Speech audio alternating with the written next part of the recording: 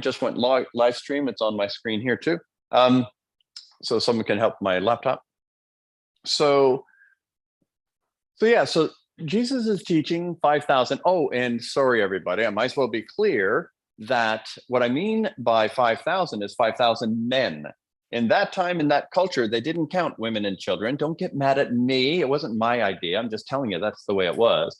So when it says 5,000, it means 5,000 men. There's a good chance there was 10,000, 15,000.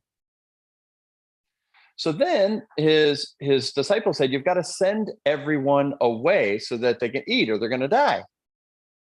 And just like me, he turns to his people and says, you didn't plan for this?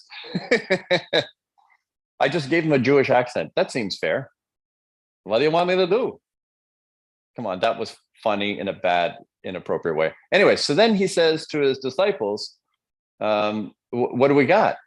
And then one of his disciples says, well, we got this kid who's willing to ante up their lunch, but all he has is a couple of fish and a couple of loaves. Now, I just want you to know, not that it matters, because feeding 5 to 10 to 15,000 would take more than any kid's lunch. But when it says fish and loaves, we're not talking about giant fish and giant loaves. Everyone get the idea? In fact, if it was a little kid's lunch, it was probably a couple of crackers and a couple of minnows. Everyone follows? So it's just a very little kid's lunch. No big deal. And then the story is that Jesus said, okay, leave me alone. I'm going to pray over it. Now let's start passing it out. And the disciples were like, this won't take long. I saw the lunch. And then what they did is they fed everyone. Everyone filled to explosion. And then they had 12 or I don't know how many baskets left over. Everyone know the story? So who did the miracle? Jesus or the kid?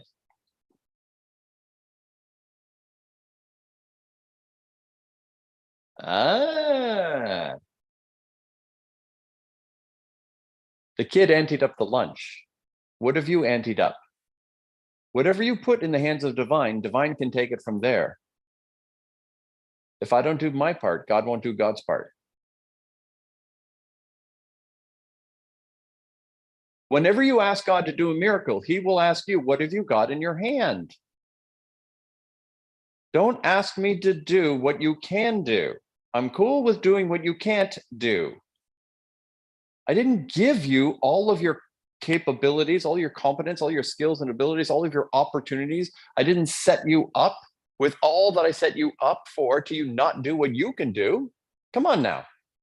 It's a partnership. It's not supernatural welfare in the I'm not going to do anything. You do your part, I'll do the miraculous. Who likes this answer? Give me the lunch, I'll feed 15,000. Don't give me the lunch, I don't do the miracle. That's the deal. I love that. I love the question and I love the answer. And so work as if it's all up to you and have faith knowing it's all up to God. And enjoy your part. People put pressure on their performance. Write that down. Don't put pressure on your performance. Your job is not to do the supernatural. Just do what you can. That's all you're ever asked to do. You're never being asked to do what you cannot do. You're never being asked to know what you do not know. You're only asked to focus on what do I know, what do I have, what can I do, and who's with me. Does this ring any bells? It is not your job to focus on what you don't have, what you don't know, what you can't do, and who's not with you. Do what you can, trust what you can't. And don't get confused. Who's ever worked in a workplace where everyone's focused on someone else's job? Well, Charlie didn't do his part. Sally didn't do his part. Marketing is the problem. Production failed us. Everyone's willing to confess everyone else's sins. This is a system for failure. What can I do with what I got, with what I know, with who's with me? If you focus on your part, divine is unleashed to do divine parts. What is bound on earth is bound in heaven. What is loosed on earth is loosed in heaven.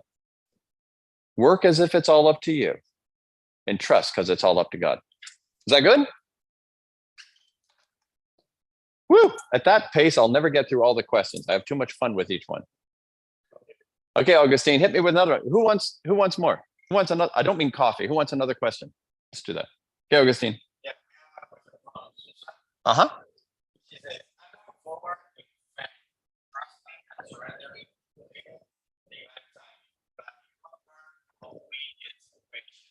Yeah, sure. It's not the human part, it's the ego part, and it's called sin. Ah, sorry, everyone. I just barked an answer without you hearing the setup.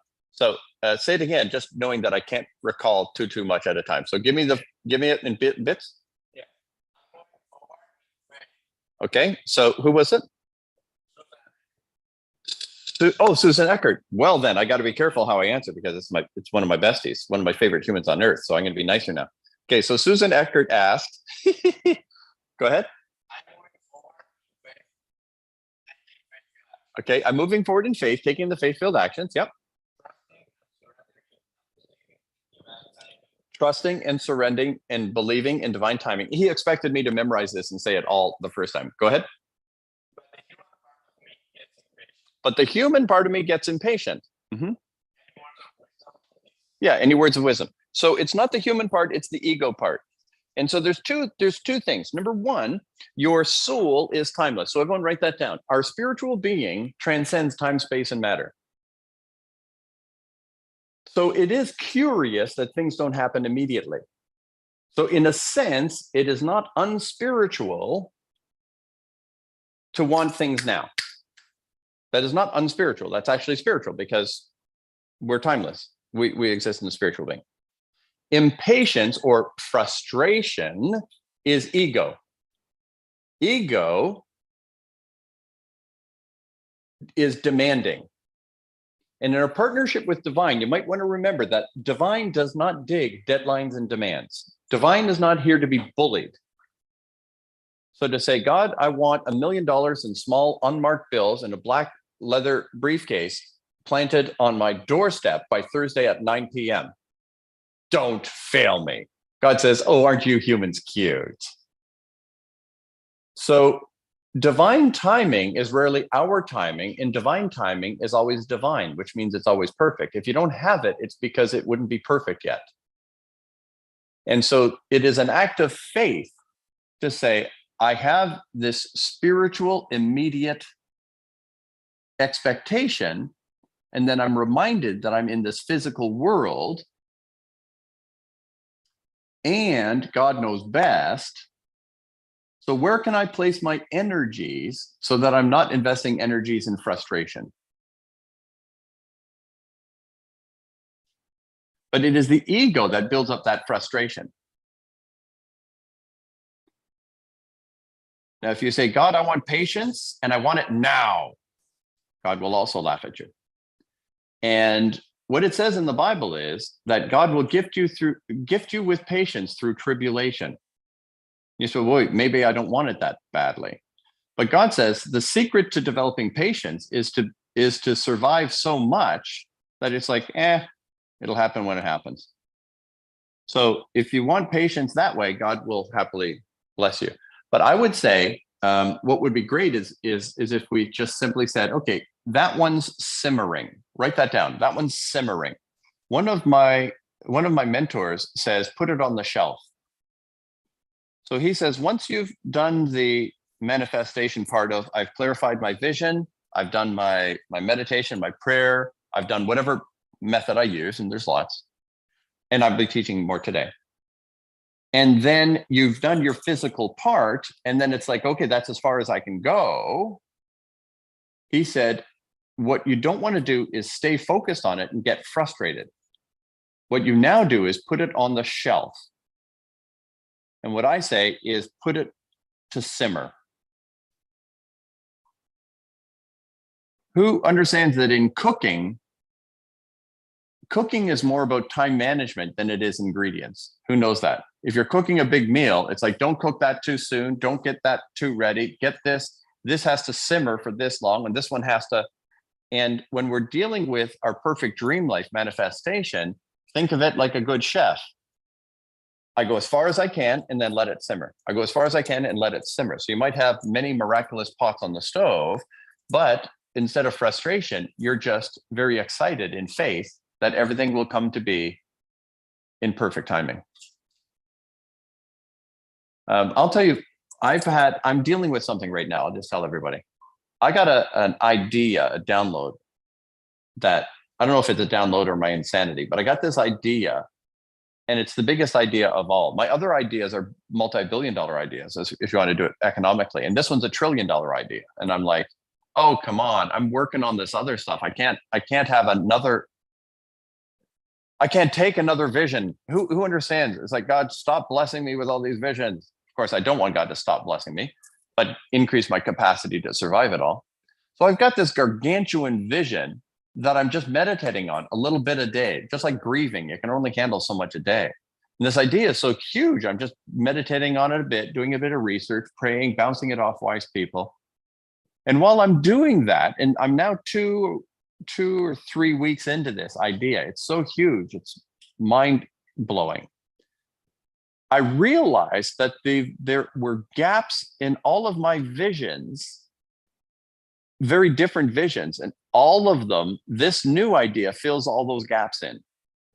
And I now think that's why they were delayed, because I had to be ready for this vision. I still don't feel ready for it. So what might be helpful is to realize God is not the slowdown, you and I are. Am I ready for the other pieces of the puzzle? Can I handle my miracles? If my son Andrew, when he was 5, said, Daddy, buy me a Lamborghini. Let's say I had the cash in my pocket and we're in the store. If I bought my son a Lamborghini, I'm killing him if he's 5 years old. Who understands? He's not ready for that kind of a blessing. So a miracle too soon is a curse. And God can handle our whining. And so my suggestion is be grateful for God's patience and assume it's right, and then get as ready as possible to handle it. And I don't believe God will curse you with a blessing too soon. And so our patience and our development. So where we want to be is we want to stay in gratitude, focus on prep, and then do what makes sense. But focus on gratitude, not frustration, and then get ready for your miracles. The moment you're ready, they're here because they've been ready. Is that helpful for anyone else here? How to deal with the delays? God's delays are not God's denials. Life's rejections are God's protections. Some of you have already experienced it where you didn't get your way and you later thank God for it. And if that hasn't happened, go to a class reunion. Very encouraging. Go to a class reunion and see all the bullets you dodged. It's like, woo, good thing that didn't work out. I know that's so mean, but it's true. Dodge that bullet. All right, so, okay, I just felt like telling you a funny, it might be a joke. Are you guys ready? It might be a joke. It might be true. I don't know. But this is a story of Barack and Michelle Obama. And I'm not voting for or promoting or anti-promoting. It has nothing to do. It's just that's who the story is. So the story is, and I don't know if it's all true or partially true, but here we go. The story is told they're in the White House and they go to see the chef of the White House. And the chef is a former boyfriend of Michelle Obama.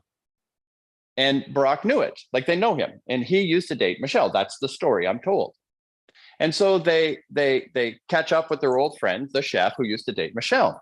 And as they walk out, the story is told, Barack had a very unwise, arrogant moment. And he said, honey, are you glad you married me instead of him? And she said, honey, if I married him, he'd be president.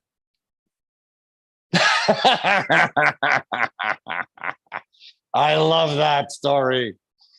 So many angles in there. All right, beautiful. So back to work. I can take one more. You guys want one more question, and then we'll jump in. Okay, good. Yes. So one more question is from Ranjit. Who? Oh, Ranjit. Now that was his pronunciation. You can't get mad at me because I didn't see the name. Go ahead.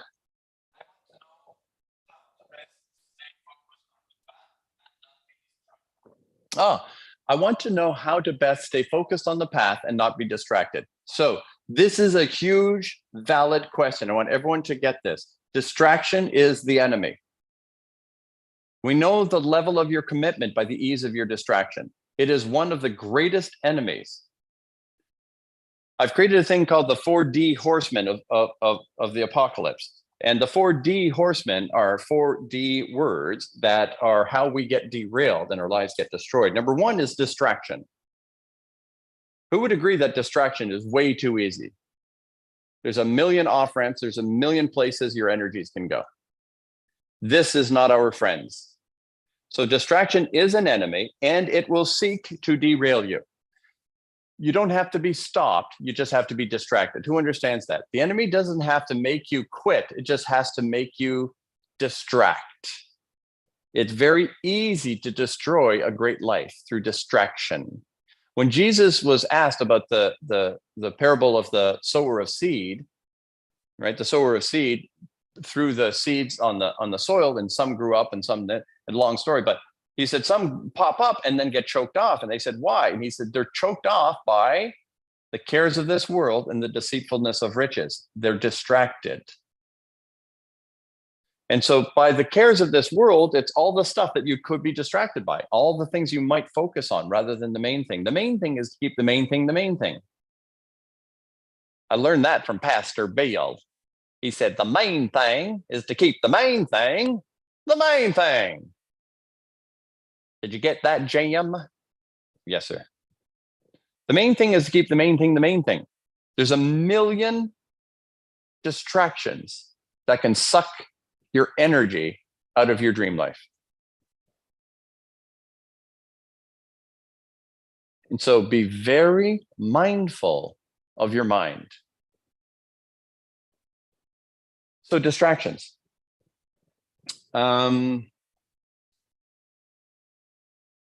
What else can I say about that? This is self-discipline, right? Can I resist the temptation of that shiny thing? Who has a shiny thing challenge sometimes? Oh, that's shiny, that's shiny, that's shiny. And I got to be honest with you, this current idea I have is so huge. Change the world, $1 trillion idea. I'm like, am I running away from what I'm supposed to be focused on? Is this my ego tricking me into being distracted rather than focused? I got enough on my plate. I've got a number of companies. I don't have enough team. We got to hire fast. We got to build fast. We got to train up coaches. We got to train up. Like, I'm currently in an impossible situation. What the heck am I doing thinking about something 100 times bigger? Who understands? I'm asking myself, is this a distraction or is this a divine guidance? Because I don't need more excitement. It's one of the things I encourage you to be mindful of. People who have lives that are not exciting seek excitement. Get excited enough about the main thing. Now, when I go to these, well, I live in paradise now here in Mexico, but when I used to travel to these resorts, everyone would be like, let's have fun, let's have fun. I'm like, my life is fun. I'm here for silence. Leave me alone. Me in the ocean, thank you very much. Free booze. If you can't afford booze, fine. But I mean, geez, I can afford booze. It's not, who understands? It's like, I don't need all the stuff they're trying to get me into. I don't need more, I can't take more excitement. I'm here to get my mental wellness back. Leave me alone. My life is full and exciting, and I don't need distractions. So I would say get so excited about what you should be, what is the most worthy of your excitement, and you just don't have the energy for these distractions. Is that helpful? Be all in. You know, Elon Musk, I just finished his biography and I didn't read it. I listened to it. I did the audiobook. I've told some of you that I still have not got my reading back up since my wife died. As a young man, I couldn't read, and I developed my ability to read, and I read a ton. And then when my wife passed away, I had trouble with the mental energy required to focus and read. And I'm still nowhere near. I'm not even a tenth of where I was in my reading, habits. But I did the audiobook, and 20 hours later, I got through the Elon Musk biography, and I loved it. And I'll just let you know, what fixates Elon Musk is not money. Money is just a tool to get things done. So SpaceX is all about keeping the species alive by being a multi-planetary species to get people to Mars. So everything he does has a vision, then he figures out how to make money doing it. It starts with the reason, and then the business comes in second. And that's why he's such a all-in missionary, and that's why he works 20 hours a day, because it's about the meaning. So he's not easily distracted because he's locked onto something he's given himself to. Is that good? So that's my encouragement. Get so excited about what you are focused on that you don't have time for the stuff that is a distraction. But it is one of the four killers of a dream life. Good. Renee says, you must fall in love again. Is that for me? Okay, thank you. I'm willing. Send out my resume. I'm kidding. I'm trusting perfect timing. Right? I'm otherwise occupied. But when there's an example of a distraction, right? I might be distracted by getting onto dating apps or something like that because I'm single right now, right? And I'm looking forward to being happily ever after. So I could be distracted by chasing. Who understands I could be distracted by that? But what I did is I said, I want to become the dream of the one I dream of. And when I'm ready, she will appear. I'm working on me, not my pickup lines. Who understands that? I'm becoming the man that my dream woman is dreaming of. I'm focused on me, not her. And I believe that as soon as I'm ready, she will appear, right? And God's got a perfect plan. Oh, I got choked up just thinking about it. I'm kidding. It was the coffee. All right. So now I want to get back to work. Are you good? And then I promise we'll do more Q&A as time. Setting up my prayer for James. Thank you, Olga. Let's do that because I don't have a slide for it. I didn't create a slide for our Dream Life GPS, our brand new membership. So those of you who are in the Dream Life community, put into the chat, say me. If you're part of our Dream Life community, if you're one of our gurus, one of our coaches, if you're in the Dream Life community, just put me into the chat or give everyone a wave so everyone knows that you're part of the insider group. This is a $97 a month or $1,000 a year community. It is the epicenter of my life. My entire, everything I do comes from and goes back to the Dream Life community. This is where all of my effort is. If you want to know what is James' #1 priority, as far as his mission, his purpose, and his work, it is the Dream Life community. This owns my heart. It's about the community. So did anyone catch the quote on distraction? Oh, I can't remember what I said. Someone help that person. Sorry, Tammy. And then back to it. So the Dream Life community is a $97 a month community. And we have an online community. We do study groups, all kinds of cool stuff. I'm very heavily involved. And so that's 97. And then I was told that some people can't afford 97. I thought, I bet they can. They probably spend 97 bucks on coffee or something else stupid. Who understands that people say, I can't afford it? It just means I didn't prioritize it. Put up your hand if you understand that. People say, I can't afford it. You know, I had a beggar came up to me, can you spare some change? I said, well, I can, and I am going to help you, but I want you to know that I have a bit of a problem that you're covered in tattoos and I can't afford to get a tattoo. Who understands that I say I can't afford to get a tattoo, but they are begging. And so I said, it's not that you didn't have money, it's that you put it somewhere that I didn't. Who understands that? That you invested your resources elsewhere. It's not that you can't afford it. You can afford food. You couldn't have afforded the tattoo. And I'm not judging tattoos. Hey, yay, tattoo people. It's just not my jam. And the point is prioritization. But some people said, look, James, can you create something simpler? So I did. It's only $9 a month. And so the way we're introducing it is right now, you can buy the recording if you didn't pay to get in here. If this is a gift to you, we're thrilled that you're here. If you want the recording, it's normally $97. Before that, it was $197. But the cheapest you can buy the recording at is $97. So I said, why don't I do this? Anyone who joins the $9 membership, it's called the Miracle Membership, or what's going to be called the Dream Life GPS. That membership is just $9 a month with no contract. So you can pay $9 right now, cancel anytime, get the recordings, but hopefully you fall in love with the community, which includes every single morning, you get the live 30-day Miracle Challenge meeting with myself, Laura Sophia, and many of the people who are here. We meet every single morning. And so good news. So if you paid the $9, or you could pay the $9. You could pay for a whole year of it for 97, save some money. If you do that, you get the recording and you get every month, as long as you choose to stay, for just $9 a month. Good and good. So that's the link. That's easy peasy. Anyone can do that. $9. And then I just want to remind you that you can join the full community for 97, where we have study groups and live group coaching with me and so on. Good. What else did I say? Are we good, Augustine? Okay, so we're good to go. All right, take a long, slow, deep breath. Release. Beautiful. So here's where we at. We're doing the Dream Life experience over 3 days. Today is day 3. Let's see how far we've come in the first 2 days. 2/3 of our time has been invested, and we have 12 meditations to go through. So here's where we are at. We have accomplished on day 1, becoming a miracle magnet, jumping to light speed. Who am I? Who am I not?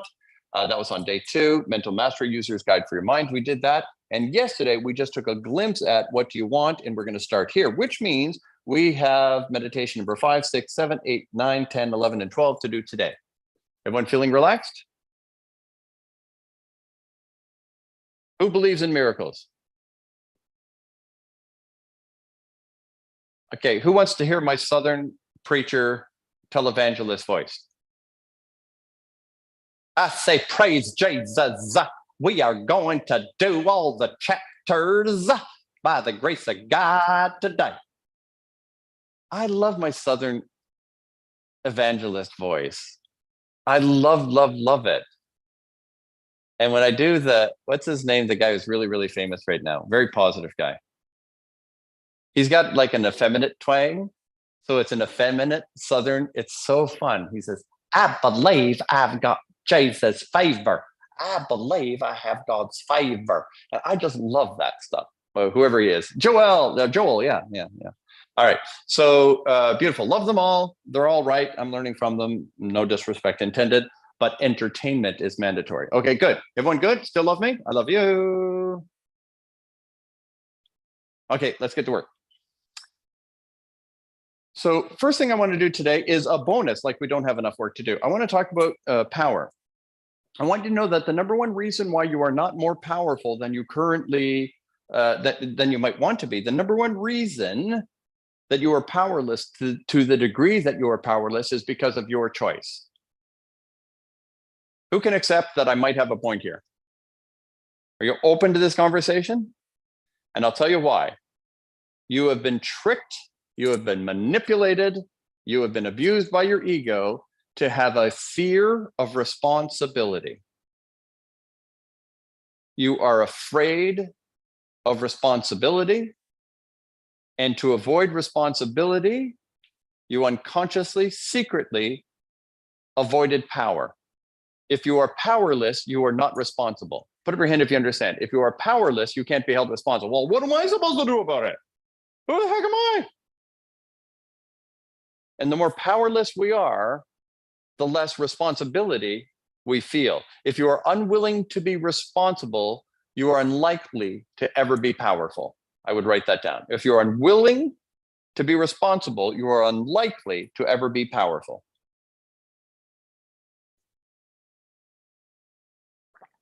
Two sides of one coin, my friend. With great power comes great responsibility. And yes, I just quoted Uncle Ben from Spider-Man. With great power comes great responsibility.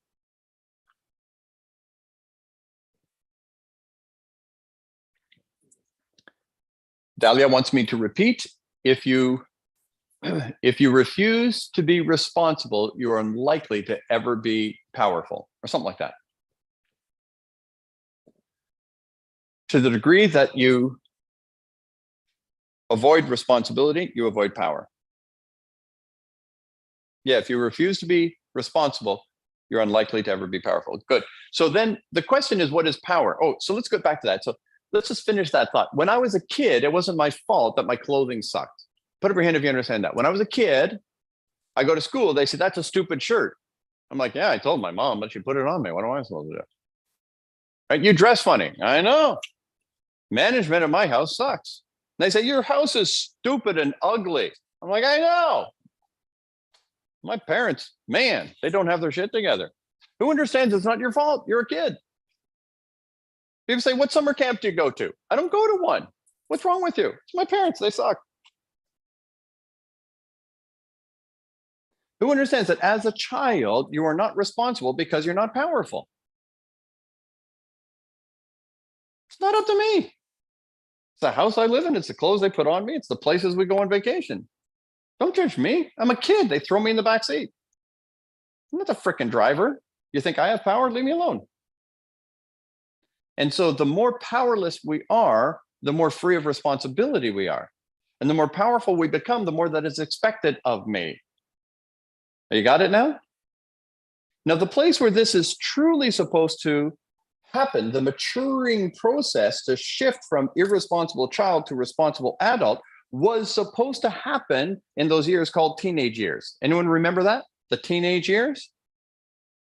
When we want all the power and freedom and no responsibility. We want to borrow the car and bring it back empty. We want to borrow the car and not be responsible if we crash it. We want all the freedom, we want all the power, and we want no responsibility.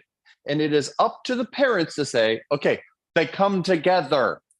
This is when we're supposed to figure out, if you want power, you have to take the responsibility that comes with the power. You want freedom, which is a form of power, it comes with responsibility. And are you picking up what I'm putting down? And in a good, healthy, functional home, it would happen that by the time you're out of your teenage years, you understand, if I want power, I have to take responsibility that comes with it. But that's not normally the case. Normally, what happens is people never mature into this power and responsibility thing, and they have this secret fear of responsibility thing. So the way they live their lives is avoiding all power, therefore all responsibility, and then they complain that they're powerless, but they're the ones choosing to avoid the responsibility that comes with the power. Can I get an amen? Beautiful.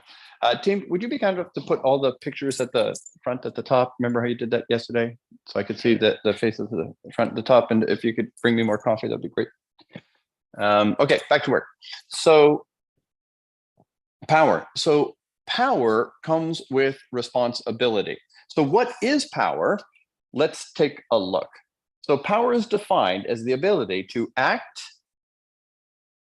and influence. So write that down, please. Power is the ability to act and influence.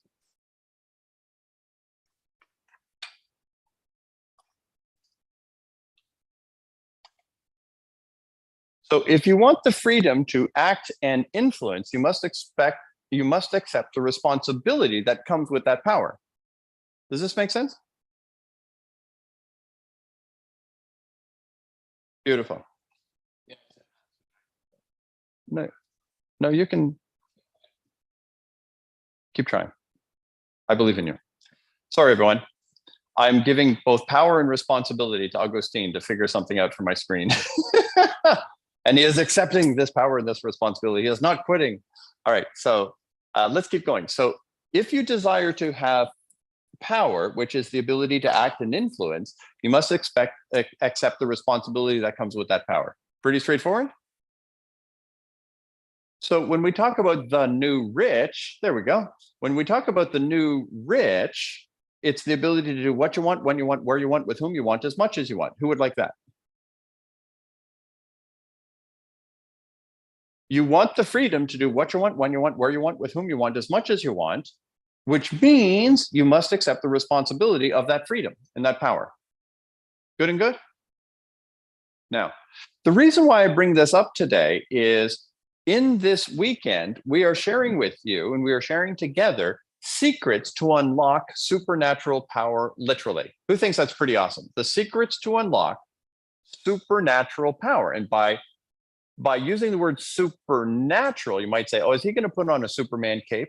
If I have one, I will. But what I mean is metaphysical, supernatural, that which transcends the natural physics. So to transcend Newtonian physics is to enter into the realm of the metaphysical or the supernatural. And in a weekend where not only am I nudging you to accept the physical universe power, right? The power of your mind, the power of your actions, but also to say, I want you to now understand how you can partner with divine love to engage in supernatural activities and manifestations.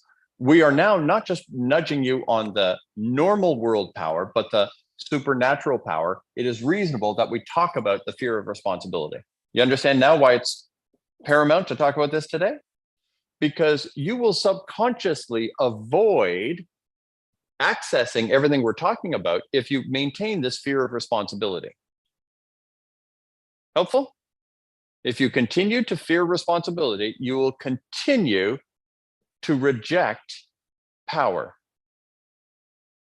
Now, who understands the danger of what I'm doing this weekend? To talk about spirituality and possibly be judged by every faith group. Who understands how dangerous this is for me? Right? And who understands how dangerous it is for me to go off script constantly? So I don't have time to prepare a careful answer before I get to the microphone. I am off script for 3 whole days talking about topics that can get me hung. This requires faith. But because I fearlessly say, my trust is in divine, keep me out of trouble, let's go, I become influential. I now become a form of powerful because I've accepted the responsibility that comes with this. Are you picking it up now? Do you see how they fit together? If I'm too afraid of the responsibility, I will reject the opportunity for power. Now, one of the things I want everyone to know here is you were tricked into fear of responsibility through the way that our society has been. So the danger of our societal model is crime and punishment. So write that down. Crime and punishment is very dangerous.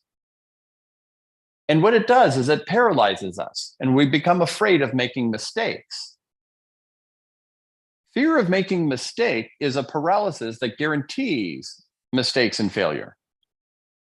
The only way to be wildly successful is to be fluid and fearless. If you play any sport and you try to avoid losing, I guarantee you'll lose. The only way to avoid losing is focus on winning. Who understands that from a competitive standpoint? If you're trying not to lose, you're going to lose. The person who's committed to win is the one who wins. The one who's trying not to lose always loses. So you have to go for the win in life. And we were taught in school that if you don't get an answer correct, you get an X, right? You get an X or a check mark. And so you're not supposed to be wrong. And the highlight is the wrong. And so kids are taught, don't try.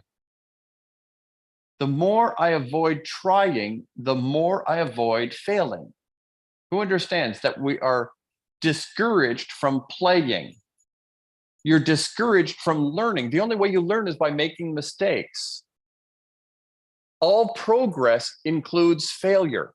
It's the way of progress. That's called learning. All progress requires imbalance. Walking is controlled falling. Who understands how fundamental this idea is? Walking is controlled falling. All progress is achieved through imbalance.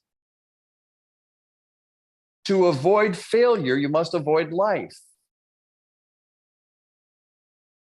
The only way not to be judged and not to be wrong is to do nothing, think nothing, have nothing, accomplish nothing, attempt nothing. And people are unconsciously trying to be as nothing as possible and then wondering why they don't have a full life. That's how it works. If you're unwilling to be wrong, you're unlikely to ever be right. If you're a salesperson, if you're not comfortable with no, you'll almost never hear yes. We, my dear friends, are best in a state of fearlessness. Who's liking this conversation? So let's get it over with. You will fail. You are going to mess up. You are going to upset people. You are going to say the wrong thing. You are going to lose some money. Welcome to Earth. You cannot avoid failure. You can only achieve a life worth living. Life is not easy or fair. It is up to us to make it worthwhile. Who's willing to face this? Life on this earth is not fair and it is not comfortable, but we can make it worthwhile. And you make it worthwhile by playing, not avoiding. Is anyone getting some oomph out of this conversation? I have and continue to fail more than anyone I know. You don't go from where I started to where I am without failing a billion times.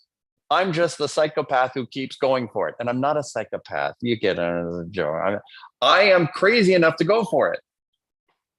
And by the way, you can ask my family. They don't read my books or take my seminars. But if you ask them, they'll like, Jimmy goes for it. We don't understand anything about Jimmy. People pay him to talk. We'll pay him to shut up. We don't understand why anyone listens to him. We don't understand why anyone deals with him. All we know is that frickin' guy won't quit. He embarrasses himself, humiliates himself, gets himself in trouble, and he's frickin' still showing up. Hey, if you don't kill this guy, you can't stop this guy. I like that. I'm not done yet. I'm going to mess up. But I'm going for it with love, with commitment. I never intend harm. It doesn't mean I never mess up. I always seek to do what's right and good and best. But in this physical form, I'm going to fail a lot. What I'm not going to do is avoid living to avoid failing.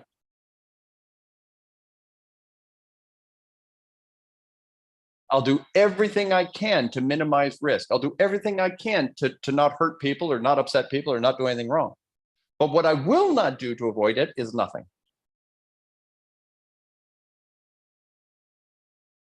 Who's encouraged just by facing this? You're going to fail. The question is, are you going to live? You're going to die. The question is, you're going to live. You're going to upset people. The question is, are you going to live? Some people aren't going to dig you. You want to hear the craziest thing? Some people don't dig me. What the? Why would anyone not love me? Makes no sense. Some people don't dig me. Guess what? None of my business. Who likes that attitude? None of my business. My job is love them, not make them love me. I've done my job. I love them. Doesn't matter how much they hate me. I love them. I did my part. The rest is up to them. They don't dig me. That's their business. My business is loving them, respecting them, being open to embrace them and partner together, not holding any grief. But if they hate me, that's none of my business. My job is love, not wine. Whew. Am I ever going to get into the rest of the content or what? Who's enjoying this? Let's see how much. Let's see how deep a hole James is digging for himself time-wise. Okay, so the power is defined as the ability to act and influence. Who wants to have limitless ability to act and influence? I want to become so powerful that I can talk to some totalitarian president of a country, have one conversation, and he leaves office. He says, I'm not messing with this James guy. I'm going to do what he says. And if he wants to take all the money from his people, I'll say, how much do you want? He says, I want $1 billion. I say, here, it's my money. Take $1 billion, frig off.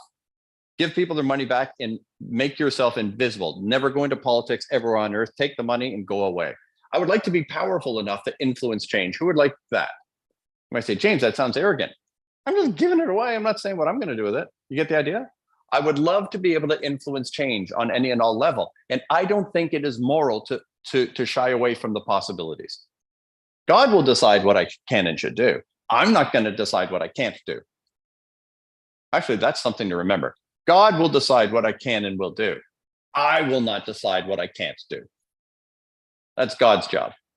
My job is go for it. My job is love. My job is go for it. Now, what is the purpose of power? Some people say power corrupts, but power does not corrupt. It tempts. Remember we talked about that yesterday or Friday?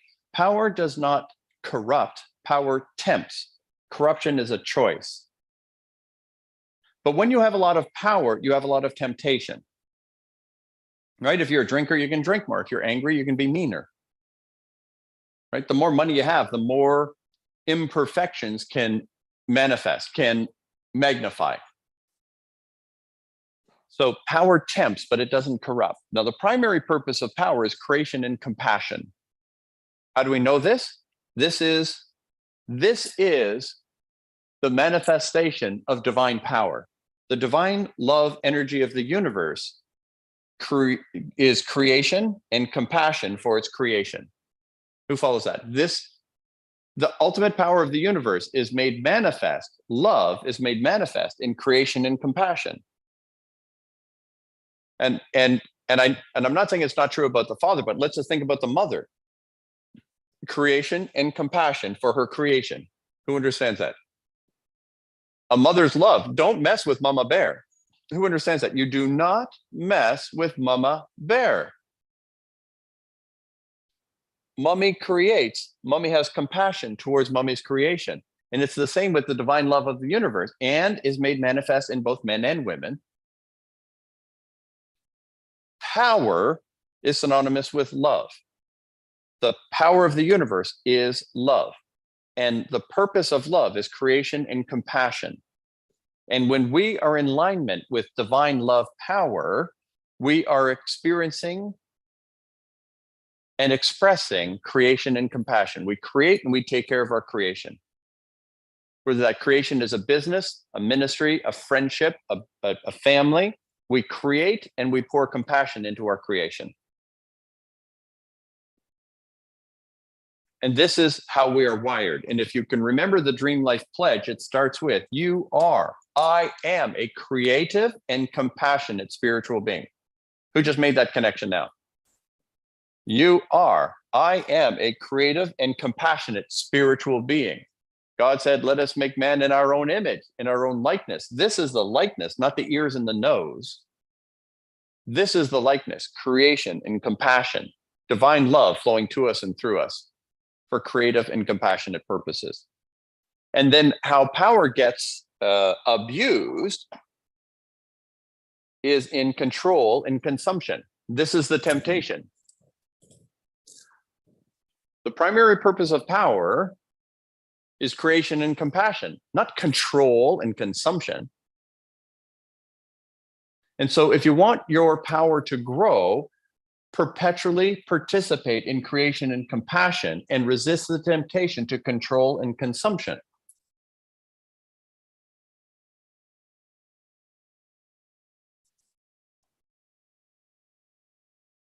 Good and good? Would you like a physical, I can give you a physical thing to do with your body to lock this in so you never forget it. Who would like to do that? Okay, so here's how I do this. So I do this little physiology so that I'll never forget it. So what I say is the primary purpose of power is creation, like a plant coming out of the ground. You get that? So it comes up, is creation, and then compassion, like I'm handing the fruit to somebody. Does that make sense? So it is creation and compassion, not control and consumption. You got that? So I'll do it again. The primary purpose of power is creation and compassion, not control and consumption. And then I continue. When power is exercised appropriately, power always grows.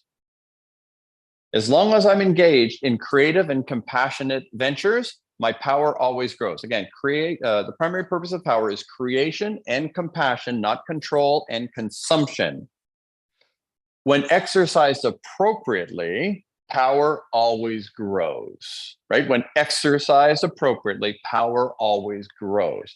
And then all I have to remember is continually focus on creation and compassion, not control and consumption, and power always grows.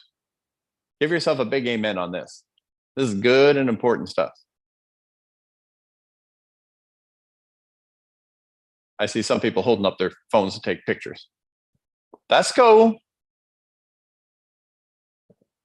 All right, so back one slide. The primary purpose of power is creation and compassion, not control and consumption.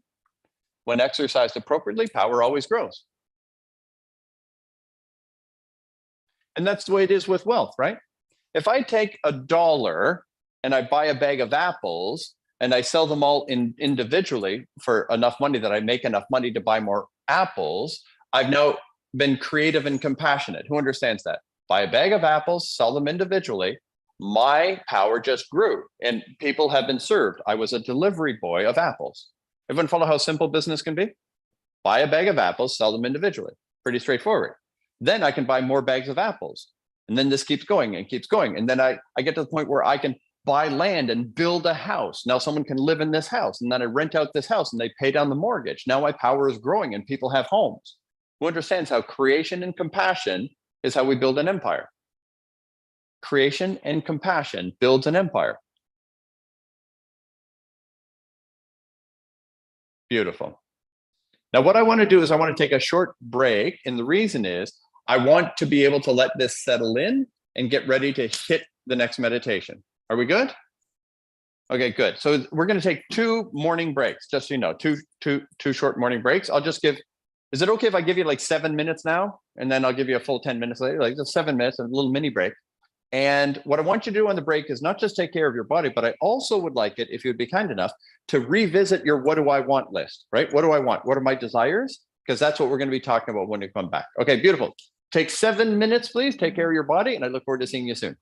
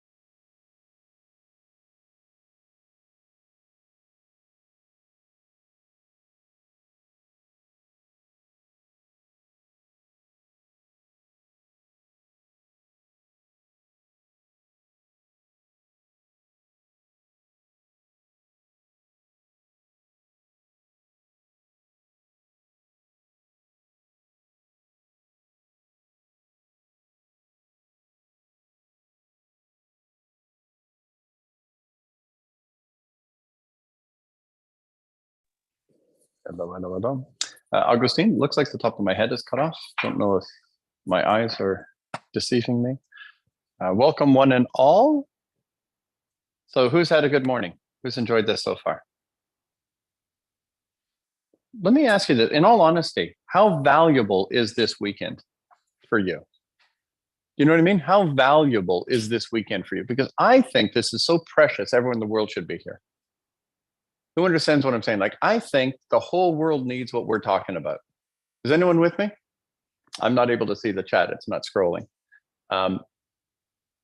How valuable is this weekend? How many lives could be touched? Who would like it if every politician joined me for the Dream Life experience? Right? Everyone who's making those kinds of decisions, right?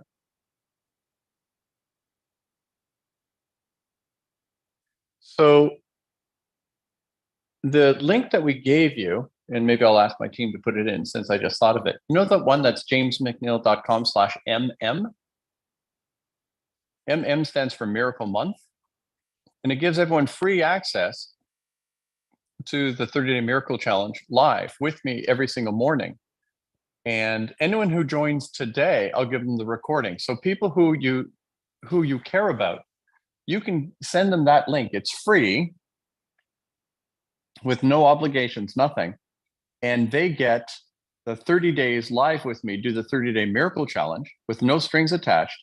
And I'll give them the recording of this weekend, even if they weren't here. Who thinks that's pretty sweet? Are you willing to help me?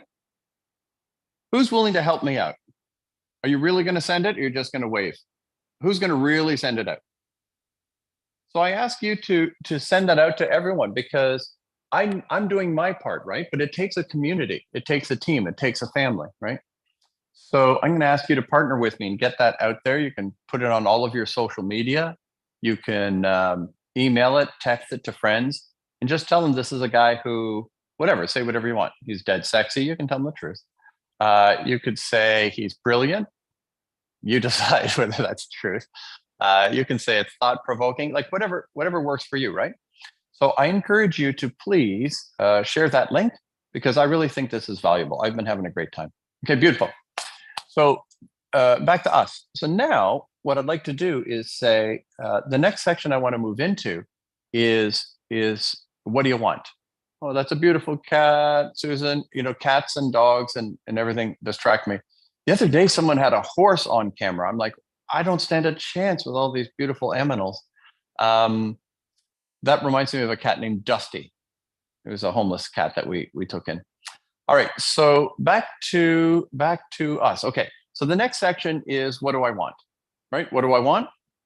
So we're going to talk about desires, and we dreamt up a really cool exercise. So who's ready to help provoke each other to come up with the coolest dreams possible? Who's willing to team up with others and come up with the coolest ideas? Some of you got some wacky ideas, right? Really cool ideas. Some of you were like, I want to feed all the people there, and others of you like, I want to whatever, fly all over the world. I want to have a monkey. I don't know. So I'm not as creative as you maybe. So what I want you to do is share. So we're going to go into breakouts. It's going to be very short. So I just want you to just share some cool ideas that are in your dream life, ones that you're willing to share. Is that okay, everyone? So just share what you're comfortable sharing. You don't have to tell everyone everything, but I want you to jump into a small group. Danielle's asking about an affiliate program. We're working on one. We will have one and more. So be a bit patient, just stay close. Back to this. So we're going to do a breakout. You're going to be in a group of 4. Everyone follow that? 4. And just be kind enough to go into your breakout rooms. When we activate this, you have to press the button that says join a breakout room. You have to take an action to go into the breakout room, and then it'll bring you back here automatically. So you're going to be in a room with 4 people, and each person has 2 minutes to share some cool ideas that could be a part of a dream life, yours or someone else's. Everyone understand the task? So make some friends and tell them, here's some ideas, and you can come on video. You can use the chat, but you're going into breakout rooms for a grand total of 10 minutes, groups of 4, 2 minutes each. Have some fun and share some crazy ideas. Let's see if we can't give each other some great ideas for your perfect dream life, because if it is yours, it is guaranteed. So let's go. So let's go into the dream, into the the dream rooms, the breakout rooms, and you have to hit the button on your screen. Are you ready to do that? All right. In 3, 2, 1. See you in 10 minutes. Hit the button on your screen and join the breakout. RJ, love the hair. I'm very jelly.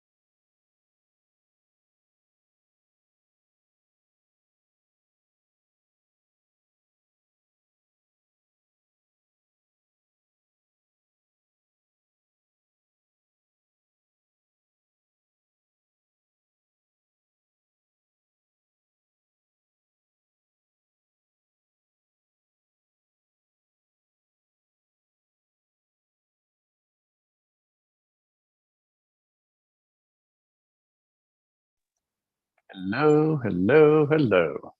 I've got a thing on my screen in front of me, Augustine. Here we go. Welcome back. No, the TV.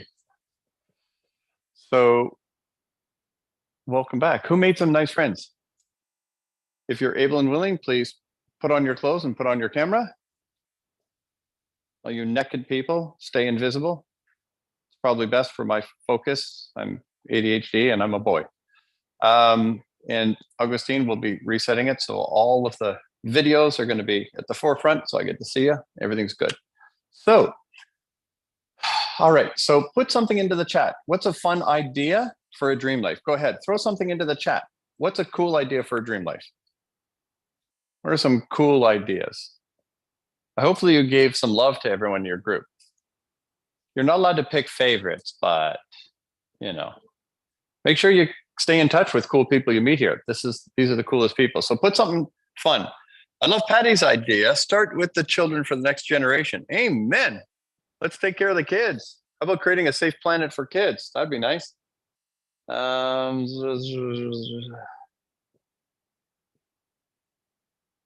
Yep. Let's move our blocks and keep going. Beautiful. Awesome group. Learn to fly a helicopter for great experiences. I love that. Fly a helicopter. Very cool. Second home in Florida. Boom.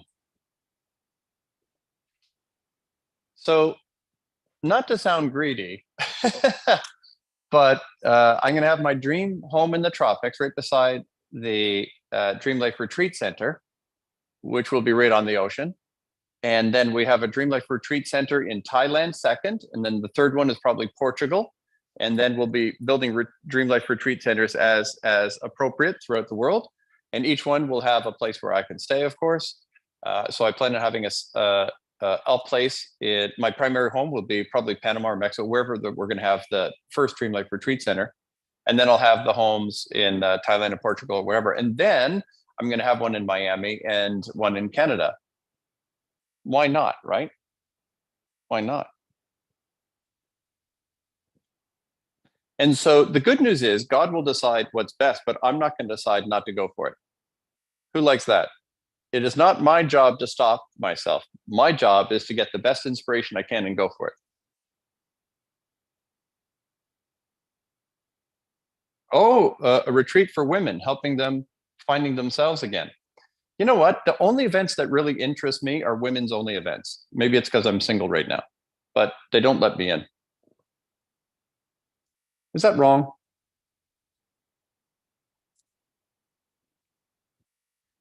Okay, beautiful. Let's get back to work. Great ideas, great inspiration. Give some love to each other. Put some love into the chat. Hey, I got an idea. Put amen in the chat if you are praying that everyone's perfect dream life comes true. Would you do that? Put amen into the chat, signifying it is your hope and your prayer that everybody's perfect dream life comes fully true in all of its perfect form. That's a nice prayer. All right.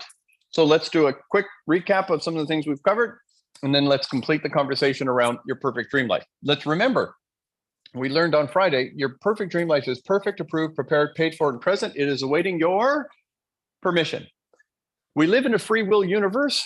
The fundamental reason why this world has lots of yucky stuff in it is something called free will. Free will means we're not forced to be good and loving, to vibe with the divine love of the universe. We're not forced to. We have free will. And without free will, it isn't true love. And so we're living in this phase of the trajectory of spiritual perfection. And in this current time-space experience, we're in the time-space experience of free will, which is very, very messy.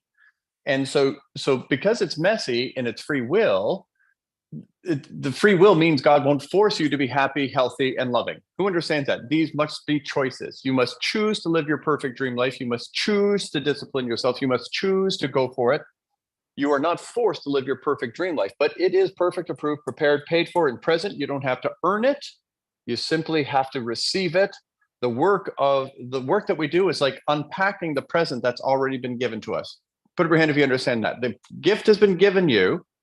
Your journey All the disciplines are the process of unpackaging the present, but it's already yours. It's got your name on it. It's yours, but you have to unpack it. And that is what we're doing to unpack our perfect dream life.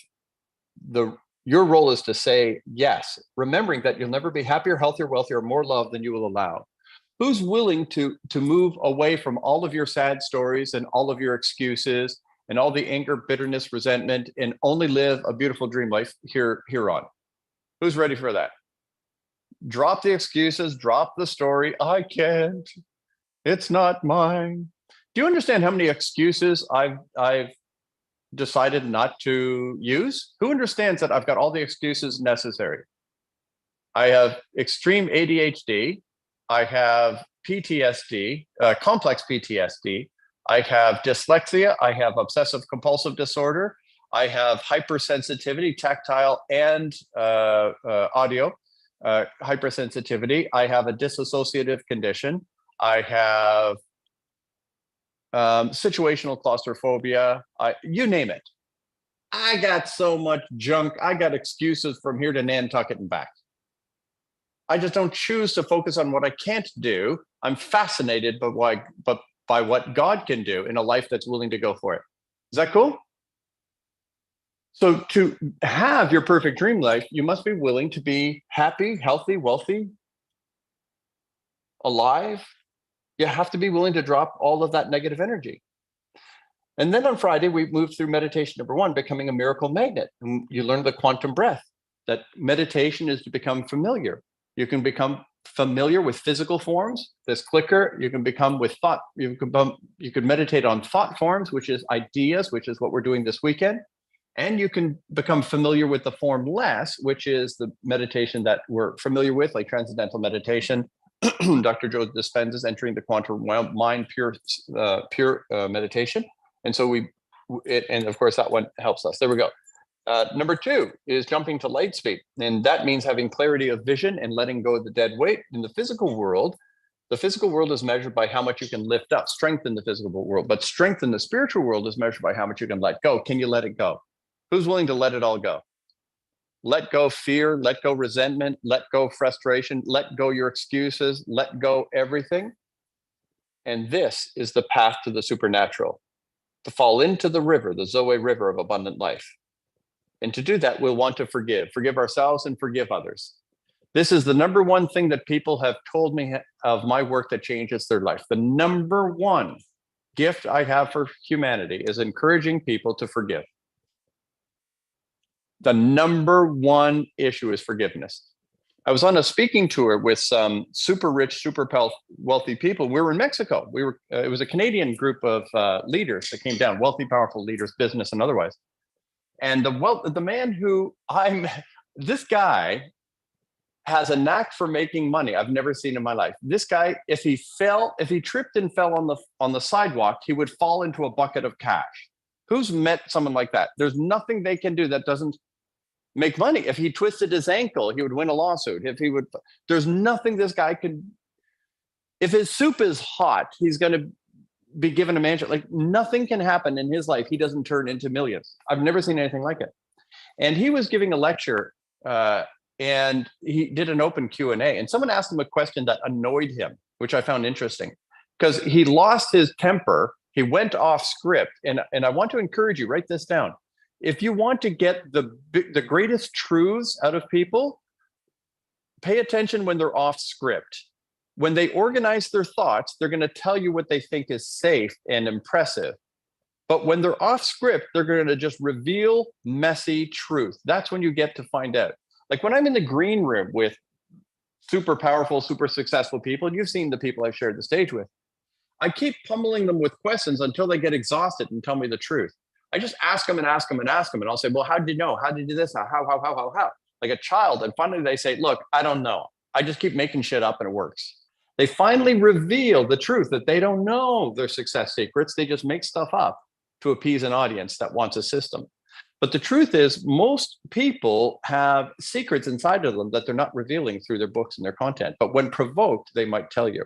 Well, this super rich guy, when he was provoked in that audience, he lost his temper and he did it like he was going to punch somebody. He said, do you want to know? And I was like, whoa, I don't know what's about to come out, but I got my pen ready, right? I'm like, he's off script. Everyone pay attention. He says, do you want to know the secret to success? Do you want to know the secret to business? Do you want to know the secret to being wealthy? I'm like, shit, yeah. And he said, forgiveness. If you can't let it go, you can't go forward. You've got to be able, you want to be a master of forgiving everything and everybody, and including yourself. If you want to go forward, you've got to master letting go. There's a million things to forgive. And if you don't, you're trapped. And I was like, jackpot. Forgive, forgive, forgive. Forgive yourself, forgive everyone. And prepare to forgive me. If I haven't pissed you off yet, just be patient. Like that's life. We're in a messy planet. Forgiveness is mastery. Forgive everything and everybody. We then moved into meditation number 3. Who am I and who am I not? And we all agreed, I am a creative and compassionate spiritual being currently existing in physical form. I'm infinitely valuable, exquisitely unique, and perfect in my personhood. I am living in euphoric connection to divine love and in loving connection to all living things. And I love others as I love myself. Can I get an amen? That's who I am. And then who am I not is the ego. The small, sniveling, whiny, bitchy, moany, complainy, self-centered twit that thinks it's me. And my ego is not my amigo. I'm a spiritual being. I am my soul. I have a mind that uses my brain when I think consciously. I have a spirit which connects me to infinite intelligence, divine love, all that is known and all power of the universe. I can connect all the time, and that is my natural state. I also can connect to all living things through my spirit, and that is how it is done. The epicenter of my personhood is my heart, my spiritual heart. Inside the heart and the heart of hearts are written in the scrolls of my heart of hearts, all the truths of the universe. I may have spiritual amnesia, but all the truths are held inside of me. When I hear a truth, I say, amen. The divine in me acknowledges the divine words that have just been spoken. And throughout this week, and hopefully I've been triggering your heart to say, yes, that makes sense. Yes, that's true. I know that on some level. So your heart is the epicenter. We're going to be talking more about that today. And then your body is not to be dismissed as something that's annoying and limiting, although I confess that's the way I seem to act. I seem to be frustrated every time I have to eat or sleep or rest. They're all annoyances to me. I want to keep working and keep playing. I don't like the human side of my humanity. My body feels like it's a trap, and I'm not as free as I can and want to be. That's merely because I'm really excited about the spiritual realm. But I have been humbled to remember that my body is a spiritual antenna and part of my spiritual anatomy, and not to be dismissed and not to be dishonored. And so to honor our physical body. Again, I am a creative and compassionate spiritual being currently existing in physical form. I'm infinitely valuable, exquisitely unique, and perfect in my personhood. I'm living in euphoric connection to divine love and loving connection to all living things. And I love others as I love myself. Who's loving the recap? Boom. This is good stuff. Remember, your ego is not your amigo. It is just a construct, just an idea that thinks it's you. It is born in an environment, an ecosystem of separation and desperation. It is addicted to separation and desperation for its existence. It hijacks your survival instinct, and it is the thing that pushes away what is good and healthy and well. It is your ego that is unattracted to what is good and healthy and wise and loving. It is your ego that will only see the bad boyfriend or the bad girlfriend or the bad investment or the dangerous thing, because it must perpetuate a state of separation, desperation to exist because it thinks it's you. It's hijacked your survival instinct, and it is not your amigo. So we embrace our truth to be free. You'll either, according to Wayne Dyer, you'll either play host to your God or slave to your ego. I seek to stay connected and free from the divisiveness of the separated state, which is my ego. We then moved into mental mastery, where we understand the entire universe, what we have and within our actual control is our intellectual faculties. We have our 5 senses, plus maybe a few more. We talked about the dimensions, and we also talked about our levels of consciousness.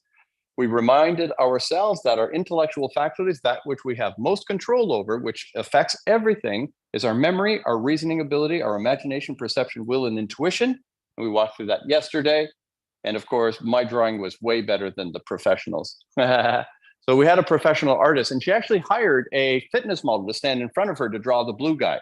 My dream is to actually be able to have that body. That would be nice, right? And I won't paint myself blue, but I want to be fit. So, and then we drew that out yesterday. We talked about the conscious mind, subconscious mind, higher consciousness, pure consciousness, collective consciousness, divine love consciousness. And then we walked through the visual, and then we provoked you yesterday to talk about what you want. So who here wants it all? Who wants it all? I want to be happy and healthy and wise. I want to be loved. I want to be loving. I want to be a philanthropist. I want to be able to live in comfort. I want it all. I want to have fun. I want to have meaning. I want to have challenge. Now, remember this, any beautiful symphony has low notes. Who understands that by saying I want it all, it includes the challenges. It includes the pushing through, the surviving, the moments where you say, what have I gotten myself into? The moments where you blow it. It's the only way to learn. It's the only way to grow. To avoid the negative is to avoid a substantial part of life. And sadness is our friend. So to say I want it all means I want it all. I want the ups and the downs, the lefts and the rights. I want the full roller coaster ride. The twists and the turns and the surprises. Do not begrudge the plot twists. They are divine guidance. Regina says, James, are you saying that forgiveness means letting people behave badly and get away with it? Ha ha ha, Regina, you know not of what I speak. That means you weren't there. What I'm saying is run away from bad people, right? Why would you let someone in your life who's going to treat you badly? But what I'm talking about is I do not hold bitterness in my body because that poisons me, not them. And so forgiveness is not saying what someone else is doing is acceptable or what someone else has done is acceptable. If it was acceptable, it wouldn't need forgiveness. It is entirely unacceptable. It is repulsive. It has caused me harm. I hate it, whatever the it is. And I choose to forgive, not for your sake, but for mine.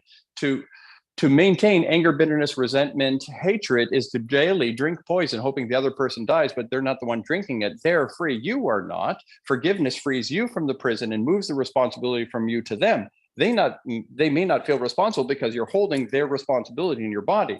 The moment you let go of their responsibility, you say, what you've done is horrible and I forgive you. Immediately, they feel the guilt that you have been holding all of this time. Who understands forgiveness is wise and healthy and is not approving of evil. What is bound on earth is bound in heaven. What is bound in my body is not spiritually transferred to where it should be. If I'm holding the negative energy of their bad behavior, they're not getting how bad it was. I'm getting how bad it was. Why am I holding on to their guilt? Forgiving them means they can now feel guilty. But until you let it go, they might not pick it up. Is this good?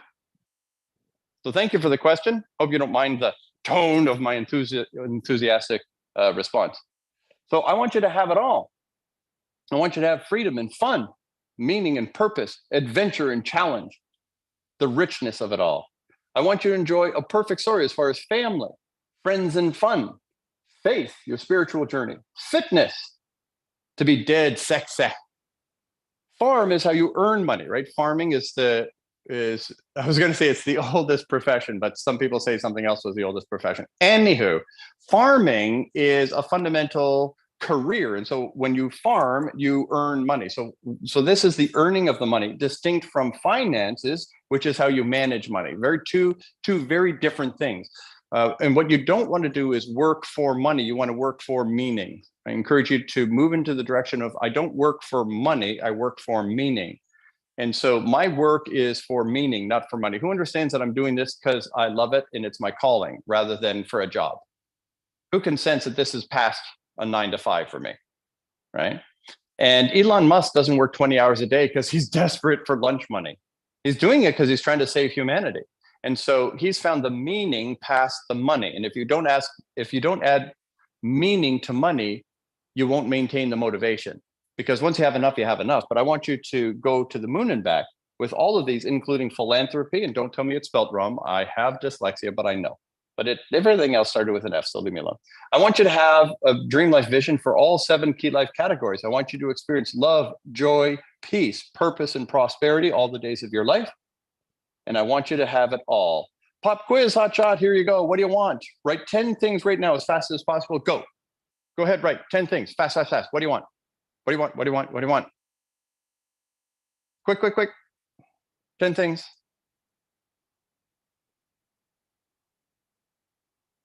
You don't have to put it in the chat. You can put it in the chat. 10 things. What do you want? Go, go, go.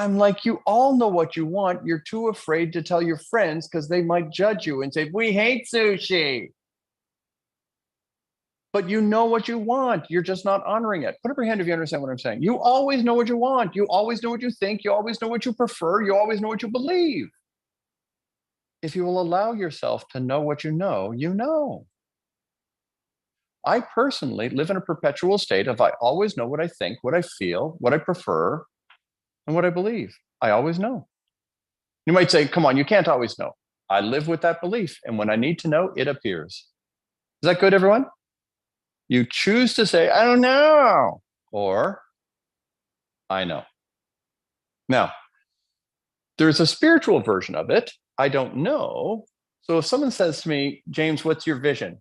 And I say, oh, I'm going to build this. I'm going to do this. I have a Dream Life Retreat Center. And then you say, do you know for sure? And I say, no, I'm just confident. So this is a very clear distinction. I will give you clear visions, clear answers, and I only always speak with incredible confidence that is undeserved, irrational. It's just the way I talk. I will speak with authority and conviction. And then if you say, do you know for sure? And I always say, no, I'm just confident. Who understands that distinction? There is a humility and I don't know. I'll give you the ultimate story of faith. Has anyone ever heard the story of Shadrach, Meshach, and Abednego? I probably butchered the pronunciation of their names. So these fine young Jewish boys in some far off land were told they weren't allowed to pray, and they prayed, and now they're going to get thrown into a fiery furnace and burned to death as a punishment for disobeying the law of the land and the king. So they are told you're going to be killed if you continue to pray and honor your God. They said, well, then do your best because we're not going to stop. So they kept doing what they felt was right, and they're sentenced to death. And the king says, how dare you? I'm going to throw you into the fiery furnace. And they're like, hey, we trust God. And the conversation didn't go well. And they said, look, let's put it to you this way. You can do whatever you want, but if you throw us into a fiery furnace, we know 100% for sure we will not be burned, we will not be hurt, that God will take care of us. And then they said, and if not, that's fine. Who understands that kind of faith? I have complete faith. I don't know for sure. I'm just confident. I know for sure I will not be burned up. I will survive. But if not, that's fine. Job, in the Jewish story of Job, which is considered the oldest written book in the Bible, the oldest of the ancient wisdom literature in the Judeo-Christian history, Job, after this guy went through a bunch of horrible things, and then at the end, when he's sitting there scraping sores off of his body with a rock after losing his fortune, losing his kids, losing his friends, losing almost everything, he's sitting there and he said, you know what? Although he slay me, I will trust him. It says, my faith in God goes beyond whatever I experience. My faith is complete. Though he slay me, I will trust him. And so it's a faith that says, I trust divine to know what's best. And you might say, that doesn't sound very cool. Well, the good news is it worked out for him and it worked out for those guys, Meshach, Shadrach, and Abednego. And what I'm saying is, faith is what I have, and I have confidence, but I don't know for sure. I'm just confident. You get the idea? So in that sense, I always know what I think, what I feel, what I prefer, what I believe. And you do too, if you will come from a place of gratitude and stillness and openness to hear. Your intuition is always available. So how do I know if my desires are the egoic that will not make me happy, or the soul-filled desires that come down from the stars? That's the true meaning of the word desire, comes down from the stars. Is it divine inspiration in partnership with my happy, contented, grateful soul? It starts with, how do I write my desires? So let me encourage you to do this. Write this down. Before you write down any desire list, always start with a gratitude list. It puts you in the state of divine inspiration. If you start with, I don't need anything, you're ready to write a desire list. If you're coming from need, you're coming from ego. Now, when I encourage people to do this, they're like, well, you ruined it. Now that I feel like I'm abundant and I have everything and I don't need anything, I can't write a desire list. And what they're saying is, I've turned off one fuel system. The new fuel system hasn't kicked in yet. I don't know what to do. I said, just breathe. Stay in the state of I don't need anything and ask, what are my desires? And then the pure flood comes. So be patient. When you're accustomed to running on a fuel that you're choosing to move away from, the ego of need and greed, and you're turning on the fuel of I am inspired by divine inspiration, there's a gap between turning off that fuel and turning on this fuel. And when you enter a state of abundance, and then I ask you what you want, you say nothing. And I say, perfect. Now it's time to ask the question, what do you want? When you need nothing and need no one, you are now ready to be divinely inspired. So you can turn off the ego voice by starting with a state of abundance. Is this good? Beautiful.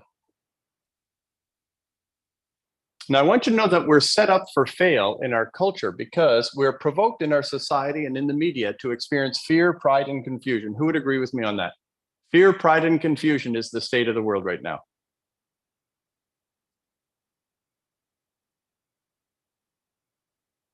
Who would agree with me that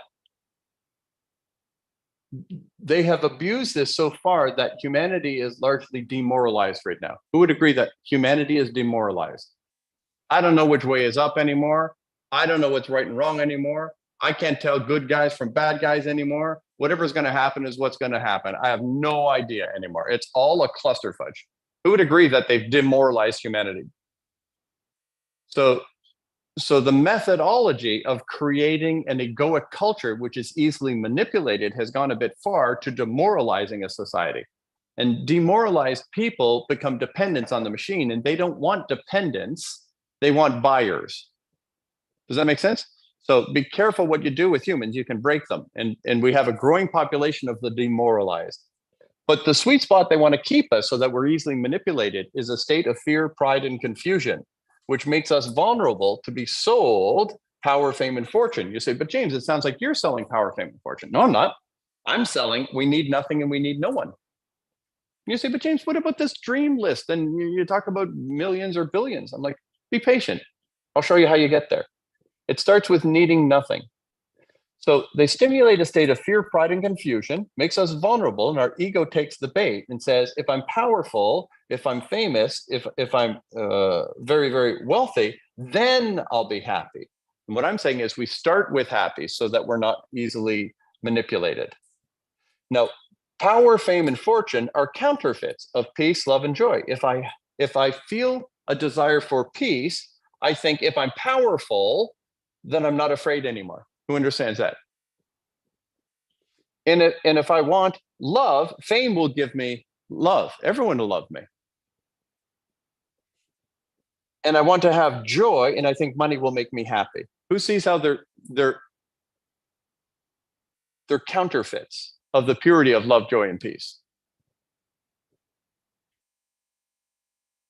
I got to tell you, I love organizing these things and teaching them. Are you finding this valuable? Just to kind of like, aha, I see your tricks. But if I start with love, joy, and peace, you can't manipulate me anymore.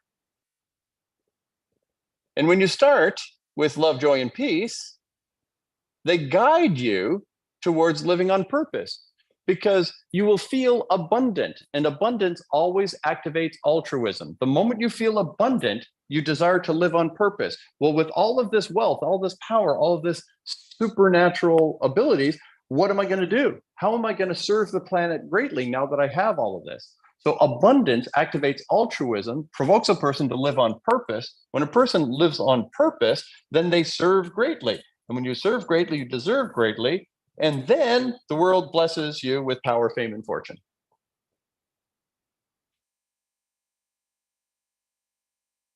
Does that make sense now? So the power, fame, and fortune are not acquired by pursuing them. They're an effect of love, joy, and peace. Serving greatly, deserving greatly.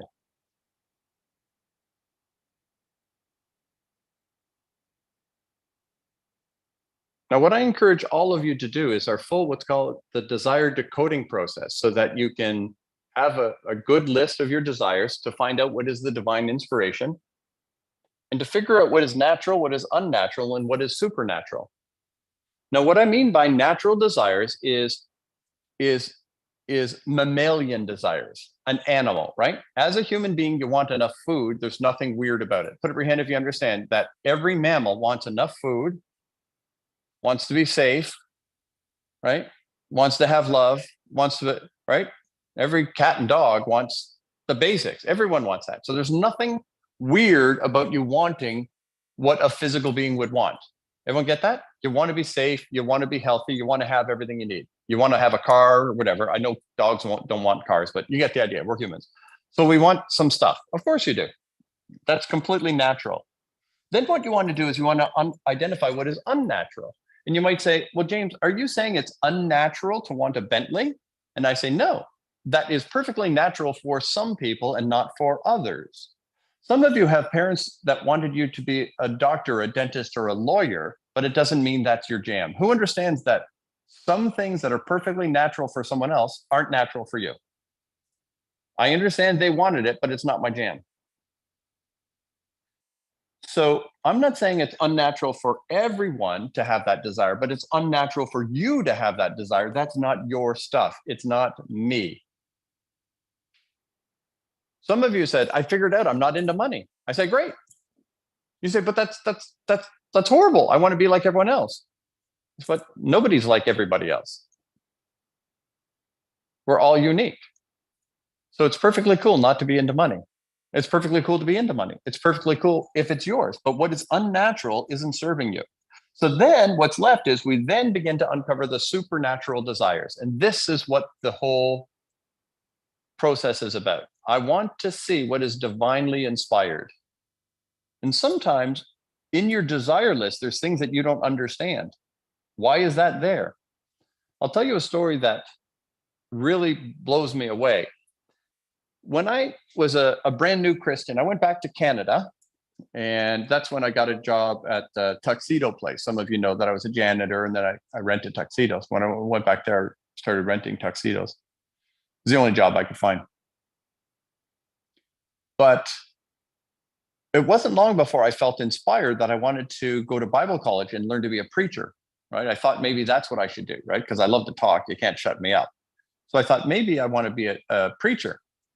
So I went to this Bible college and I failed miserably. I was failing at absolutely everything. I couldn't make a friend to save my life. It was a tragic experience. I learned how to play ping pong though, so that's good. And while I was at this Bible college, they had this like school meeting, and they pulled all of us into this big auditorium.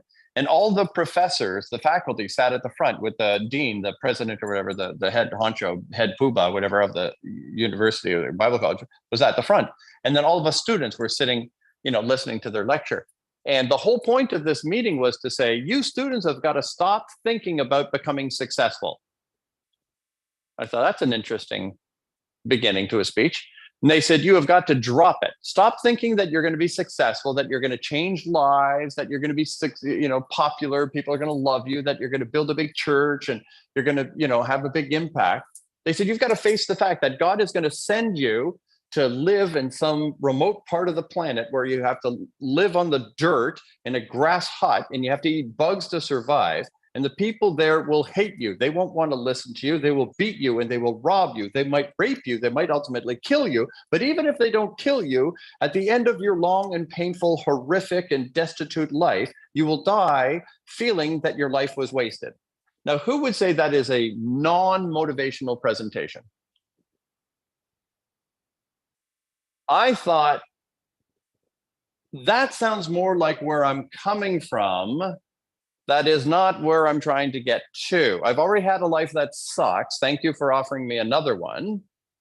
I'm here to learn how to make a difference and have a great life. And if you guys aren't about that, we're going to have a problem. Who understands? I felt like I'm in the wrong place. And by the way, everyone there was rich. All of the kids came from nice homes. They all drove there in their BMWs, and mommy and daddy patted them on their head and brushed their hair and did their homework and wiped their nose and sent them off. And they all went to school, and they're all happy and healthy and popular. And they all knew the same songs, and they all went to the same summer camps. And there I am. I don't know nothing from nobody. I can't read. I'm crashing on a mattress in my buddy's basement, trying to find enough food to survive the day. I didn't belong. And these rich kids were told that they're supposed to aim at being unsuccessful. Who understands how I didn't feel like I was in the right place? And then everyone knew I was an outcast. Everyone knew I didn't belong. And I knew that I should have kept my mouth shut, but I couldn't. Have you ever not been able to keep your mouth shut? Is anyone like me? Well, I just couldn't keep my mouth shut. So I put up my hand, and I could see the panel going, oh, no, not him. They were like, we let him in. We have to let him talk. So they said, yes, Mr. McNeil. And I said, well, is it possible?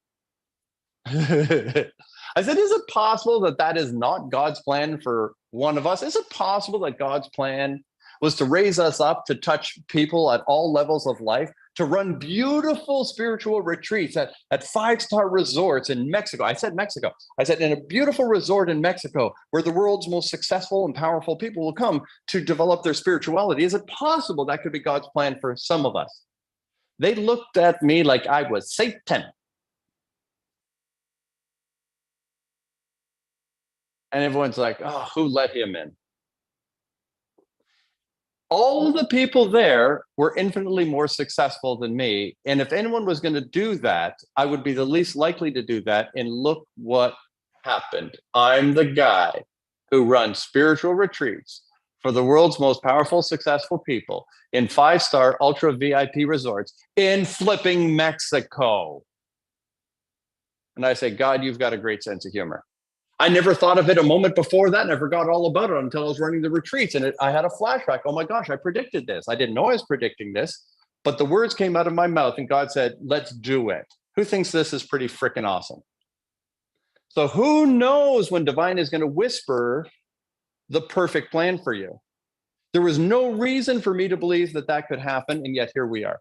And so I dig the divine giving you and I the desires of our heart. And for some reason that was planted in me, and I got to enjoy it. So the desire decoding process, we do this fully in the 30-day miracle challenge, and all of you are invited, of course, where we take a peek at the desire decoding process, which is, are my desires things that I want to be or do or have or give? So I want to be a strong, confident, loving man. I want to do good work and help people. I want to have the resources to take care of my family and my business, and I want to give away from my abundance. You follow that? So you can't give unless you have. You can't have unless you do. You can't do unless you're that kind of person. The be precedes the rest.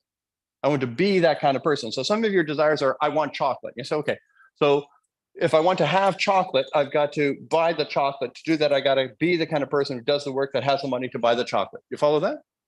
So if you move them back to the B's, you have more power. Then you want to ask yourself, are my desires short-term, mid-term, or long-term? Is it something I can do in 3 months, 3 years, or 10 years or more? So you want to think, what is my timeline when I think about my desires? And are my desires focused around family or friends and fun or faith, fitness, farm, finance, philanthropy? Where are my focus? Where are my focuses? And so there's a total of 7 in the desire decoding process, but this will give you a good start. And I encourage you to do the 30-day miracle challenge. We take 3 full days to do the desire decoding process. Who's interested in doing this to make sure you hear the whispers of divine? Who thinks it's pretty cool that I was that guy in that school and I ended up doing the crazy thing that I dreamt of? Isn't that awesome? That's like flipping awesome. I don't know what God was whispering in their ears, and I don't know what they've done with their lives, but I think it's pretty freaking awesome, the life that I've been blessed with. And it's just fall forward in faith. So I want you to have visions for all the categories of your life. And then what we're going to do is we're going to take a short break. And then when we come back, we're going to ask the question, why am I here? Who's excited about that? What is my purpose? Who would like to know their life purpose within the next hour? Within 1 hour, everyone here will know your life's purpose. Is that freaking awesome? I don't know why I just started saying freaking awesome, but I'm enjoying it. Maybe I'll cut that out after the break. All right, let's take a 10-minute break. Take care of your body. Come back ready to find out why you exist. What is the purpose for your existence? That will be clear very shortly. All right, take care of your body. I'll see you in 10 minutes. Love, joy, peace.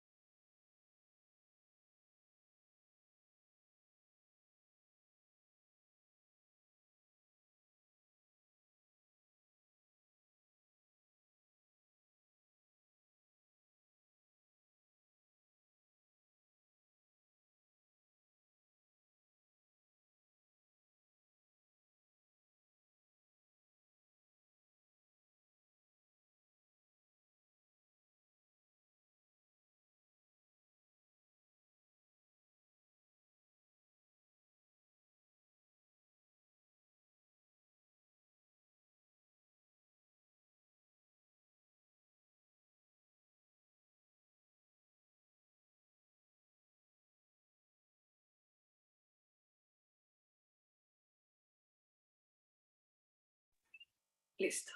Hello. How you doing? So you can hear me good because you're home. So as you can see, I am not James. I was thinking, how's your morning going? Nice. All right. All right. So first of all, I want to give yourself a big hand. We've been working hard, right?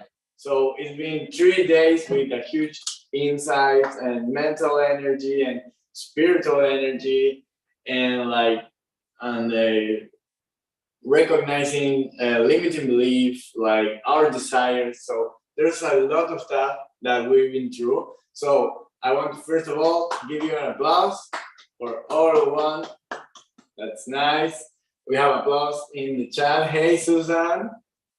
Nice to see you. All right. So it's good to have. Do you remember when we were talking about the memory here, right? To attach emotion or movement, right? So who's ready to move a little bit your body? We're not going to run. We're not going to jump. We're going to do a quantum breath together. You're in? Are you in? Great. So if you can, please stand up. If not, don't break nothing in there in your house. That's great. All right. So this is a micro meditation that serves us really well to center ourselves, right? There's one of the many steps we have, but it gives you the power to be present, right? And I personally love this one. I do this without all the body movement right through the day. And you can do that like in any time you catch yourself like with the monkey mind.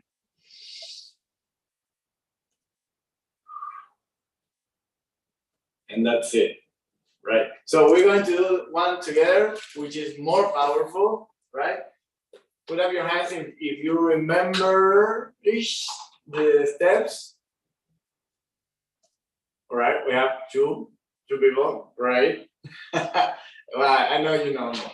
All right, so first of all, feet shoulders apart, let loose, yeah, the shoulders and your hands, like, all right. And we're going to start in 3, 2, 1. I am present.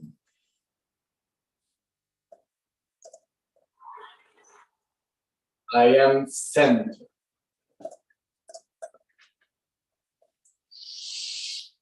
I am open to love.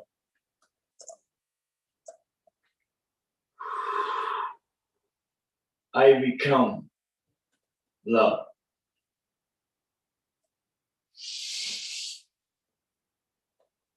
I expand love.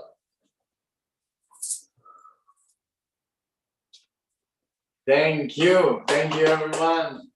So if you notice, I did a little bit changes there because that's what I feel, right? The word. So feel free to do the same. Just add what feel best for you. Incorporate these things, and that's the main goal, right? To incorporate things to your life. No, just do what I tell you. Don't listen to him. Can you get some big love to Augustine? Who loves Augustine? He's expanding love. Thank you, brother. All right, we got it. Oh, you're going that way? You're okay? Yeah. All right.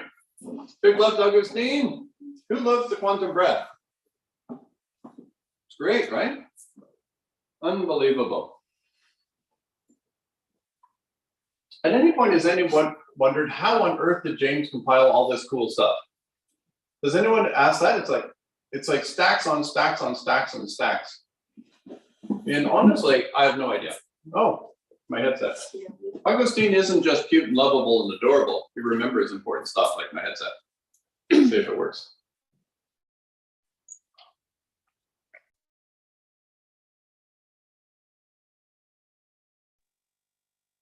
Ta-da! Can you hear me now? Beautiful. So The short answer to how did I get all this stuff is I don't know. But one of the things that I want you to know is your challenges are the provocateurs of your genius. So as a child, I couldn't read. So to survive the humiliation in class is I developed an auditory recollection that is almost supernatural. If I hear something, I know it. You know how you've seen in movies that if someone reads something, they know it, right? Photographic memory, they memorize everything. Well, for me, it's audio. I can not only quote movies to you, I can impersonate the sounds of the voices. My son and I would leave a Shrek movie and I would relive many of the scenes playing all the different characters. So I can impersonate the sound and remember the words. So if you and I have a meeting and you say, no, that's not what I said, I will probably know exactly what you said. You understand that I have an audio recollection that is sick. So what that means is when I listened to all those audio cassettes, all that stuff stayed with me. Everything I've ever listened to, it's still there. And then what I do is, and this is a good exercise, I encourage you to meditate on it. People who do really cool things in the intellectual realm are people who meditate on ideas. And so I chew on these ideas. I mull them over. I sit silently for extended periods of time, thinking through how everything relates to everything. And I replay everything I've heard. And I see, how does that apply to everything else I know? And then as I stare at it long enough, patterns reveal themselves. Processes reveal themselves. Principles reveal themselves. And then I'll realize, oh my gosh, this thing from this religion is the same as the thing from that religion. Oh my goodness, they're saying the same thing. Oh my goodness, quantum mechanics aligns with Matthew chapter 6, or something. Like all of a sudden after I stare at it long enough, the code reveals itself. And so that takes quiet. And so who here does formless meditation time and just sit quietly, being quote unquote unproductive? I have a habit of long drives. I drive from Toronto to Miami and then Miami to Toronto. Well, now that I'm in Mexico, I haven't done it much for the last couple of years, but I will drive from Toronto to Miami and back 3 to 5 times a year. And people say, James, haven't you heard of an airplane? And I say, yes, but there's humans on airplanes and they can be annoying. And what I love about my car is I'm alone. And people say, oh, you listen to good music? Nope. Oh, you listen to lectures? Nope. I listen to God. The hum of the engine and God and I for days. Total silence. Everyone leave me alone. Now, I do allow interruptions. I do conversations in meetings. I do even trainings. I even gave a television interview while driving. I've done radio interviews, television interviews. I've been interviewed for books while driving. And no, I don't look at the camera. But other than those interruptions, it's just me in the car. And people asked how long. It's 24 hours of driving from my home in Toronto to wherever I choose to stay in Miami. And that does not include stopping for gas or restroom breaks or food or sleep. And I normally make it in under 28 hours, which means a total of 3 hours of sleeping, stopping, food, and restrooms. I basically drive without any breaks. And that extended period of silence has served me well. And these programs are written while I'm left alone. Put up your hand if you found value. I've never told people that, by the way. Who found value in me just being open? How does it come together? It comes together in quiet meditation, allowing divine to pull the pieces together. Time without interruption. Write that down. Uninterrupted time. Formless, free, open to divine download time. Now, the way you gather and store information might be different than me. But what I do is I listen a lot. I do read a lot, by the way. I say I don't read a lot. I read more than most people, but I don't read as much as I used to. And all day, every day, I have a journal. And I encourage everyone to have a journal. I do not know a successful person on earth that doesn't journal. And I've met a bunch. I'll say that again. I do not know a successful person on this planet who doesn't journal. Nice, Lisa. So I always have a journal. I have stacks of these books. I put a start date and an end date, and I move to the next one. And these include everything: my dailies, my conversations, my thoughts, my prayers. This allows my brain to be free by delegating to document what would be noise in my head. So the way my brain is free is because I put down on paper as much of what's rattling around in here as possible. So it's out of my head, it's on paper. I don't have to remember it or think about it.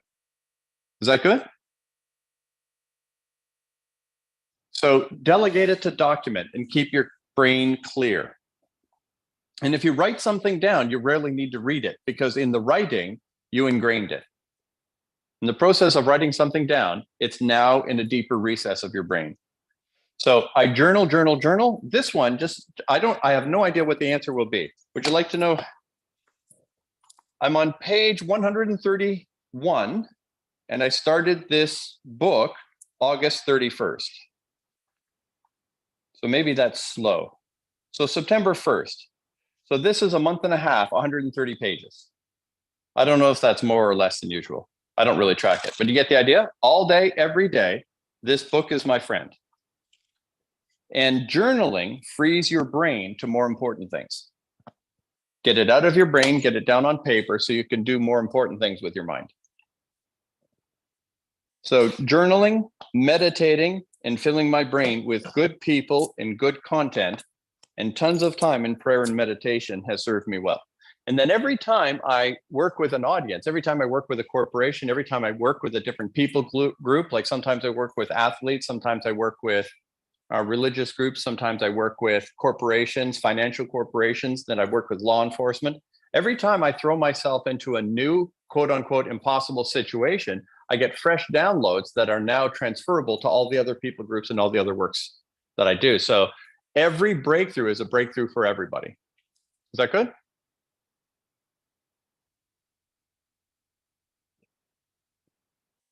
Was that interesting to anyone else?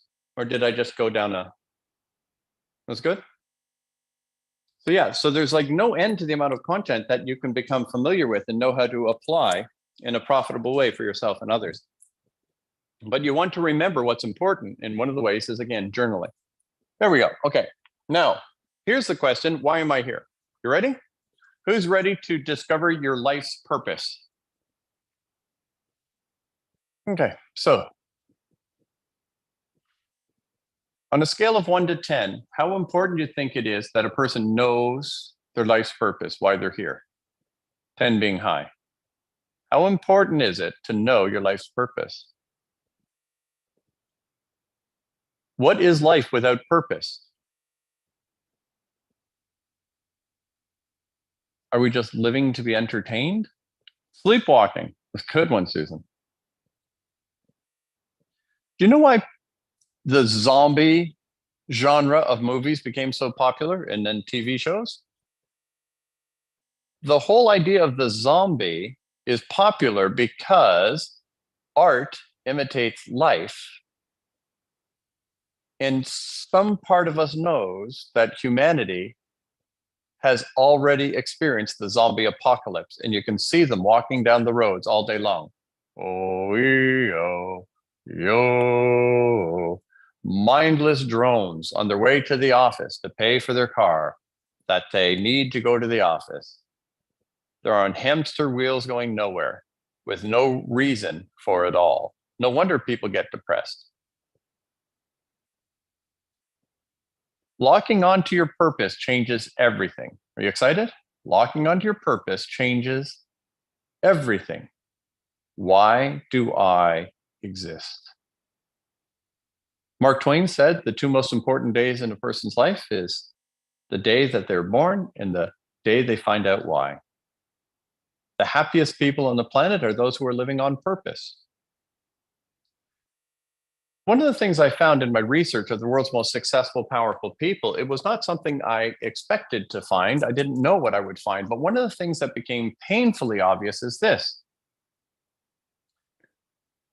100%, please write this down, 100% of the most powerful, successful influencers of the planet, the world changers, the ones that have been built empires and financial and political, and the inventors, the artists, the people who have changed the world have this one thing in common. They all gave their lives to an idea greater than themselves. 100% of the most successful people give their lives to an idea greater than themselves. They quote unquote get over themselves. I was told about this book that was the most popular book at the time. It was written by a Christian pastor, and yet they were selling it at Costco. And I thought, ooh, selling a religious book in a public place, someone's going to get in trouble. So I thought, well, this must be an awesome book.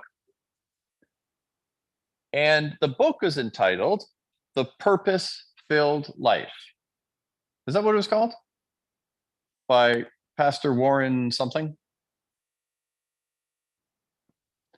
And someone will put it in the chat. Just bear with us.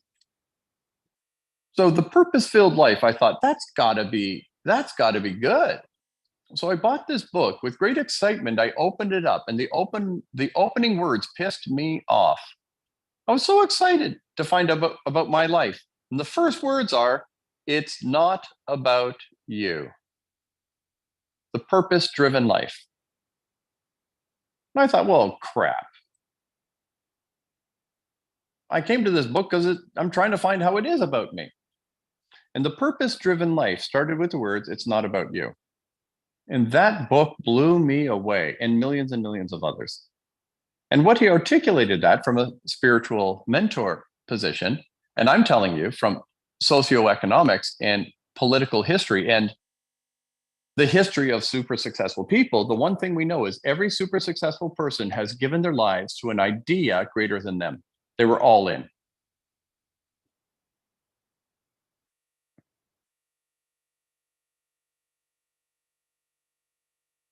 What was his name?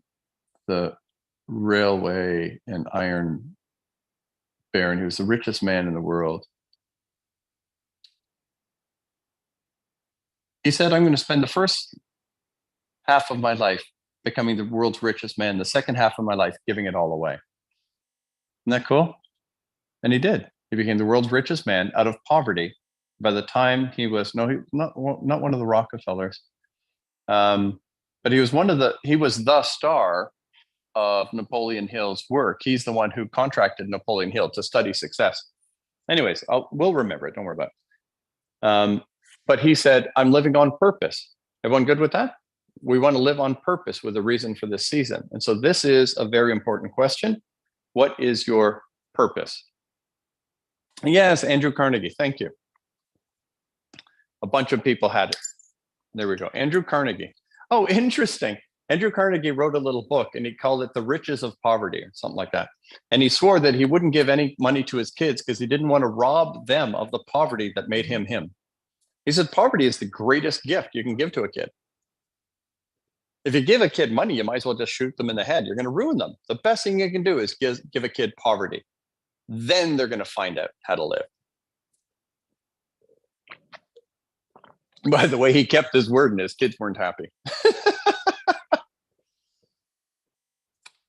Hopefully they did well. All right.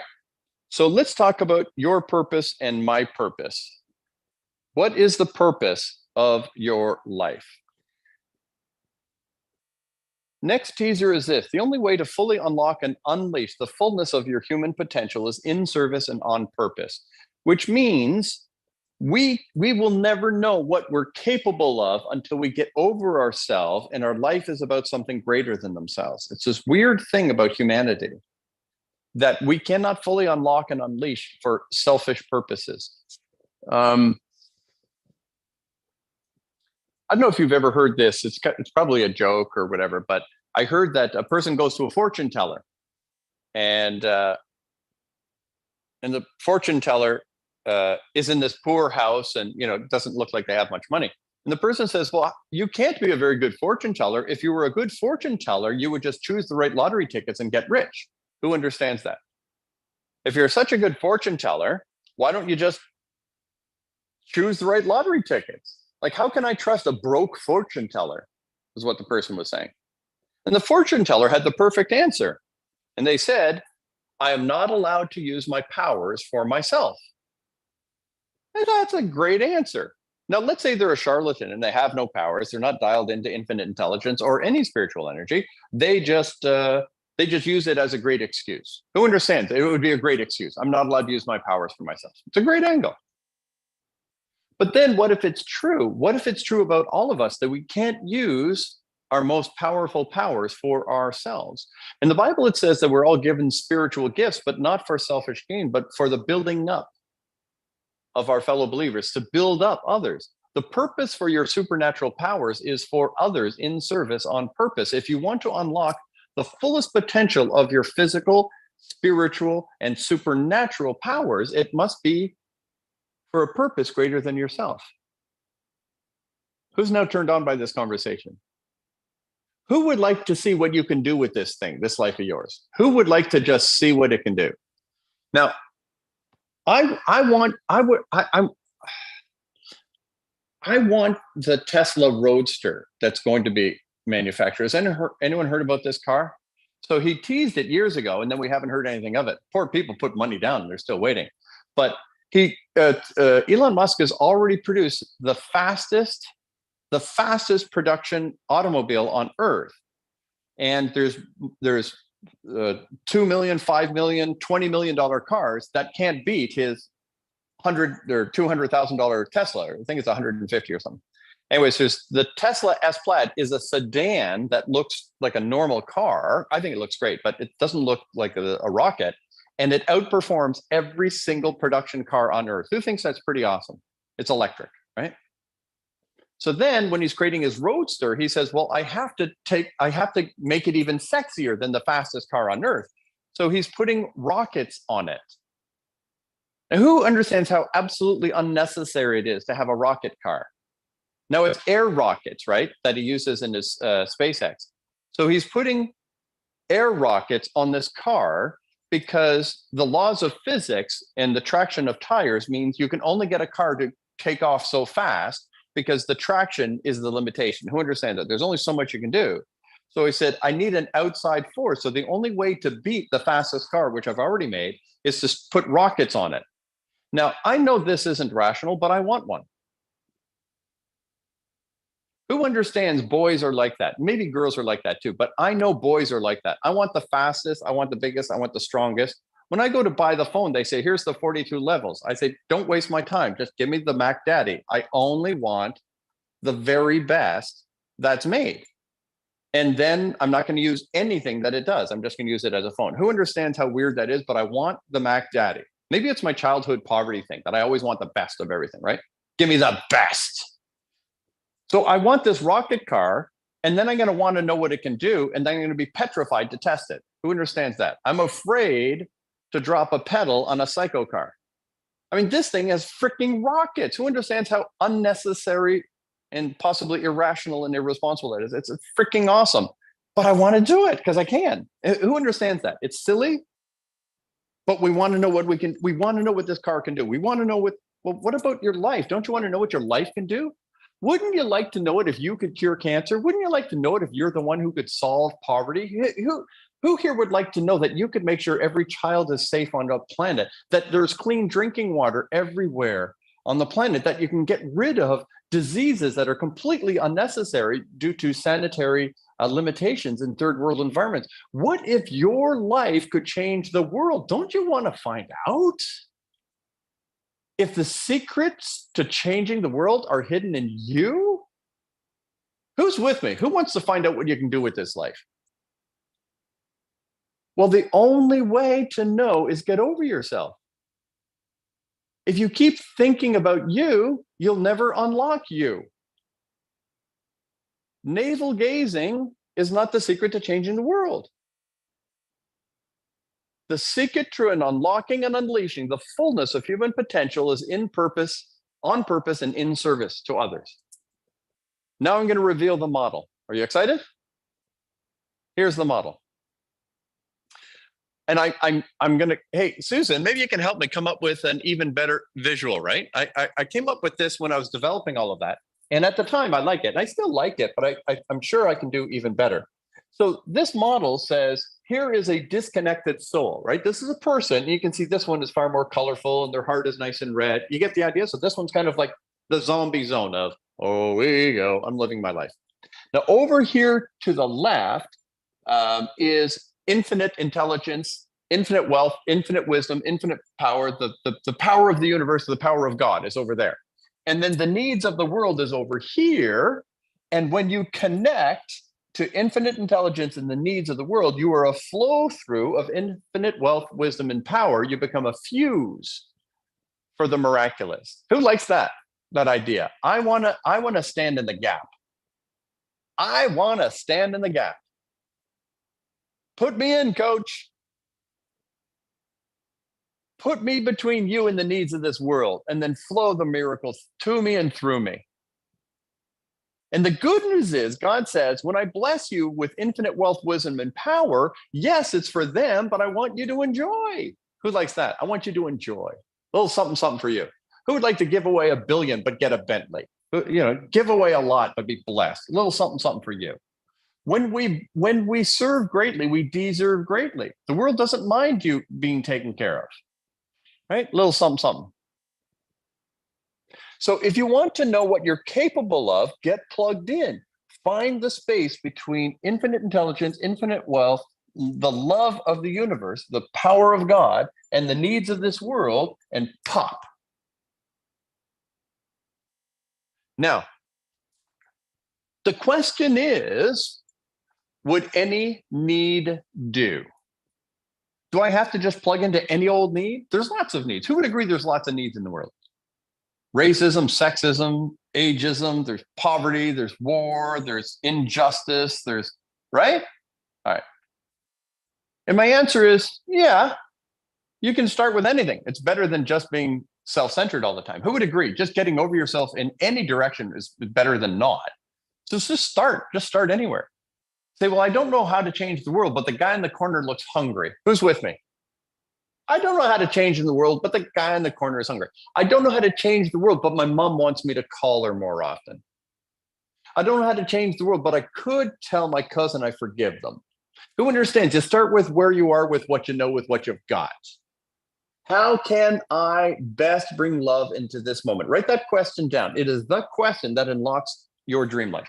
How can I best bring love into this moment? In every meeting, in every day, at every meal, it is the question that brings about the best possible life. How can I best bring love into this moment? And when you master that question being the question on the back of your mind at all times, you, my dear friend, are unlocking and unleashing infinite wealth, wisdom, and power. So now let me be very clear. What is your life's purpose? Are we good now? Good. Your life's purpose is the same as my life's purpose, which is the same of everybody's life's purpose. And you say, well, that doesn't sound very unique and personal. It gets personal. Bear with me. It starts with this. You and I are divine love ambassadors. We are divine love ambassadors. In the Bible, it says, you did not choose me, I chose you, and I sent you on purpose with a reason. I sent you on purpose for supernatural reason. You are on earth to change the world. I remember the Blues Brothers movies. We're on a mission from God. And the answer is, yes, we are. We're all here on a mission. And you say, but I don't know what my mission is. Breathe. Breathe, breathe. I'm going to reveal to you how it can unfold. Is this good? Who can start with, I now understand I'm not here for me. I'm here for a greater cause. Is that good? I'm here on purpose with a reason for this season. Who's willing to accept that your entire life up until now was your training and now you're being activated? Who's cool with that? Everything up until now was the setup for the get up. Everything up to now was to prepare me, to give me the sensitivities, the empathy, to say, I don't want anyone to suffer the way I suffered. I've built strengths around my weaknesses. I am now a unique being. Now plug me in to infinite power and watch what's going to happen.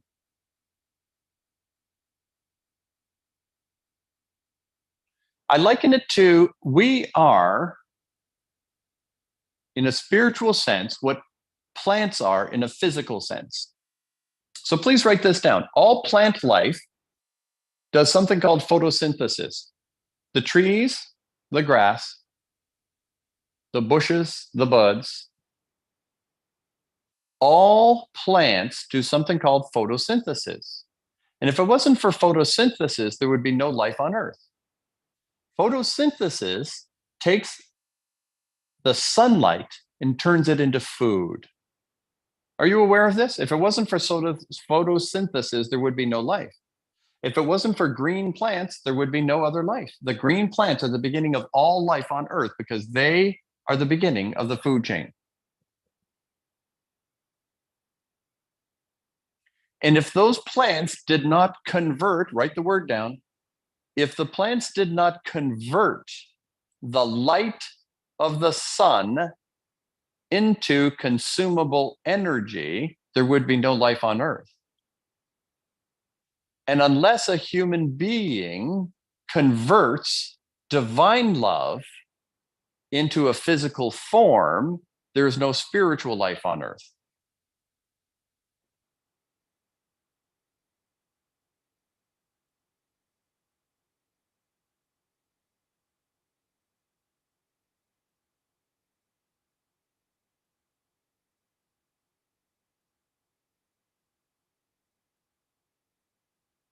Once again, if the plants do not convert the light of the sun into a form of food, there would be no life on Earth. And if human beings do not convert divine light and love into our form of service, there's no spiritual life on Earth. We, my dear friends, are the means by which others awaken from their spiritual amnesia, reconnect to divine love, and they too can heal and grow, become abundant, and become world changers that they're called to be. Who understands the value of this conversation? It's up to us.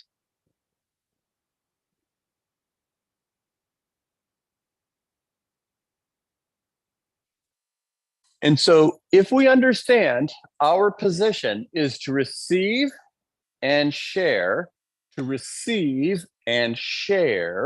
we understand why I say we are creative and compassionate spiritual beings currently existing in this physical form. We are infinitely valuable, exquisitely unique, and perfect in our personhood. Our natural state is in our euphoric connection to divine love and in loving connection to all living things. And I love others as I love myself. Amen and amen. This is my place in the world. This is my place. I'm not here to be a judge, but a light. Now, how does this divine love energy move through you? What is your kind of food that you share? And to whom do you share it? Is this good? So I got it. I'm the connection. So is everybody else once we're all awakened. I'm the connection to bring divine love and light into this time-space experience. It is through the vessel of a human being. I was sent on a purpose. I got it. So now what form does this love take as I bring it out to the world, and to whom do I bring it? You understand now? There's two questions left. What form and to whom? So how does love get made manifest in you and I? So you're a divine love ambassador. Your connection to divine infinite love is the flow to And now we talk about the flow through. Now that we understand our position and how to fully unleash and unlock our fullest potential as divine love ambassadors, we want to understand there's 3 ways that the divine love is made manifest through us. Number 1 is we are God's love machine. I couldn't resist it. I think that's so funny. In one of the Batman movies, Bat Boy, or whatever his name is, Robin, he's driving the Batmobile and he's in a cool area and he sees some girls. He opens up the roof and says, "Hey, baby, let's go cruising in my love machine," with the Batmobile. That is etched into my brain. So you are God's love machine. Who likes that? Now, don't get too excited. It doesn't mean what you think. But who am I to judge? All right. What it means is love with skin on. Write it down. Love machine means love with skin on. So how does love show up in the world? It shows up by showing up. Who understands that when someone is in need, they just need a human to show up and care? Who's picking up what I'm putting down? Do you show up when they're down? Do you show up when they're down? Do you show up, shut up, listen, and love? Are you present for the grieving? Are you present for the loss? Are you present for those who need love with skin on right now? They want an ear. They want a heart. They want to be able to look into your eyes and realize they're not crazy and they're not alone. Who can give me an amen? I want to be a love machine. Who's willing to listen when people feel the need to be heard? Who's willing to accept those who feel unaccepted? Who's willing to stand in the gap when, who's heard that people need love the most when they deserve it the least? Who's heard of that? Can we love the unlovable? Can we be patient? Can we be kind? Can we bring food to the starving? Provide housing to the homeless? Clothes to the naked? Can we be a physical manifestation of supernatural love? How can love get out of you? How can you receive and pass it on? You can serve at a food bank. You can be a listening ear. You can hold the door. You can be kind to the server. You can live your daily life with the simple question, how can I best bring love into this world? Can you smile? Can you say thank you? Can you say please? Can you hold the door? Put up your hand to how simple this can be. Be love with skin on. Be love with skin on. I have a weird one that I do just to show you how weird it can get, how simple it can get. Some of you know that I was a janitor. I told you I was a janitor. I was the guy who mopped the floors and cleaned the toilets. And I vowed to never touch yucky stuff again in my life because I'm a germaphobe and I have tactile hypersensitivity. I do not like touching germs or any nasty stuff. I don't even touch a doorknob without a rag or a glove. Who understands germaphobes don't like to be janitors? Right? It's not my jam. So as I began to be quote unquote successful and started to earn the comforts of life, I wanted to remember who I am and I'm just another dude. So I have a rule. I clean public bathrooms. Just a weird thing I do. When I go into any public restroom, I cannot leave it the way I find it. When there's garbage on the floor, when there's paper lying around, and sometimes it's stuff I don't want to deal with, if I'm in a tuxedo, it doesn't matter. I will clean the bathroom. I don't bring cleaning tools with me or anything, but I at least pick up the paper and throw it in the garbage. Sometimes I follow staff members who work there, who left the place a mess. I'll walk in right behind a staff member and clean it up. I'm a customer. Why am I doing that?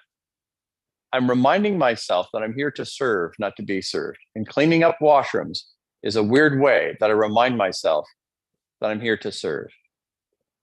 Is that impactful? Maybe it's a little gross, but trust me, I wash my hands. I'm a total germaphobe. I scrub I used to wash my hands like 100 times a day. I don't know if any of you have ever had OCD or any of these things, but I'm doing much better now. But I clean public washrooms. Why? Because it's my reminder that I'm here to serve.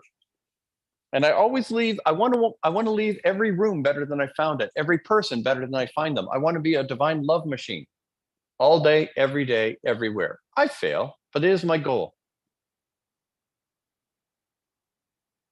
Is this good?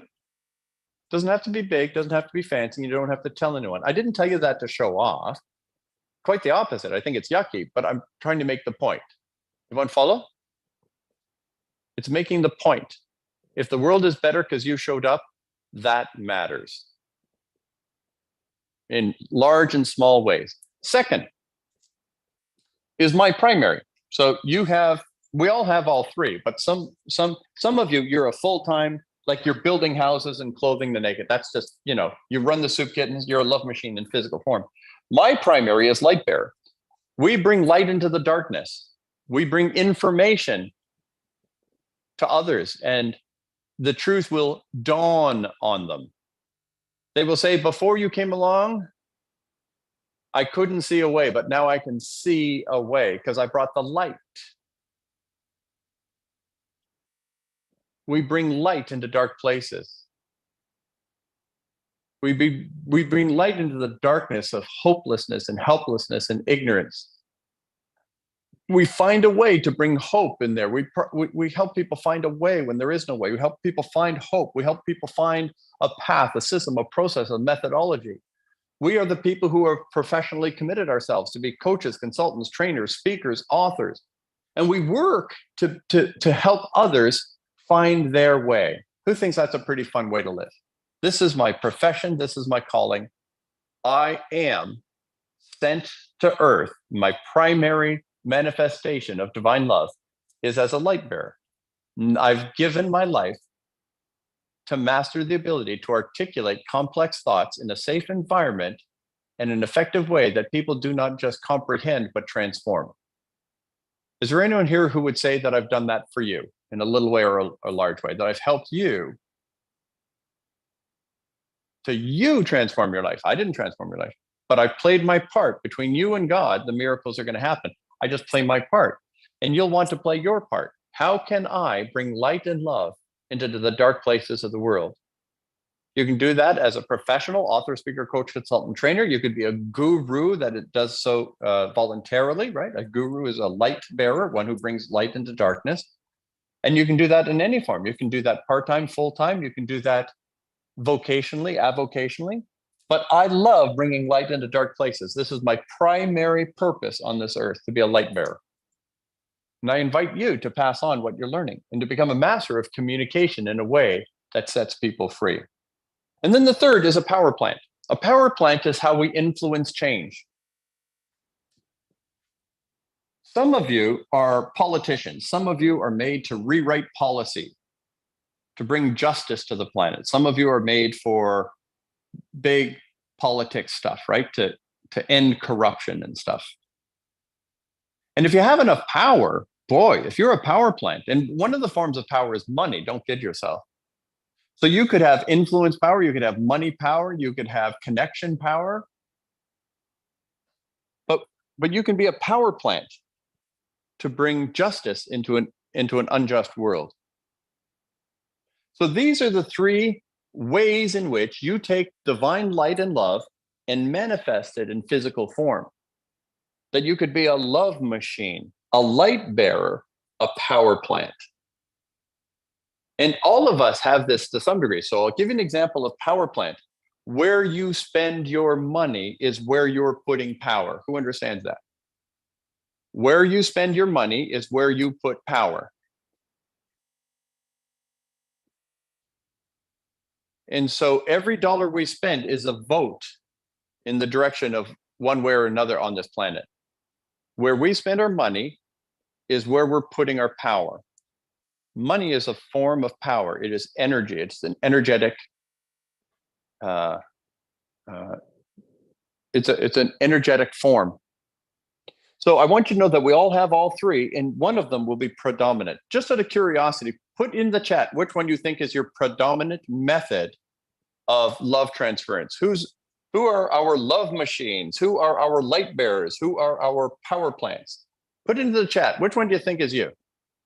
We got love machines. We've got a lot of light bearers, a lot of light bearers.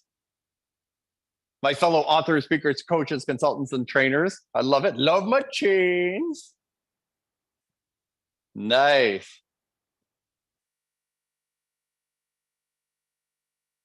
Deborah asked about the recording. Yes, if you're in the $97 community, you get the recording. Love machine, light bearer, 2 and 3. Boom, power plant. We got some power plants. Mary's like, all 3. Well, I want everyone to know that all of us are all 3.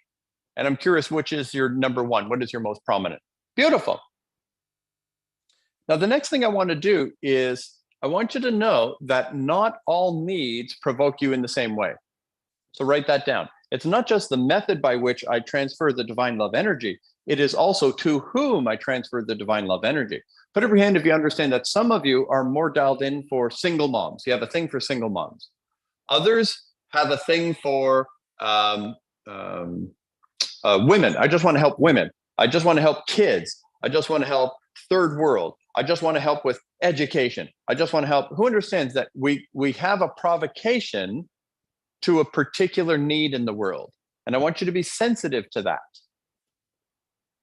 So go ahead and write that down.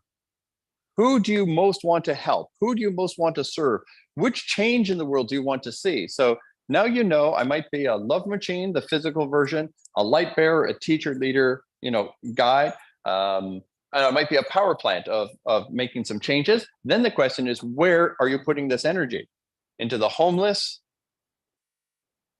into those that are learning disabled, physically disabled? Is your call towards the environment? I want to clean up the water. I want to help the raccoons. Nobody wants to help raccoons, right? But anyway, some animal that's cute, maybe.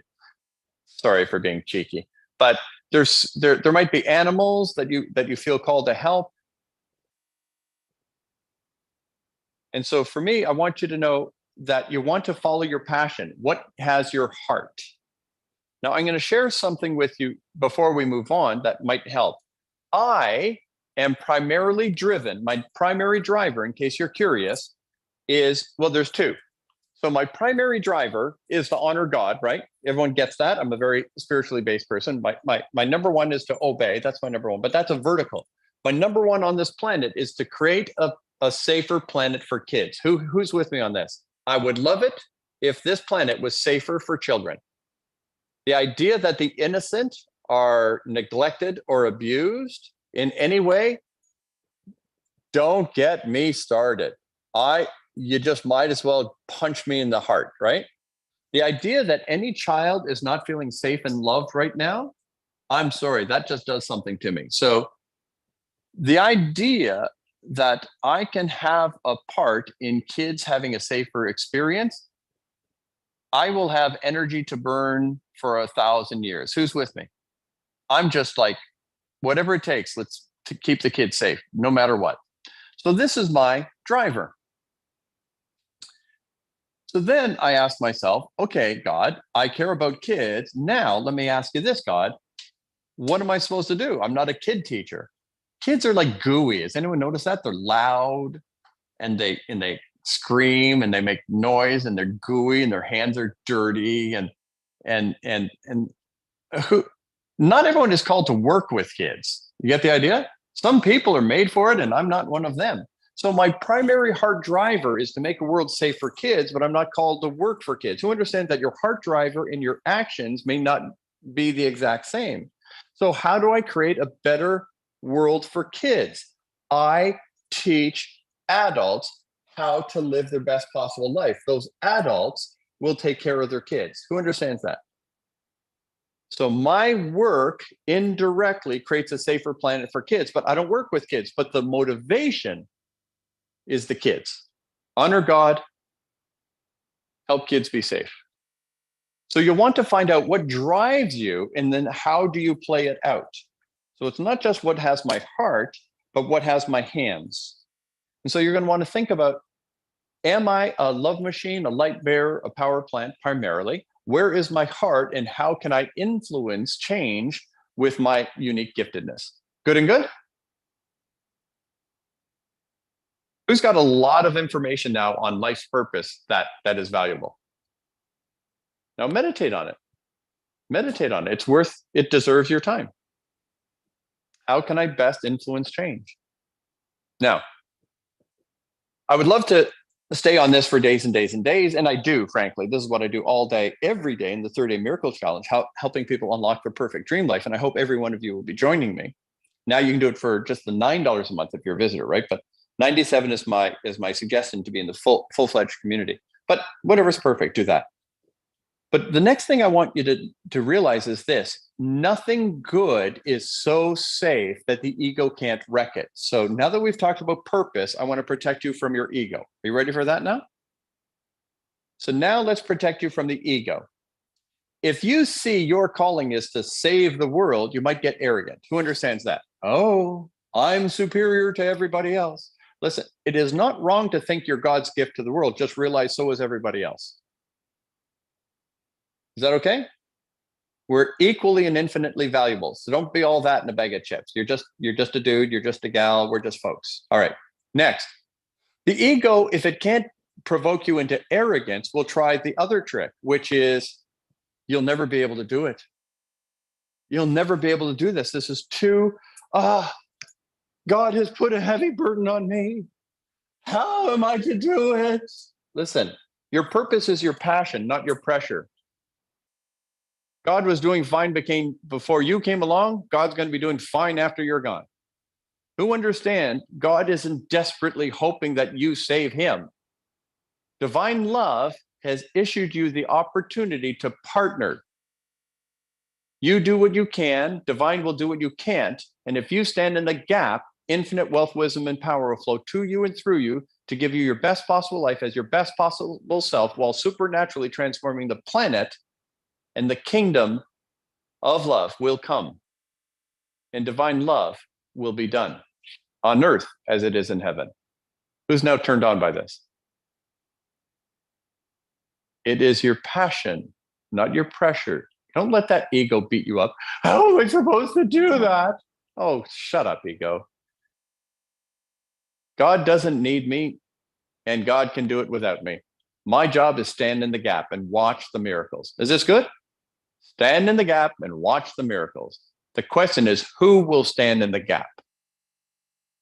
Who will stand in the gap is the only question of heaven. Not, will you save me? Divine's doing fine with or without you and I. It's an honor to partner with divine love, to watch love and light spread pervasively in a planet in darkness. And I, for one, have decided to stand in that gap, and I call you to do the same. Is this good, my friends? Give yourself some big love. I encourage you to type into the chat and mean it from your heart. I am living on purpose. I am living on purpose. I am living on purpose. I am a divine love ambassador. I am living on purpose. There's a reason for this season. I am here on purpose. Of course, you see problems in the world. You're the one sent to change them. Partner with divine and watch the miracles flow. Infinite wealth, wisdom, and power is awaiting your permission to flow to you and through you. You and I are living on purpose with a reason for this season. Good, good, good. I love, love, love it. So let me just check with Augustine. Are there any questions on this topic specifically? Only on this topic specifically? Okay, so I was given a bunch of questions on this topic that I'll bring up now. So people have been asking me, how do I do this, right? How do I do what you do? Who would like to be able to live the kind of life that I'm living? To be able to do what you want, when you want, where you want, with whom you want, as much as you want? To be able to serve greatly, deserve greatly, get paid redonkulous amounts of money, to be able to travel first class, 5-star, have corporations pay you and honor you while you bring love and light into their thing and share the biggest stages with the coolest people and all that. Who would be interested in doing what I do? Okay, so I want to ask a few questions. So let's do a little poll here. We have a poll about, are you interested? So what is our first poll question, Augustine? Okay, beautiful. So go ahead put that in the chat. Everyone just give me a yes or no. Are you interested in being a light bearer, in doing this kind of thing to help people? I got countless people asking me, how can I do what you do? It started shortly after I started, right? As I started doing what I was doing, and I went from penniless and kind of lost in the darkness to all of a sudden buying a brand new, beautiful house. And who would like to know how the janitor got that new house? You know what I mean? Like, how did that guy who can't read build this thing, right? And so all of a sudden things start going well. It was like, what the heck? How do you do what you do? So it seems like everyone here is interested. So what's the next question, Augustine?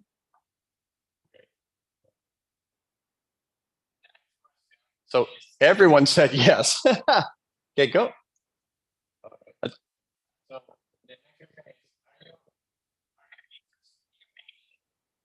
That was the first question. Oh, I want everyone to be entertained by the spelling here. Auteur means author. Specre means speaker. Yeah, author, speaker, coach, consultant, trainer. All of them. Beautiful. So the auto or her means author. Specre means speaker. Author, speaker, coach isn't there. All right. So maybe click other if you want to be a coach. We'll use that one for coach. Who wants to, and you're allowed to click all of them, by the way, if it's true.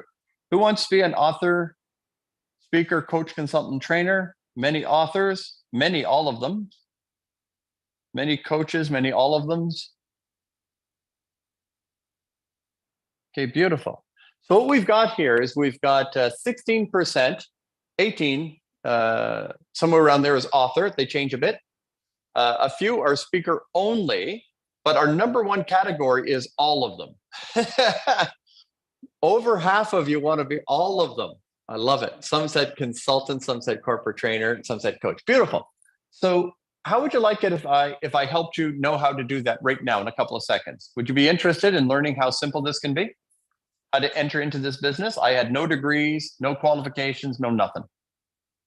So I'm going to give you the simple steps on how to do this professionally and make an incredible living. Of course, if you really want to do it, you might want more of my help than just a couple of moments, but I want to build a model for you. Augustine, do we have another question? And do you have a questionnaire or no? Do you have a questionnaire that's coming up? Feel free. So then let me know if you want to do this part-time or full-time, a few hours a day. Let me know how much time you would like to give to this incredible work of being a wealthy world changer, a guru, a knowledge for profit professional, an infopreneur. It can start with online, it can build, and I'll show you in a couple of minutes how you can build yourself a very strong, profitable business. And then there's levels to this thing. So I'll show you a simple model in a few moments. So here's what we got. It's breaking up primarily between part-time and full-time. So we've got part-time is leading. 19 out of 40 people said part-time. 14 out of 40 said full-time. And then 7 out of 40 said a few hours a day. Beautiful. So what I'm going to show you is what you can do with a few hours a day. Who likes that? With a few hours a day, what can you do? Okay, beautiful. So everyone that said part-time or full-time, this is easy and doable and more. Beautiful. Was that all the questions? No. Are you going to tell me what it is? Or is it a secret? Aha! Okay, how much money do you want to make? An extra 5 grand per year, an extra 10 grand a year, an extra 50 grand a year, an extra 100 grand a year, an extra 250 grand a year. So just feedback. I just want you to know that most of you only want to put in a couple hours a day, but you all want over $250,000. I'm not going to say greedy, but I am going to say optimistic.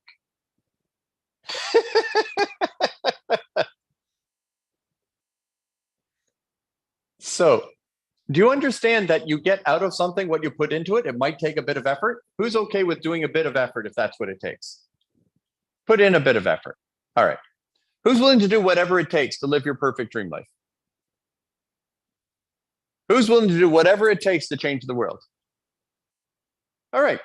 So what is it going to take to live your best possible life as your best possible self? And if this is a profession that can serve you well, and this is a profession that I find insanely profitable, insanely easy, and there's a huge desperate need for it. We have a global mental health challenge.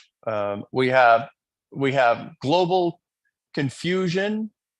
We have corporate confusion. There's a huge opportunity right now to help people in times of need. The gurus flourish. So I've got something on my screen here, Augustine. Maybe I can close it down myself. Maybe it's quite easy. There we go. All right, I'm good. So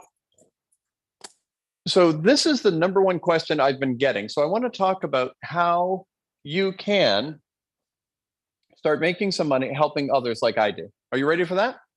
How can you just do it? Okay, so simply. So number one, who would be willing to give speeches, to give some lectures, give some speeches in your local area, maybe speak speeches to organizations, associations, self-help groups, churches, give speeches to the various meetups in your area? Who'd be willing to give some lectures online? Who'd be willing to teach some of my stuff? Who got some good notes? Who's taken some good notes? Who'd be willing to pass on some of the stuff you learned from me? You don't even need your own content, right? Now, the rule is if you use someone else's content, just give credit where credit is due. Just say this content came from that person. My first speeches, I was totally stealing from Stephen Covey, The 7 Habits of Highly Effective People. I was just teaching his stuff. Great stuff. But I didn't know I was supposed to tell people it was his. I was using Tony Robbins stuff, Les Brown stuff, Stephen Covey stuff. Everyone loved me anyway. And then I learned I have to give credit. But once I started giving credit, it didn't change the fact that I was getting paid and people were loving me. Who's cool with that? It doesn't diminish you to give honor and credit to those who have given you content. So there's nothing wrong with that. And those of you who are going to choose to be Dream Life coaches, you have a legal right to be paid teaching my stuff and keeping all the money. Who likes that? All Dream Life coaches have the legal right to teach my stuff and keep all the money. Does that get sweeter? I mean, that's pretty freaking sweet. So that's a Dream Life coach certification. Once you're certified, you're a certified presenter of my content. And I have a top secret project coming that we're going to be creating a 2-day weekend that you can run in your local area. And there'll be some training involved, and we'll be launching it by April. But I don't know the details on that yet. We haven't finalized it, but the coaches will know everything. Is that okay? Everyone who chooses to be a Dream Life coach, I'll let you know. By the way, let's give a hand to everyone, all the coaches who applied. So all the people who are interested in being coaches, thank you, thank you, thank you. I'm looking forward to our conversation. We'll have a great chat no matter what. And some of you, it'll be a fit and we'll be fine. So I want you to start thinking about just giving a few hours to giving speeches. All right, giving a few speeches a month. Everyone good with that now? So now I want you to know how much you should charge for your speeches. At first, you might want to charge nothing just to get practice. Who's okay with that? Just get some practice. Go bring some love to people. No pressure, no problem. Give some free speeches. That's how we earn the right. Everyone good with that? So everyone write free. There's nothing wrong with giving free speeches. There's nothing wrong with giving a free coaching session to introduce yourself. There's nothing wrong with earning the right. And until you're super confident, why not? Earn your stripes, right? And you can use my content or someone else's and just give them credit. Who would say I've given you at least 10 speeches in the content I've taught you this week? And who would agree you've got enough for 10 speeches? You are hereby approved. Oh, right? Just give me credit and you're allowed to teach it, right? No problem. So you can get great content, you can get permission, and you can put yourself in the gap between the people who have the content and the audience that needs it. And in a similar way of the life purpose model, you stand in the gap between those who have organized the thoughts and the audiences that need them. I can't be everywhere. You can bring the love. So far, so good? Good. Now, if you're going to start, when you're ready to start charging, which should happen soon, I charged after my 3rd free speech. I gave 3 free speeches and then I was getting paid. And I gave 240 paid presentations in my first year. You don't have to work that hard, but I was hungry. Now, out of curiosity, how much? No, I'm not going to ask you how much you think you should charge. I'm going to tell you how much you should charge. Is that okay, everybody? I want to tell you how much you should charge. And the answer is not less than $2,000. So you can give free speeches as much as you want, but once you start charging, charge 2,000. And the reason is nobody wants a cheap speaker. They like free speakers and they like valuable speakers, but nobody likes cheap speakers.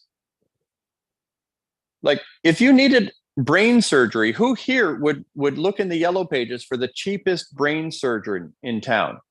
Who would want a cheap brain surgeon? Nobody would want a cheap brain surgeon and nobody wants a cheap speaker. So they want free or pro. And the gap is 0 to 2,000. Everyone follow what I just said? Anything under 2 is cheap. Free is good and pros are good, but cheap is dangerous.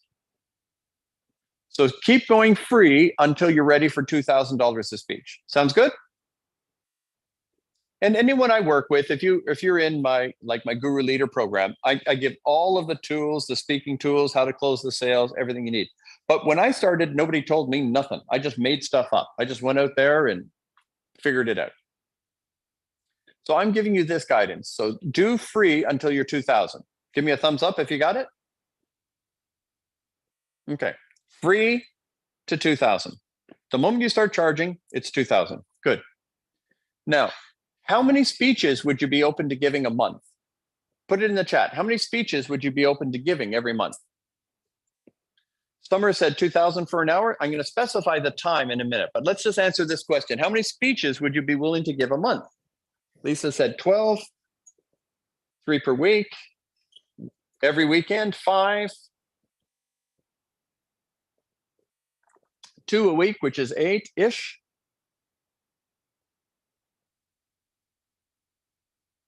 Yeah, Renee, so you can start giving speeches, make some money. 8 a month, 4 a month, 3 a month. I just heard happy days. 1, 2, 3 o'clock, 4 o'clock. Anyways, 3, 4. Okay, good. So most people are willing to do more than 3 a month. Is that good, everyone? Most people here said 3 or more. All right. So let's just rough this out. Are you ready? 3 a month. How much money is that, everyone? If you give 3 speeches a month at $2,000, what does that equal? 6,000. Who here would be pretty happy about that? Give 3 talks a month. You just made an extra 6,000 a month, which is over 70,000 a year. Who thinks that already? I just got you excited about this industry. Who is already excited? Who is like, case closed? Where do I sign up? Right? That's just the front end. That's just I'm 25,000 for a speech, and you can almost never get me because I'm too busy running my own things. I don't have time to give a $25,000 speech. Right? So that's pretty sexy. I don't have time to do one-on-one coaching, and I charge $10,000 an hour. Who thinks it's pretty awesome when you don't have time to make $10,000 extra in an hour? Isn't that awesome? So you want to do this and learn how to do this. Okay, next. So then the question came up, is it for 1 hour? Here's very important. Everyone write this down. It's for up to 90 minutes, but you never tell anyone. Shh, it's a secret. If you tell the customer it's a $2,000 fee for up to 90 minutes, they're going to say, well, I only want 30 minutes. I want to pay you less. So you never tell them how long you're willing to speak for that fee. You just say, I'm 2,000 a speech. Put up your hand if you understand that. You never tell anyone how long you're willing to speak for that fee, because they'll say, oh, I only want 20 minutes. I'll give you $20. It's like, oh, forget it. I actually made the mistake of telling a customer that I was 5,000 at that time. I said 5,000 for up to 90 minutes. They said, we only want 30 minutes. I said, but it doesn't matter. It's 5,000. They said, no, you said 5,000 for 90 minutes. We only want 30 minutes. We want to pay you less. And I was embarrassed because I screwed up because I told them. So here's what I did. I said, look, to accomplish what you want me to accomplish in that speech, would take any speaker more than 90 minutes. Yes, I can do it in 90 minutes. Now you want me to do it in 30 minutes? I should charge you extra, but I'll leave it at the 5,000. Come on, that was freaking awesome. You want me to do in 30 minutes what you as a corporation haven't been able to do in 10 years? And you want to charge me, you want me to get paid less for doing it in less time? Dude. But I learned my lesson. Never tell them 90 minutes. Okay, good and good. And this is what the industry calls your keynote speech. And you can develop a handful of keynote speeches. Me, I frankly can invent any speech from the chair I'm sitting in to the podium, right? I've done it for over 30 years. I've spent over 20,000 hours on stage. I can make stuff up in 10 seconds. You can ask me to give a speech on anything, and I could whip it up in 5 seconds. Get the idea? But that's 30 years experience. But for you, you'll want to have a few speeches. Let's say 3 speeches you're good to do. Good? Who knows that I've given you more than 3 speeches of content this weekend? Who's now excited about what we're talking about? Who's now excited about this conversation? Now, who would like to know some more good news? Anyone? The big money is not in the speech, it's in the sales. So write that down. The big money is not in the speech, it's in the sales. Let me explain you. So speakers rarely make most of their money on speaking. They almost all make money on what they sell after the speech or in combined with the speech. So that's when we sell books or online courses or coaching or an online, like an assessment tool or something else. Who understands that this industry makes more money after the speech than in the speech? Put up your hand if you understand that. So I get paid $25,000 for a speech, but the most money I made in a speech is $480,000. Who would like to make $480,000 in a speech? Nobody paid me that amount. I sold that much. My best weekend was over $1 million. Who would like to be able to make $1 million in a weekend? Well, corporations generally don't pay that much, right? So the only way I made that much is by getting paid a fee and then selling to make a fortune. A fee is not a fortune. The upselling is the fortune. So now, who would like to have something to sell? Good. Now, if you want to promote anything, anybody, and you get on stages, people will line up and say, if you sell my stuff, I'll give you money. Who would like to sell James's stuff and make money? Right? I don't know exactly how it would work, but if you come up with a pitch, I'll say yes. You got the idea? If it's free money, I didn't have to get on a plane.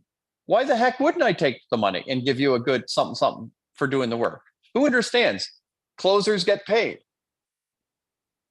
Closers get paid. It's a very important principle. My number one skill in this business is my sales ability, which came over time when I realized sales is service. That's when I became powerful at it. I help people across the threshold of making informed decisions in their own best interest. It's an act of service. And once you realize that, you can become very profitable. So who would be open to being a coach, whether I certify you or you already are certified or you're willing to coach without a certification for now? Who's open to doing one-on-one coaching? You can do it online all over the world. Okay, beautiful. So let me just summarize here. You can get paid to give speeches. You can practice until you're ready. You can give speeches online and make sales to do one-on-one coaching through the internet without leaving your home. Who's starting to love this business? Okay, good. And there's millions and millions and millions of people who will happily pay for help in transforming their lives. Would you agree with that? Is this worthwhile, what I'm doing here? Helping you transform your life? People pay for this, and rightfully so. It's worth it. All right. Next, I want you to imagine that you're going to do coaching. Is that okay? Just for now. And you might say, well, I'm going to sell other stuff. Fine. Sell tickets to the local pizza shop. I don't care. But if you are helping people make a decision from that stage, you make the money. Next thing, I want you to write down the word coaching. Coaching is the number one return on an investment. If you want to change people's lives, the number one way to change lives is through coaching. Coaching is the number one moneymaker. So this one was speaking. I got it right, didn't I? Speaking is with EA. Is that right, Augustine? I want you to know I've been in this industry for over 30 years. This is the first time I confidently spelt speaking right. The EE and the EA has always messed me up. Do you know that it's messy? It's like speech is one thing, speaking is another. Like, why do they do that? And why did they make dyslexic the hardest word to spell? Like, come on. Anyways, yeah, speech is speaking, frick. Anyways, so in speaking, you can easily make $6,000 a month. We've already talked about that. So with coaching, I want you to know that coaching, well, my coaches never charge less than $200 an hour. Who would be cool with making $200 an hour in one-on-one? Cool. So if you're certified by me, if I train you, a couple of things. Number one, you'll be the best coach on earth because my coach training is the best on earth. Why? Because it matters. The vast majority of coaches on earth, no matter how many certifications they are, if I corner them, we're going to find out they don't even know the meaning of the word coaching. Almost everyone who is a coach, almost everyone who is a certified coach has no idea what coaching really is, and they don't do it, and they're broke. Who's with me that most people who call themselves coaches are not doing incredibly well? I think the word coaching is the new word for unemployed, you know? So what are you up to these days? Oh, I do a lot of coaching. Oh, you're unemployed, right?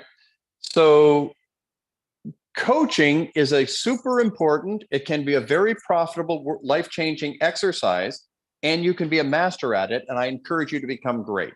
The reason why I'm infinitely confident in my coach certification is because it's based in verbal Aikido, the world's most powerful, authentic communications philosophy. And when you're a master communicator who truly understands coaching, you're the best coach on earth. Everyone follow that? So it's based in true, pure coaching with the mastery of communications. That's why I'm so confident. And I would love to, for those of you who applied, I'm very excited. And you can still apply today. We're looking for a handful of coaches, so you can still apply. So back to this. I encourage you to coach. Next thing I want to say about coaching is there is no authentic regulatory body on earth, which means you're allowed to call yourself a coach and have no idea what you're doing, which is a problem. But it's also freedom.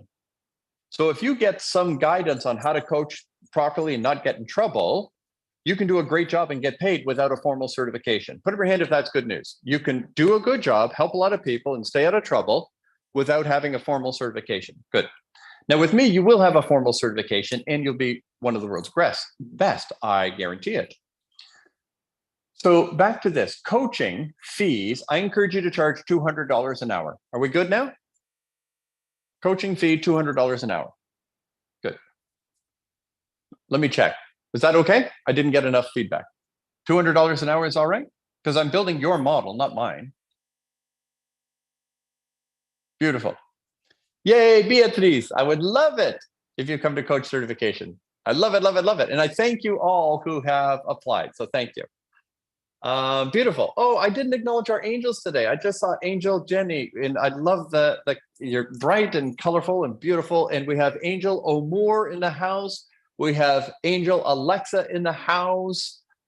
I'm not sure how many angels we have all over the world. Can you give some love to the angels who are volunteering, helping us? Hey, there's Angel Sandra. Sandra Smith is in the house. Thank you. Augustine, can I call you an angel? Augustine is an angel. Beautiful. So now, if you want to be a successful coach, here's now the insider secret. Are you ready? Who's ready for another insider secret? I have to whisper it. It's a secret.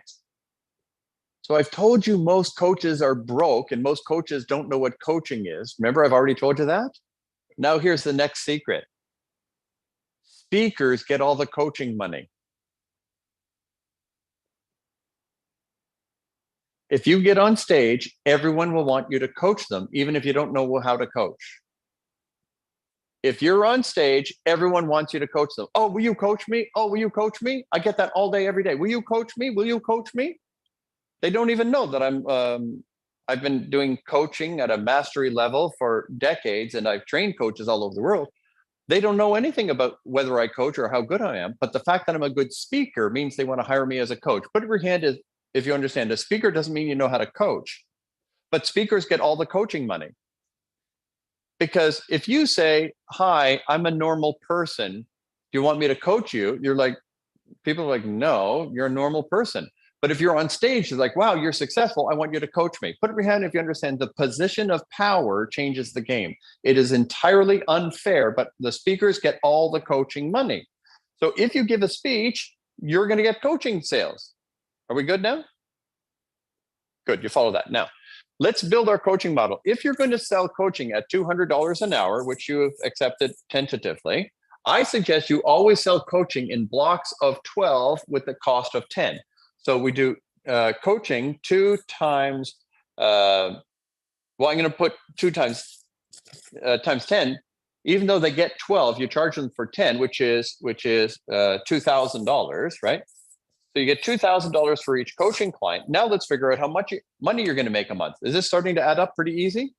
I've only talked about knowing how to have great one-on-one conversations and giving some speeches, and the content need not be yours as long as you give credit. Can I get an amen on how simple and exciting this is? Next. You will sell, if you bomb, you're going to sell somewhere around 5% of the audience. So if you have a book, like anyone who's written a book, 30% will buy your book. And 5 to 10 will buy your coaching. So the way we do this is you don't sell from the stage when you're new, because that might feel like a lot of pressure. I sold from the stage immediately and did well, but not everyone has that confidence and whatever. So at first, what you'll do is, are you writing this down? When you're on stage, you say, if you're interested in knowing more about how you can change your life, I am offering a handful of free one-on-one coaching conversations. My coaching fee is $200 an hour, and I have the honor of helping people. But right now, for you, if you're in this audience, the first however many to give me their business card or sign this form or do this thing, I will give you a free one-on-one coaching session. It's a 30-minute coaching session. And then if it's a fit, we'll do business. Put up your hand if you think you could do that. Give away some free coaching. That is so easy. I am a professional coach. I have the honor of helping people transform their lives. Now, the beautiful thing about being a coach is I don't do much, you do it all, but it is like a supernatural mirror to help draw the genius out of you. All the inspiration and all the answers are already in you. And I would love to show you that. I normally charge, and I do charge $200 an hour, and I'm not open-minded to change that. But what I've decided to do when I came to speak to you today is to offer some free coaching sessions for those of you who are seriously interested to investigate whether I might be a fit as a coach to help you live your perfect dream life. If you're interested in that, simply take X action. Who thinks you could get some free coaching clients out of that?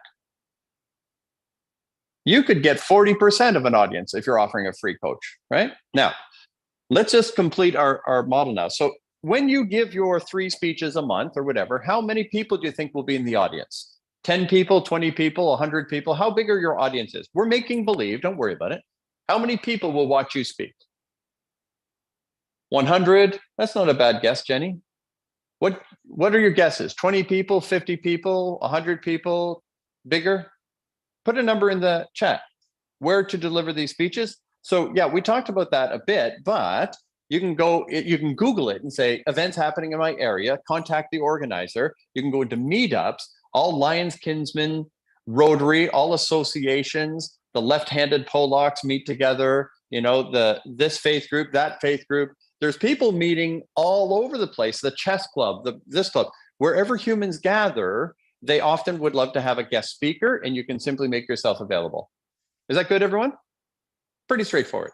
So I'm seeing numbers from 100 to 10 to 2,000 to 35 to 50 to 15 to 20. Okay, so is it okay if I just choose 20 as an example? Pretty easy, right? So let's say there's 20 people per speech. So there's 20 people per speech. So you're giving speeches to 3 audience. So that's 3 times 20 equals 60. Everyone follow that? So you've got 60 people. And if you give away free coaching, you're going to probably get, you would probably get, let's say, a minimum of 30%. So let's say you would get equals 20 free coaching. Who feels that all that I've just shared here is very conservative and reasonable? Super small audiences, right? 20 people, right? So that's not asking for much. That's like 7 people per, a little less than 7 people per speech. So some 6 out of the 20, some 7 out of the 20. But together, at the month's end, you would have 20 free coaching sessions. Now, for me, I almost never have a one-on-one coaching session that someone doesn't buy. I'm almost a 100% closer, but that's because I've been doing this for a while and I know how to do it properly, but you're going to be learning. So let's say that you have a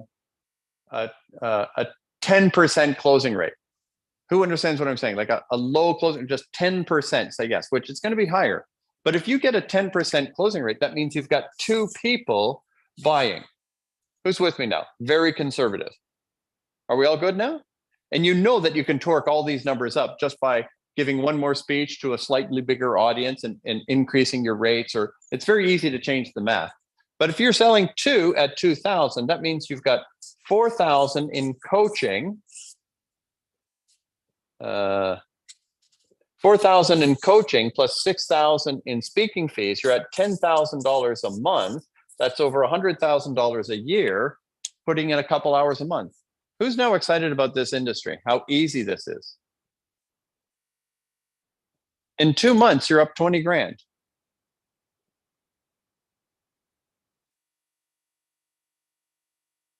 Oh, someone's saying there's speaking opportunities in their area, but the event managers want you to pay. Okay, between you and I, that's called a scam. Don't do it.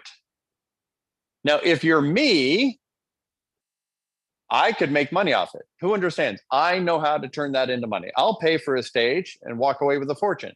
But when you're beginning, it is not reasonable. It is not fair. So don't go to those sharks. Just go to real people who have real groups. Is that okay, everyone? Don't take the bait and pay for a stage. Not until you know your numbers. If you know you've got a 30% closing rate at an average sale of $6,000 and someone says you got to pay for the stage, pay, because you know you're going to turn it into a fortune. Until you've earned your consistent numbers, don't pay for a stage. I'm willing I encourage you to be willing to speak for free to earn your stripes, and then start speaking for fee to organizations that pay for speakers, and then develop your ability to sell. Is this good? Someone asked if you can online speeches. Would $1 million be okay in online sales in a year? I'm not going to tell you who, but I know it works. Is that okay? So yes, you can make money online. Yes, you can make money in person. When we sell in person, we generally sell at 10 times the dollars. So if when I'm selling in person, my first introductory offer would be around $1,000, and I will sell at around 25% of the audience. When I'm selling online, I will sell something far less expensive, and I'll only sell around 5%. So online, you don't sell for as big a number, and you don't sell as high a percentage rate. But big deal, I didn't have to leave my house. And if you allow me to work with you, you'll learn how to do all of this and refine your systems. Good, good. Who's happy that we took some time to talk about how you could be a professional light bearer? You can start right now giving free speeches, use other people's content, get the practice, start earning the right, start offering coaching. And if you allow me to mentor you, you can do a whole lot more. So I have a program that I rushed through yesterday, and I was asked to please slow down. So I have a program that I was not intending to offer, but I don't mind if you join. It's called Guru Leader, and it's a 1-year mentorship where it is how to help everyone who wants to be an author, speaker, coach, consultant, trainer build $1 million a year business. The average I encourage people to assume is about what we put on the board. If you just aimed at 100 grand your first year, you can be very, very happy.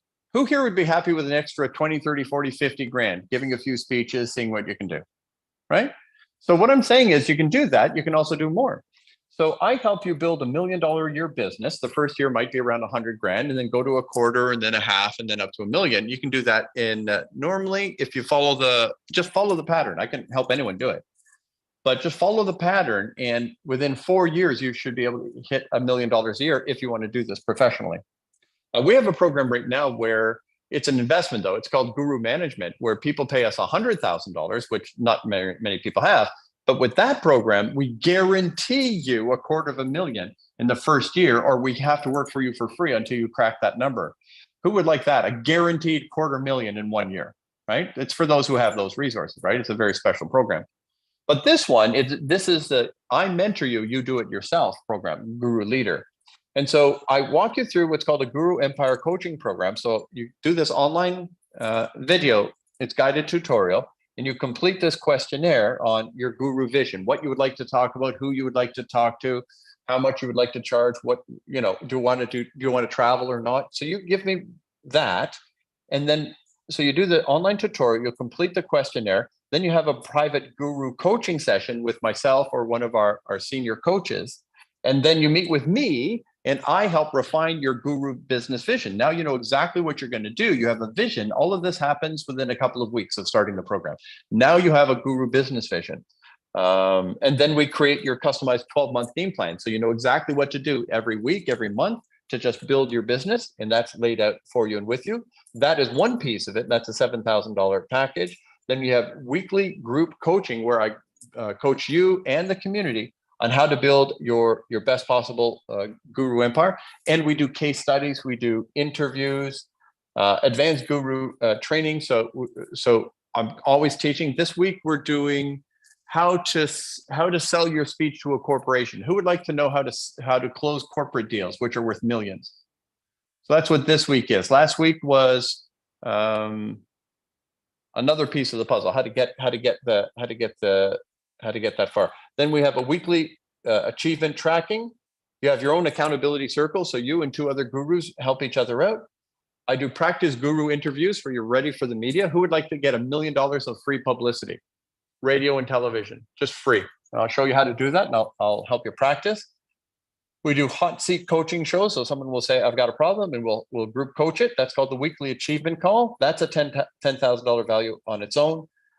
The Guru Leader community with limitless Q&A with all of the library is a $2,000 online value. Our gurus partner up with each other. You can hear many stories. The story I've already brought up was Olga and Diane have started their own retreat business, and they're helping. They have a retreat business of their own, plus they're helping other gurus launch their exotic retreat. Who would like to have your own exotic retreat? That people fly to exotic locations to be with you. It actually can be highly profitable as well. And 2 of our gurus have built their own business studying my model, and they're doing it for the other gurus and doing it for themselves. So you can build the joint ventures. We have an ever-growing video library. And so that's the package. And the retail is $23,000. And I want you to know that my nearest competitor, as far as the other gurus who do what I do, the nearest competitor, anything even remotely close, starts at $50,000, and they don't include any time with the senior guru, no one-on-one time with the senior guru, no 12-month game plan that we designed for you. They do virtually nothing. They basically say, give us 100,000 and we'll have a handful of meetings with you. We actually partner with you for the entire year, and you partner with me. So it's a big deal. It's worth at least 100 grand, and we only charge 23. We also gift you the online courses of $1 Million Speaker, Pure Selling. This is Augustine that you've met earlier, and he tells his story of success. The online Verbal Aikido course. All of these courses are $1,000. Small business and networking version of Verbal Aikido. The 5-hour book, how you can write your book in 5 hours or less. Pure Voice Power, how to have a powerful voice as a speaker. And then the full Wealthy World Changer online course. The bonuses alone are worth $7,000. This is Ali. He started with me when he was 12. He's now a publisher helping gurus launch their business. This is Tian Yi, probably hit 10 million a year in 5 years. How do you like that? In 5 years, he blew past 1 million. He probably got it up to about 10 million, built an empire over in Singapore. So there you go. And so what I'm offering it for is 10,000, 9,997. And you can apply. I didn't plan on offering this, but I got so many questions. Yesterday, I was talking about the Dream Life Coach certification, and it's 20,000. My discounted price for the event is 20,000. And some people said, I don't have that. Can I join the Guru Leader? So if you're interested in this, you simply go to go.jamesmcneil.com/GLM. And do I have a team member here? Nope, I'm all alone. But if someone can type that into the chat for me, someone help me out. It is go.jamesmcneil.com/GLM. That's Guru Leader Mentorship. You can simply take a couple minutes and apply, and then I can do the follow-up, right? We'll have a one-on-one meeting. So this link goes to an application form. Ask a few questions about you and what's your background, what do you want to do? When you click submit, we get your application, but it opens up my calendar. Then we're going to talk this week at no cost. We're just going to talk about it and see if it's a fit. No pressure, no problem. So if you're interested, and if you can find your way to afford that, we do have payment plans. But if this is something you're interested to do, remember the money is there. You just have to go get it. And I'm happy to help you. Allow me to mentor you. I would love that. There you go. Now the bonuses are one-on-one guru coaching with me. Now you get a guru coach for every single month. Sometimes it's me, sometimes it's not. You get a minimum of 3 one-on-one with me, and you get 3 emergency calls. Sometimes people call me with a panic, and those are just bonuses that we're giving you. There you go. That was the information you had asked for. So there you go. Beautiful. So you're excited about that? Who's interested in having a conversation about being a guru, right? So let's have that conversation. I'm honored. Let's talk about it. Les Brown said, work with James, he'll make you look good. Now, what I didn't plan on doing, but I want to give you as a gift, who would like to come to the Dream Life retreat? It's a $5,000 retreat. It's an exotic life transformation, 5-star ultra VIP event here in Mexico.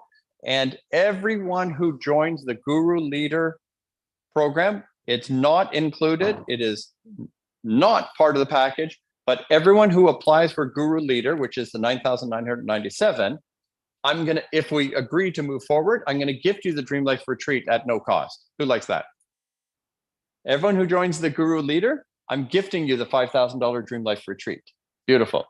And if you're interested in grabbing that retreat, you're alone. I talked about it yesterday. I'm not going to talk about it again, but I didn't give the link. Some people said they wanted to buy that alone. So it's $4,997. You go to go.jamesmcneil/DLR or Dream Life Retreat. So you can purchase the retreat on its own, or for $9,997, become a Guru Leader Mentorship, which is a value of $100,000. And I'm gifting you this. So if you want to do the Guru Leader, I suggest it. If you want the retreat, you can. Now, the advanced retreat I mentioned yesterday, you have to do the first one first. But if you'd like to do that, it's go.jamesmcneil.com/DLRA. Beautiful. And then the last thing I was offering, and I'm not going to do this again. This is just, I was asked a question, so I'm recapping it. And then the rest of the day, we're back to the work that we've promised. This is Rodrigo. He came to my first live in-person Dream Life experience. He said, working with James is priceless. He by the way, he was fear-based and very unhappy and unhealthy, he said, when he started. And this guy was making over 100,000. He was doing very well corporately, married his dream girl. They're living their dream life. They were living in a beautiful new home. Everything was great, but he said he was in perpetual state of fear and panic. He was not living any joy. He had physical unwellness. After he did the Dream Life experience and the 30-day miracle challenge, he said his life completely transformed. He more than doubled his income. He said not doubled. He increased his income by 50% and launched 2 6-figure companies on the side. And now they bought this monster home, he and his wife, and they said, now, James, you can host your retreats at our house. That's how big it is. Who would like to be able to go from fear-based to totally free, living in a mansion, to be able to offer your mansion? And he's the author of Flight of Mind and another book. So this is the kind of thing that happens with people who I have the honor of working with. And yesterday we mentioned the Dream Life Coach. Remember, there's pre-training that starts immediately. You get the Dream Life Retreat. You also get the Advanced Retreat. And then on top of that, what did I want to say? I do the one-on-one coach certification training in April. So you'll start work immediately, and you can start doing coaching and getting paid soon, and I'll make sure that you're safe. You come to both retreats in February, and then in April, We have the coach certification training that's one-on-one with me probably at the same resort. And then I personally mentor you and coach you and train you, and I'm the one who certifies you. And then after that training, you have an ongoing 6 months more of support while you get your hours in, and you get coaching from me and our senior team. And then after that, you've got a double designation of Dream Life Coach and Pure Coach. And this is the application, go.jamesmcneil.com, DCC. And what I didn't tell you yesterday is not only do you get those things, and I gave you yesterday, you get the Guru Leader Mentorship as well. So I'm giving you all of that. Just apply and we'll have a conversation about it. But what I didn't tell you is this part. We are going to start opening up. We're launching some things that we're going to explode. That's why I need coaches. That's why I'm doing this. I want to find coaches because we're gonna have my clients want coaching and I'm not going to do it.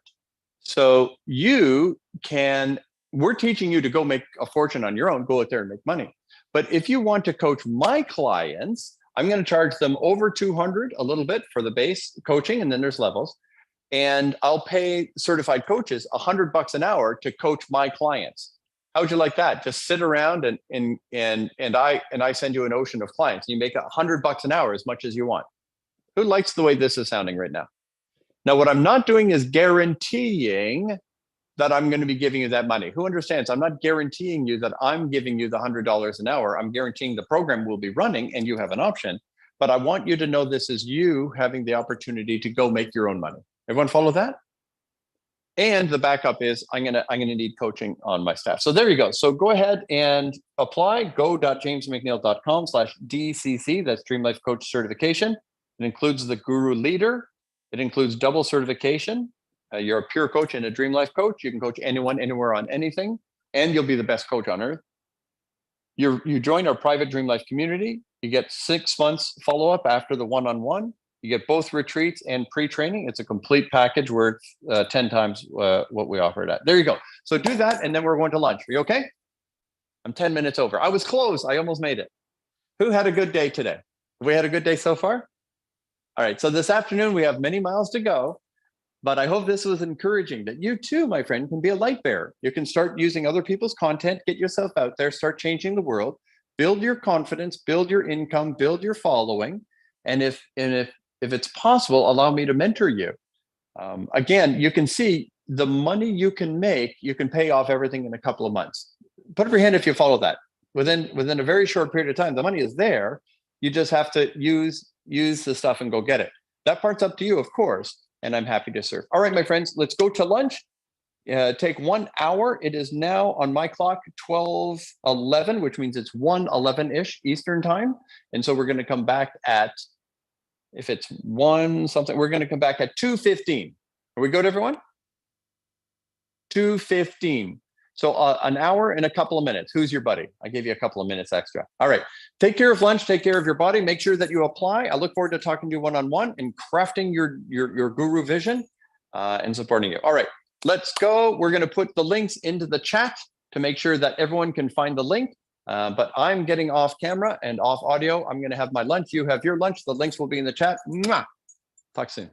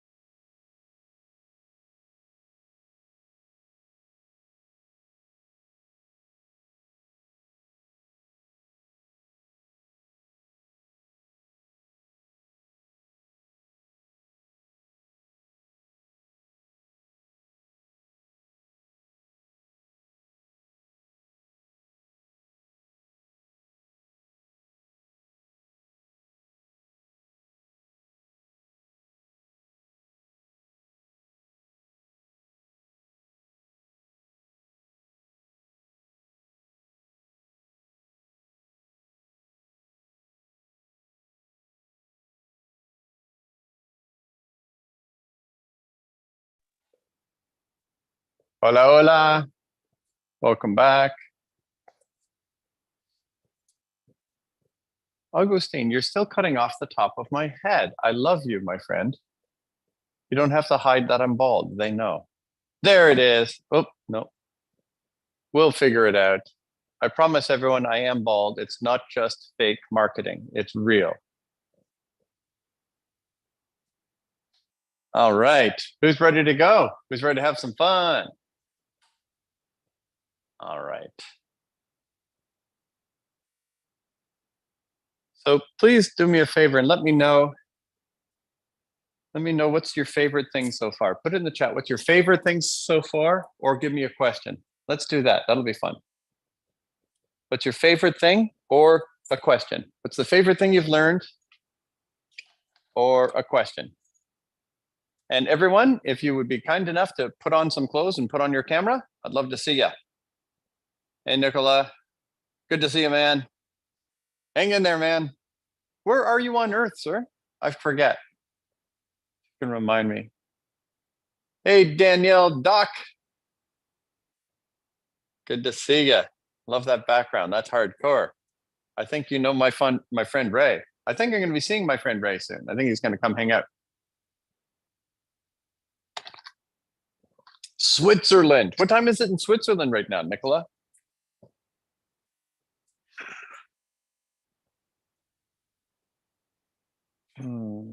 Stop stopping myself. The favorite things are stop stopping myself. Love this morning's stuff. Forgiveness. Yeah. James living in an act of faith. Favorite thing is that I'll be able to use your material. Good, Renee. Just give credit where credit is due. It's 8 p.m. Everyone send some love to the people all around the world. And Lisa's here from South Africa. I don't know what time it is there.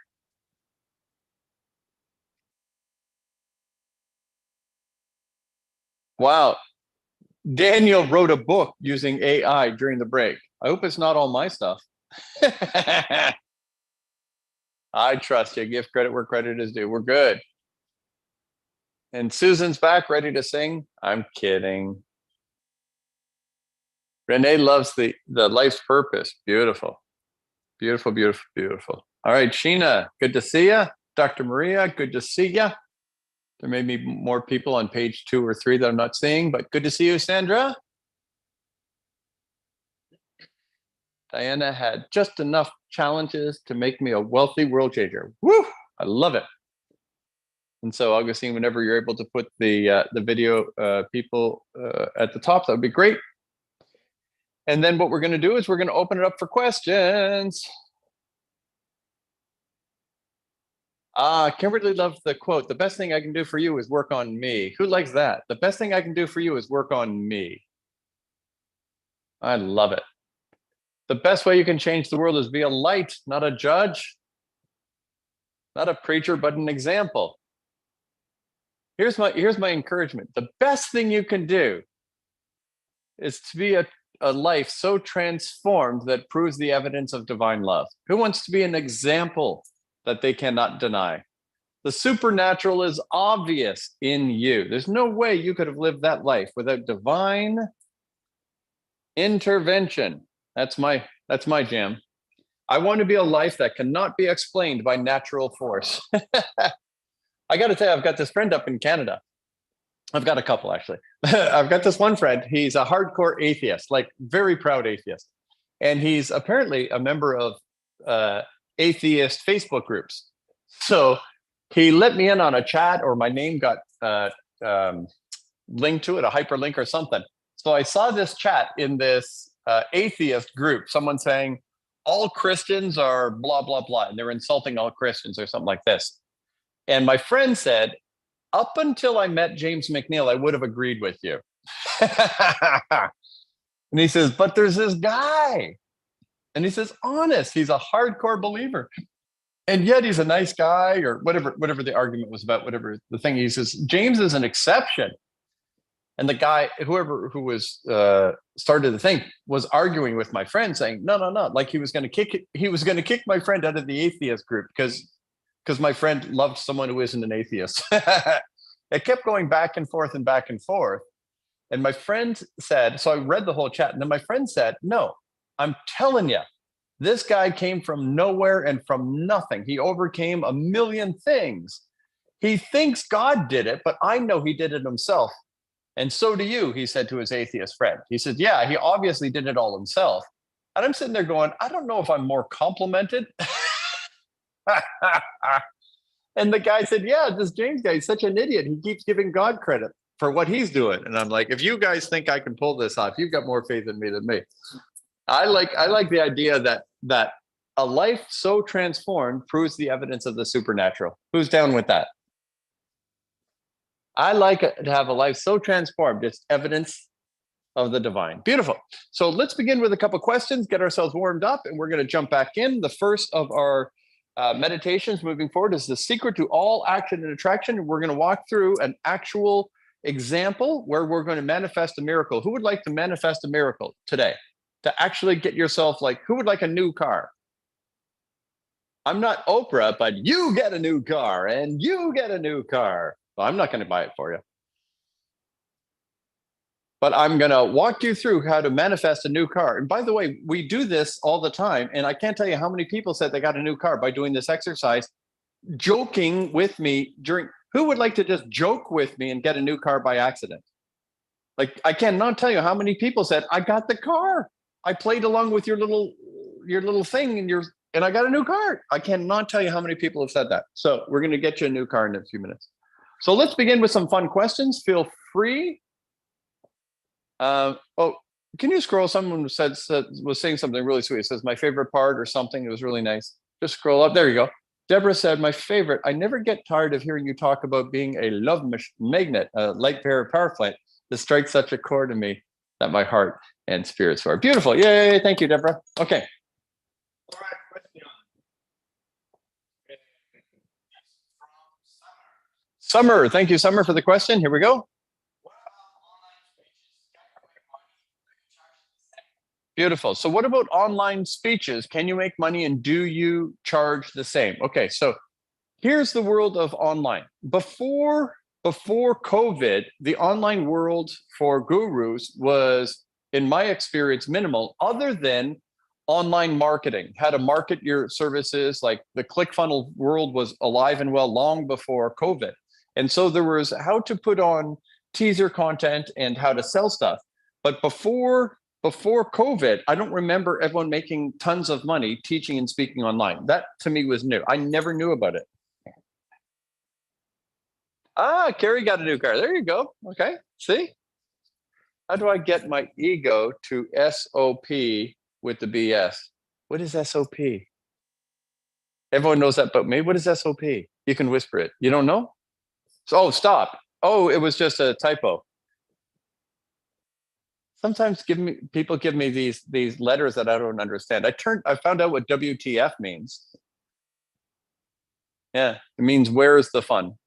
Anyways, back to this. So when it comes to online speaking, I want you to know that I have not investigated, nor am I currently curious about giving online speeches for pay.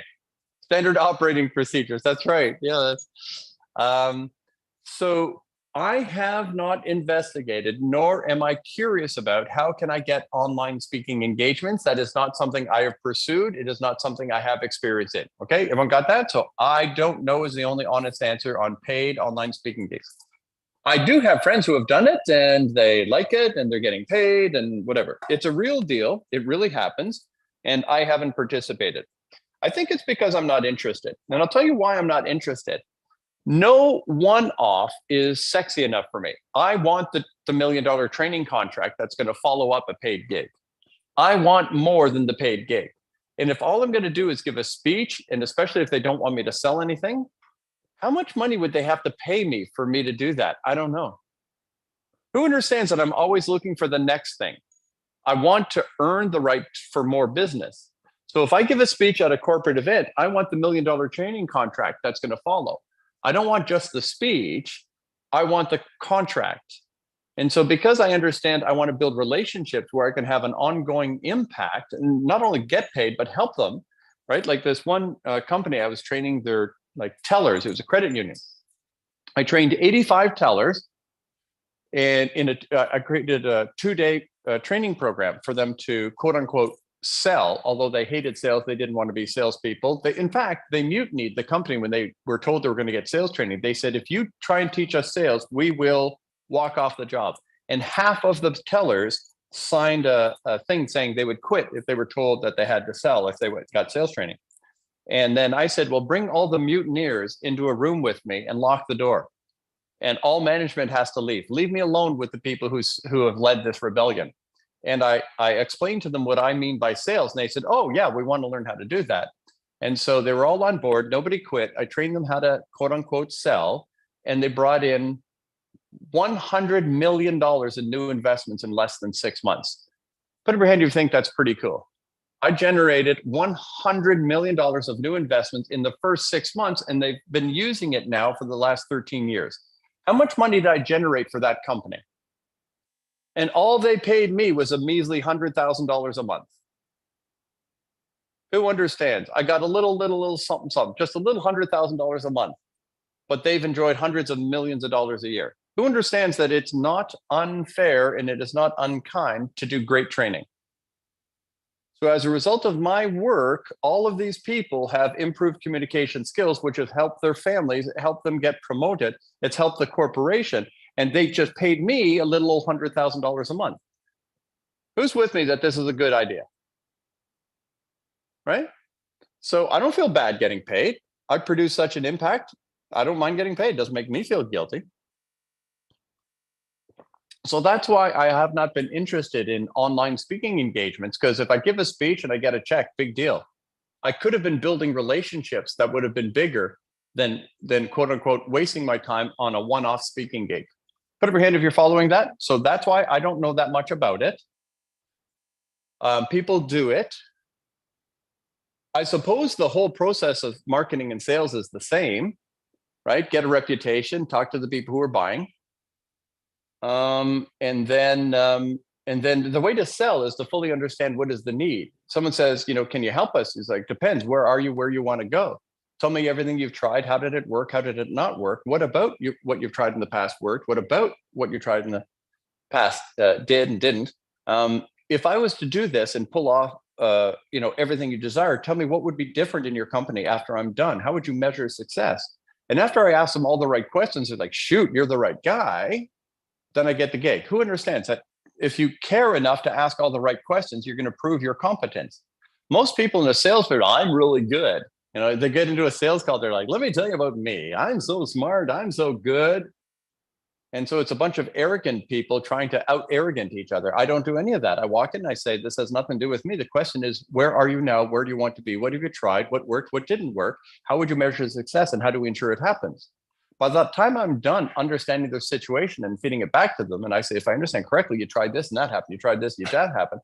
But what you're really seeking to achieve is this. And the reason why you wanted to achieve it is because of that. By the time I say back to them what they said to me, they're like, oh my gosh, nobody understands us but you. In fact, you understand us better than any of us understand us. And that's why I get the gig, because I care. Who likes that? I care enough to listen and to understand. Sales is not about talking. Sales is about listening. So you want to be a master communicator, master the art of creating a safe environment, asking the right questions, and feeding it back with genius. And when you do that, everyone wants to work with you. And Les Brown said, James, I wish I knew what you knew. He says, I would come in and make 50 grand a speech. I used to charge just 5 grand a speech. He said, I charge 50 grand and leave the city. You come in, you charge 5 grand and stay for $1 million contract. Who understands that the $1 million is better than the 50 grand? He mastered the speech. I mastered the corporate training contracts. And so that's not so bad. And that's what I help. For those of you who have applied, by the way, thank you very much. For those of you who have applied for Dream Life Coach and Guru Leader Mentorship, I'll be mentoring you on how to do all of this. How to walk in there. I don't walk in without walking out with contracts. It's just, and I compete against all the top training companies. It's just, I don't know what they do. They just seem to try and show off. I go in and I try to understand. Seek first to understand before you seek to be understood. And people will judge you by the quality of your questions. When you ask intelligent questions, you reveal your intelligence, not when you tell them how smart you are. Did anyone get value out of that? Even though I didn't get close to answering the question yet, that was okay, right? So if you want to do online speaking, I know that it occurs. I know that people get paid. It doesn't turn me on. Can you get paid a lot of money sitting in your jammies? Yes. I can tell you, and I won't say who, but I know you can make $1 million a year doing business online. I'm merely saying that that I and the people I train don't make money on the speech online, but we make money on the facilitation online, supporting things online, building communities online, and other things. Yeah, good. One of the ways that you can get practice is doing webinars. Just offer a webinar, and then in the webinar sell something. So it's free speech, right? And it's your speech, so the people who come to it want to listen to you. That's one of the things you can do. There you go. So yeah, get to know people who are hosting events and start offering your services. Again, you can start at free, but once you start charging a fee, protect that fee. Do not give discounts. If someone wants a discount, they're the one who has to figure out how to justify it, not you. So protect your price credibility. Good. Other questions? Yes.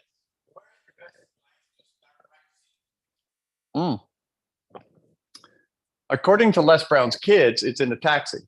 So the question was, where do I start practicing my speech? Les Brown's kids would say he practices his speeches in a taxi. They're in a taxi with their dad, and their dad is lecturing the driver. And they're like, what are you doing? He says, I'm practicing a new bit. He practiced giving speeches everywhere all the time in front of anyone. So I would say just get into chat groups. You can practice one thought at a time in social media videos. You can do short videos, 30 seconds to a minute, even a 3-minute video, and just provide valuable content and practice articulating your point, being engaging, hooking an audience, creating a safe place, creating intrigue and interest, articulating a thought in 3 or so points. Each salting the interest, each point salting the interest, showing people that they can do it too, and then leaving them with a clear, compelling call to action. You can practice that all day long in social media. Who likes that? You can practice all day long in a safe place. And no one beats you up if you're not good on social media. They just might not watch. Worst case scenario, you don't build an exploding channel yet. You'll get there when you're good. Beautiful.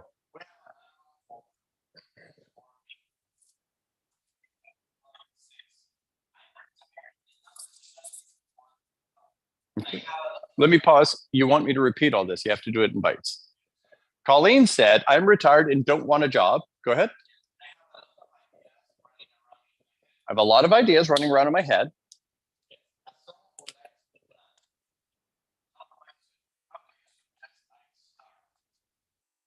So Colleen, one of the things that people do is they have so many ideas that they get obsessed in the idea phase and they never do anything. Put up your hand if anyone understands that they're a billionaire in their brain, that they're a world changer in their head, but they haven't got off their arse and talked to a single soul. Who understands that you can get caught up in the pre-planning and never do anything? So what I would suggest is lighten up and do something small.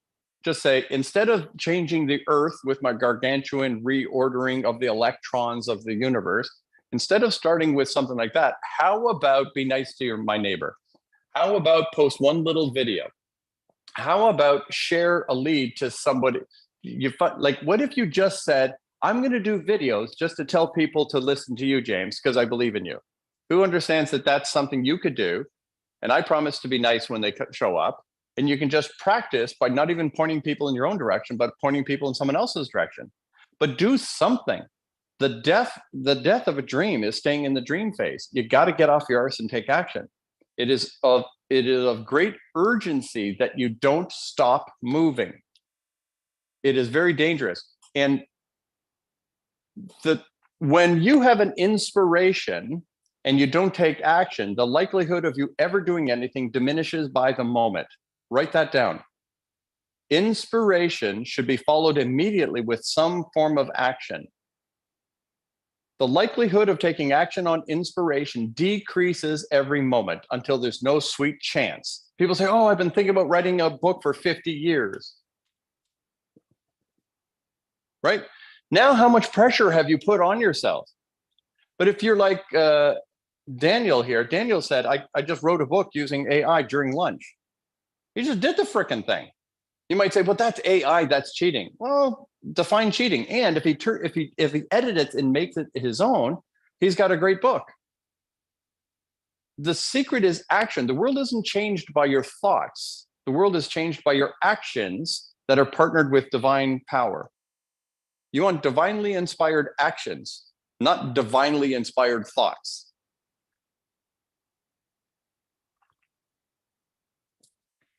You know how much I've been paid for thinking? Nothing. You know how much I've been paid for whining? Nothing. I get paid for intentional actions designed to impact others and reward myself. You don't get paid for being inspired. You don't get paid for being smart. You don't get paid for any of that. The world gets changed and you get paid when you do something. So I would say maybe lighten the pressure on yourself. You might have put yourself into a high tension thing because you've been thinking about it. Start anything, anywhere, anyhow, now.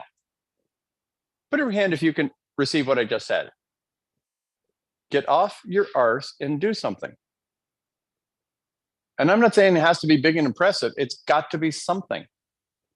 In fact, if you want to change your life, here's a rule to change your life. I gave you one simple thing, which is all day, every day, ask yourself the question, how can I best bring love into this moment? Who'd like that one? All day, every day, how can I best bring love into this moment? It is the most world-changing question you can ask. And here's another one. Not a question, but a challenge to you. If you want to change your life, do one good thing you don't feel like doing every day. Please write that down. Do one good thing you don't feel like doing every day. And if every day you think of one good thing you don't feel like doing and you do it, boom, your self-esteem skyrockets, your self-confidence skyrockets, and all of a sudden you're changing the world. All from doing one good thing you don't feel like doing every day. The secret is it's a good thing, and the secret is you don't feel like doing it. You say, I do one good thing every day. I brush my teeth. That's not a stretch goal. Do one good thing you don't feel like doing every day. Who understands that I don't always feel like doing everything I do? Who understands that? I don't always feel like doing whatever I feel called to do. Sometimes I work way harder than I feel like. Sometimes I don't go out. Like I don't go out to play. I'm addicted to karaoke and I maybe make it out once a month. I'm living in tropical paradise. I almost never see the palm trees. I work too much. You might say, James, get out, enjoy life. I will, and I will. I'm merely saying it's not the only question of how to make a decision is not what do I prefer? What do I prefer is not the best question. What is most worth it would be a better question. Do one good thing you don't feel like doing every day and change your life. And then once you get the hang of it, then it's not something you don't feel like doing anymore. All of a sudden it's a habit and you're fine. It's easy. But this is how you change your habit. Elisa says, delegate. Oh, I will. We've got a great team. We've got a great core and we're building more. So I promise, little Jimmy will have time to play. All right, good. Any questions?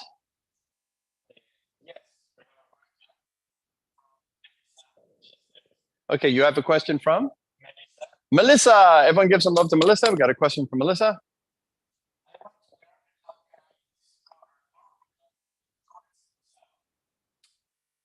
I want to discover how to be my truest self.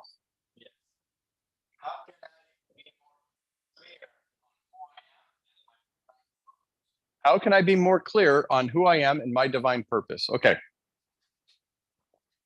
So first, I encourage you to prioritize your spiritual connection.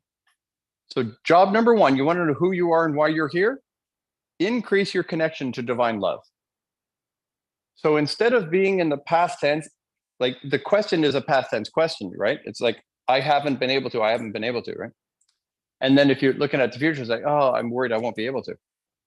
So what begins the present piece is to say, let me now go to divine and uncover the answer. Like, you're kind enough to ask me, so kudos to you. That's being open, right? So you'll want to say, okay, divine, I want to know who I am and why I'm here. So go to the source, right, for answers. And in stillness, here's the thing about who I am and who you are. There's a knowing that transcends words. Who has experienced what I'm telling you? There is a knowing who I am that can't be put into words. And it's just, I'm me, right? Like, it's very difficult to put into words. It's just a calm knowing. So the fact that it can't be articulated with any number of words doesn't mean you don't know who you are. I know who I am, but don't ask me to try and explain it. I'm this dude. You know what I mean? Like, there's a complete peace in knowing it, but words are insufficient to fully express and explain the identity of a spiritual soul. But in the connection, you don't need to ask anymore. You just know. It goes from not knowing to knowing without learning. You just reconnect to the truth of, this is who I am and this is why I'm here. And then the question evaporates because you just know, whether you can explain it or not. So peace in knowing who I am and peace in knowing why I'm here are achieved in connection to source. You'll just know. And then hopefully you found a lot here, as far as you're here on purpose with the reason for the season. You're here as a divine love ambassador. You're here to be a love machine, a light bearer, to be a power plant. So you have some of the pieces of the puzzle. You're a spiritual being, a creative and compassionate spiritual being in physical form. So there's some things here nudging you in the right direction. And in your connection, a knowing will appear. Is that helpful? Who here has gone through the journey and would concur with how I explained that? Who's with me on that? It's like, yep, that's the only way. Only in the presence of divine do I know who I am and why I'm here. But outside of that presence, it's hard to, like, there was a time that Jesus said to one of his disciples, he said, who do people say I am and who do you say I am? And when Peter gave the answer, he said, Peter, flesh and blood did not reveal that to you, which means no one on earth told you what you just said. You were given that answer from God directly. Some things only come from the source. And some knowing cannot be achieved through learning. Some knowing must be achieved from reconnection to the all-knowing. Cool. There you go. And I would encourage you to not worry about it. Worry does not move you closer to the answer. Peace moves you closer to the answer. Just trust. And somewhere in there, peace is found. Okay, I'm ready to get to work. Who's ready to go? Who wants a new car? You get a new car and you get a new car. All right, let's go. So please take out a pen and paper. If you're using the workbook, that's cool. Please write car in the center of the page.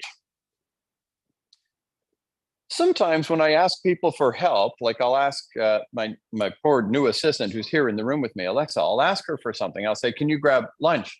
And she'll start saying, do you want this? Do you want that? Do you want this? Do you want that? And I'm like, get me food that doesn't suck.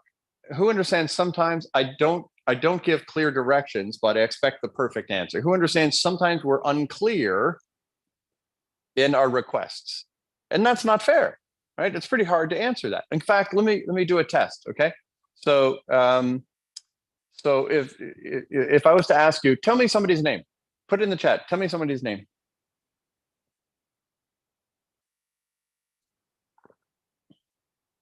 Did you see how long that took? Did you see how long it took for people to come up with a name? People are like, a name? What? Like a human name? Like a person? Is it a person that's here? Is it a male? Is it a female? Is it a first name? Is it a last name? What are you asking for, James? So now let me make it easier. Move your cursor over the screen so you can see all the names. Can you see all the names? Now identify one particular name, maybe the shortest name with the least number of letters. Okay, you spotted it. Now, please use the chat and give me a name. Boom! Who understands specificity made it easy?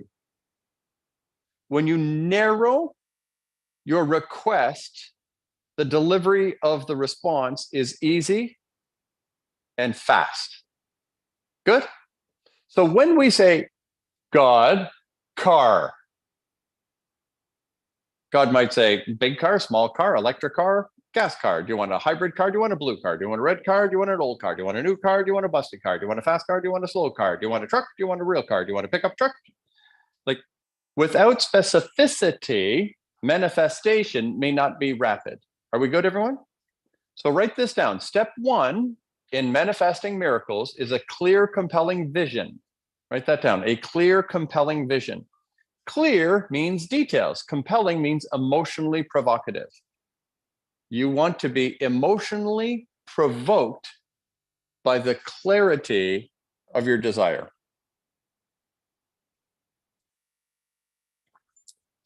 So for miraculous manifestation, you want to be crystalline clear. You want to know exactly what you want.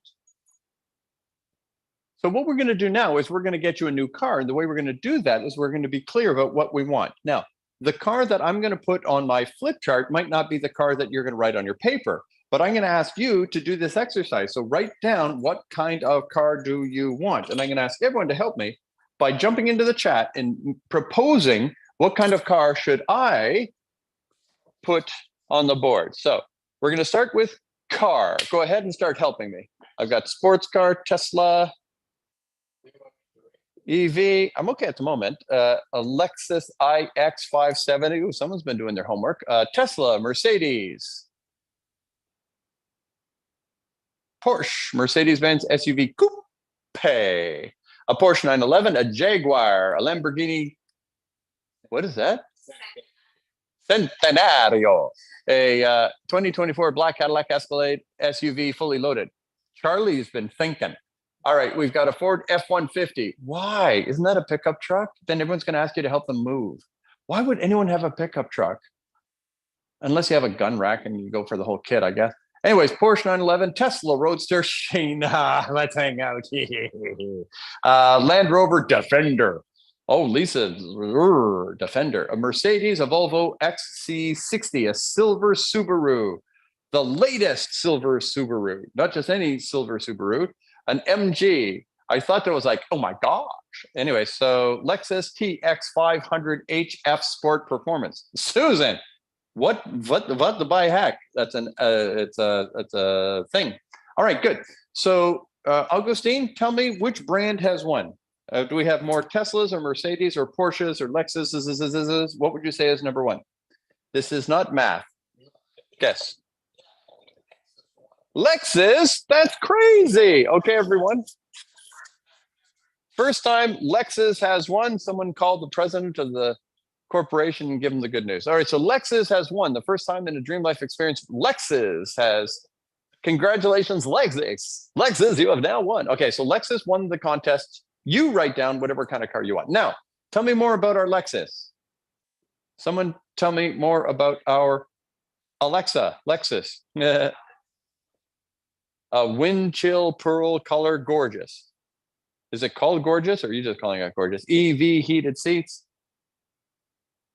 Well, maybe we might as well just keep going with Susan's, because she's got the Lexus TX500H effing Sport. Well, it's an F. I thought you. Anyways, it's effing sporty, man. And it's performance, and it's gorgeous, and it's wind chill pearl color. Okay.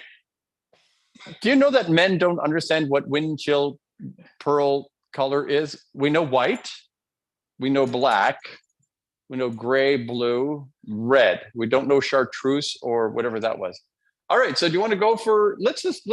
Why don't we just give Susan the day here? She's just dominating.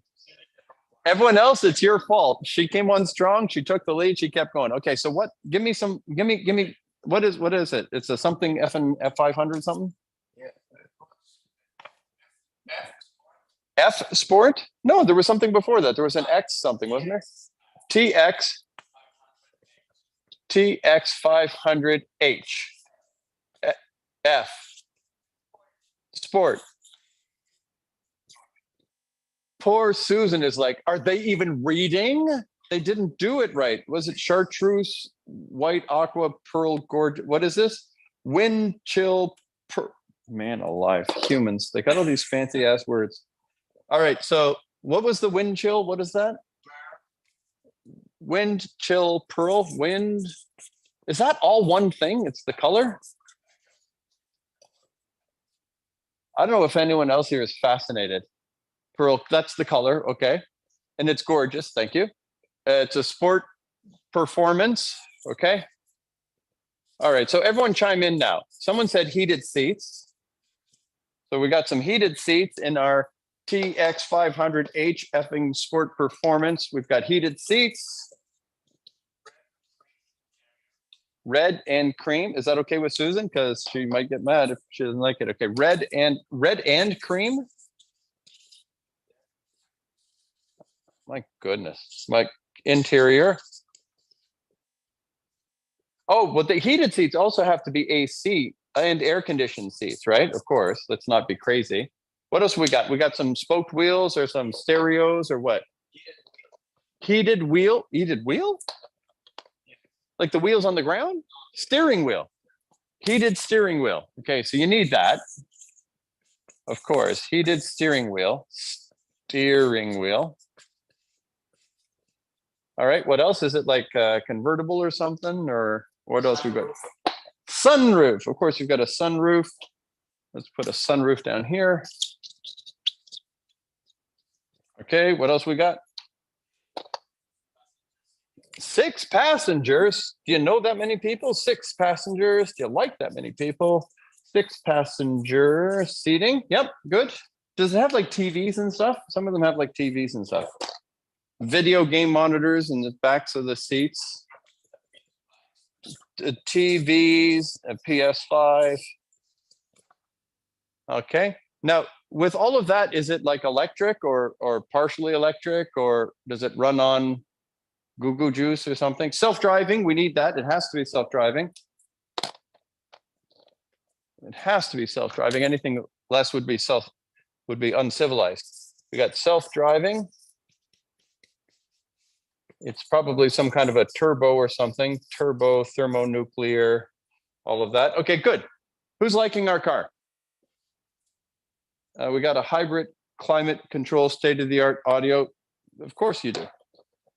I ran out of ink space. Okay, so it's got the best stereo. Who's got it now? You've got a sexy car? Who's got a sexy car? So if you didn't play along, if you played along with me, but you didn't write, I encourage you to now take a few moments and write down your dream car. Go ahead.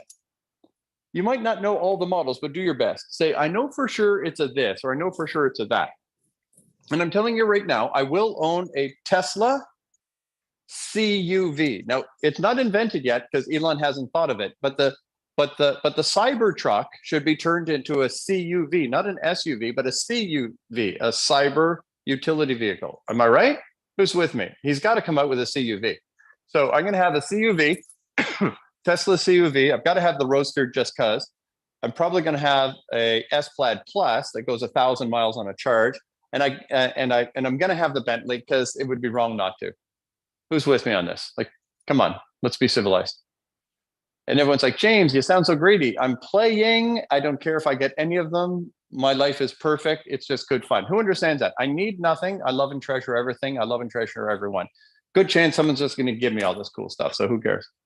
All right. So then you've got the brand. It's a Porsche or a Lexus or a Toyota or whatever. And then you add in the colors, the horsepower or engine size or whatever that is. You're going to want to have the specifics of the interior color, the stereo, the wheels. You might want to go into their website and create your own, right? They have the build your own car now. And so create a clear, compelling vision. And then what you do is you create a dream board. This is like a dream board of words. Then you take the next step. Hopefully you're following. So one is a clear, compelling vision. Next step is you create a visual that locks it in. And so get a picture of it. So I used to, like, back in the day, cut them out of magazines or something, right? Or go get a brochure, but they don't have brochures anymore. They saved the printing. Now they do it online. So print out your car or whatever. and put it on your dream board. Okay, everyone follow now? So you create a clear, compelling vision, including a visual image of the automobile. Good. Now, I want you to get really detailed and really make it real.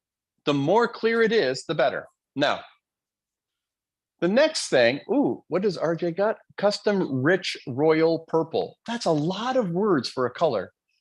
Anyways, and peanut butter colored seats. Are you serial? Okay, I got to hang out with all y'all. All right. So have a clear, compelling vision and then really, really dig it, right? So allow your emotions to get excited about this. Say, wouldn't that be cool? And I encourage you to write that down. Wouldn't that be cool? It's one of the miracle elixirs. It's the most shocking miracle elixir I've ever seen. When I say to God, wouldn't it be cool? I might as well write a check for it. Wouldn't it be cool is one of the best ways to create miracles because it's playful and relational. Wouldn't it be cool if I found a parking spot right at the door? Wouldn't it be cool if someone paid me today? Wouldn't it be cool if, and God's like, yeah, I like that. Let's do it. So wouldn't it be cool is a great way to think about your visions. So you're allowed to get excited about it, but you don't want to get too like angry about it. Everyone follow that? Keep it light, keep it fun. Wouldn't it be cool? Wouldn't it be nice? Sorry, wouldn't it? Anyways, Susan, help me. All right, back to work. So you want to have some fun with this. Wouldn't it be cool? Now, most of the times people stop there if they get that far. And now we're going to shake it up and cause your ego some discomfort. So next thing you're going to do, are you ready? Get off your arse and go to the dealership. You're going to go to a dealership and your ego is going to say, no, I can't. I don't have the money. Did I say buy the car? Did I say buy the car? Did I at any point say buy the car? No. You're allowed to walk into a dealership flat dead broke. How do I know? I've done it a lot. I'm the flat dead broke guy looking at the Bentley again. You're back? Yeah, buddy. So you're allowed to go to the dealership. They're not allowed to beat you up. It's a law. So when you go to the dealership, your ego is going to say, this is crazy. This is stupid. I can't do that. You're beginning to tell your ego it's a new day. Put up your hand if you understand what I'm saying. You've got to tell your ego you're not playing anymore. So you're just going to a dealership. It's not threatening. You just go to the dealership. Now, I have a bit of fun with this, and I'll try and speed it up because I've got 10 tons to cover this afternoon. So when you go to the dealership, what I want you to do is have some fun with this. So I want you to flirt with your car. That's right. I said flirt with your car. So when you enter into the dealership, you see your dream car on the other side of the dealership. But just like the singles bar, you don't just run right up to her. Know what I'm saying? No. You got to play the game. You see your dream car sees you. You're like, that's all right. There's lots of cars in the dealership. And you mosey on over to this other car, little sedan, and your dream car is like, come on, you know I'm yours. Like, oh, nice sedan. I don't know. Maybe I'll check out the sedan. Your dream car is like, get over here. You know you're mine. You know I'm yours. Yeah, okay. And you go check out the other cars. And then you check out the other cars, and your dream car is saying, get over here. And you just keep teasing your poor dream car. And then finally, you run out of playing the field. And then finally, after you've checked out all the other cars, your eyes lock onto hers. Theirs, the car. You finally, it's just you in the car. And the rest of the world begins to fade away. Now, the game is over. You can't hide your love anymore. And you stare at your car. And you oogle and ogle your car. You check her out from every angle. You check out every curve. What? Yeah, you check her out. The car, it's a car. It's an inanimate object. And then you get closer and closer and closer. Dare I say closer? And then you touch her. What? Yes, you touch that car. And you feel that pain. You're like, that's nice. Oh, that's nice. All right, so you do all of this. And then after you check her out, check him out, check the car out from every angle, you sit in the car. Yes, you do. You go to second base. I don't know what the bases are, by the way. No one ever explained first base, second base, and the whole dating thing. I have no sweet clue. I don't know if I've ever been officially been up to bat. I don't know what it means, but I do have a son, so I don't know. Anyway, so you get into the car. Now, when you open that door, it's like, who knows that whole sensation of you open up the door and the vacuum and the smell. Who loves the new car smell? It's like, oh baby. So you open up that car and you're like, oh yeah, oh yeah, oh yeah, oh yeah, and then you sit in the car and you're like, oh yeah, oh yeah. Now you get very inappropriately touchy. Now you start touching the control and it's not a joystick. What's it called? The gear shift. You touch the gear shift and the seats, and you're like, oh, and you're touching the buttons and everything. And you might think I'm being loco crazy, and I am, but you do want to get physically engaged. You want to smell it. You want to feel it. Have you got it? Say, I got it. Smell it, feel it. Your senses are part of the supernatural triggers. So get all of your senses involved and really feel it. Now, while you're doing this, I want you to start saying something along the lines of, this is me. Oh yeah, this is me. Yep, this is me. Yep, this is me. Right? You start feeling, this is right. This is me. This is right. So then this is very important, and that's mostly this section. So you get physically involved with it. Now, the next point, write this down as the next point. So first one was clear, compelling vision with the full dream board and the picture. The second one is physically engaged. So if you want a new home, you want to check out the homes. You want to check out the area. Jim Rohn told a story about showing someone his new house that wasn't built yet. He just walked them out onto the field where the house would be. He says, come on in. He was opening doors. He didn't want the person to hurt himself. There's no building there. It's just the space. But he's, come into the kitchen. It's like, whoa, watch your head or watch your, so he's walking him into a house that doesn't exist. And he says, now we're looking at the backyard. And that's a beautiful backyard. There's no house, but they're checking out the yard. Who understands that you make it as real as you can? So you want to physically get involved as much as you can. All of your senses get involved in this vision. Beautiful. So then the next step is you want to trick your brain into thinking it's already yours. So the next thing you want to do is you want to have someone in the dealership. You can have a friend take a picture or a salesperson. Salespeople love to talk to people in dealerships. Yeah, they're very optimistic, these fools. Anyways, so they will help you and take a picture of you inside of the car. But you want to have a picture of yourself in the driver's seat of the car. And then when your subconscious sees it, it's like, that's my car. I cannot stand it not being my car. I have to make it mine because it is already mine. Put it in your head if you understand it. When your subconscious mind sees it as yours, your subconscious mind will work at 400 billion bits of data per second to make it yours. It will find a way. And if you go through these steps, you're going to get a new car, like everyone in the chat who's already said they did this and they got the new car. So this is very common. It happens. This is how it happens. So then the next one is you do the test drive. So you take the next level of engagement. So you go, maybe you go see many homes for sale, or you just get more physically involved in this new reality. So more physicality. So when it comes to the car, you take it for a test drive. And you might take it for a test drive more than once. And if you're that creepy person who keeps coming to the dealership and never buys anything, you might want to go to the dealership across town so they don't call the police. Just check out new dealerships. And then at some point, and this is going to be scary, are you ready for the next big move? Say, I'm ready, James. I'm ready. Okay. Now the principle here is go as far as you can, as soon as you can. So the next thing you're going to do is you're going to say to the salesperson, just out of curiosity. Okay, so write my script. Just out of curiosity, if I was ever going to move forward, okay, just out of curiosity, if I was ever going to move forward, what would the numbers look like? And you have just made this salesperson the happiest they've been in a long, long time. You said, just out of curiosity, if I was ever to move forward with this, what would the numbers look like? Their heart begins to pump like they're on their first date. And they will say to you, Let me tell you something. I've met a lot of people. I've seen a lot of people come here and look at cars. But you, my friend, have never been more perfect for a car and a car for you than I see. I see it in your eyes. I can feel it in my heart. I know when someone knows what they're looking for, and that's you. This is your car. My job is to make that happen. Come on with me. Let's look at the numbers. Who's liking my salesman voice? So they're going to work the numbers, work the numbers, work the numbers. And if you don't start whipping out a checkbook, if you don't start signing, they're going to say, you know what?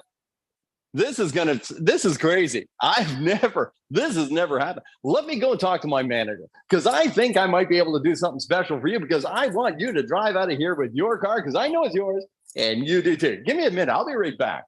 And they're going to go talk to the manager and then they're going to make the offer even better. And then you say thank you and you leave.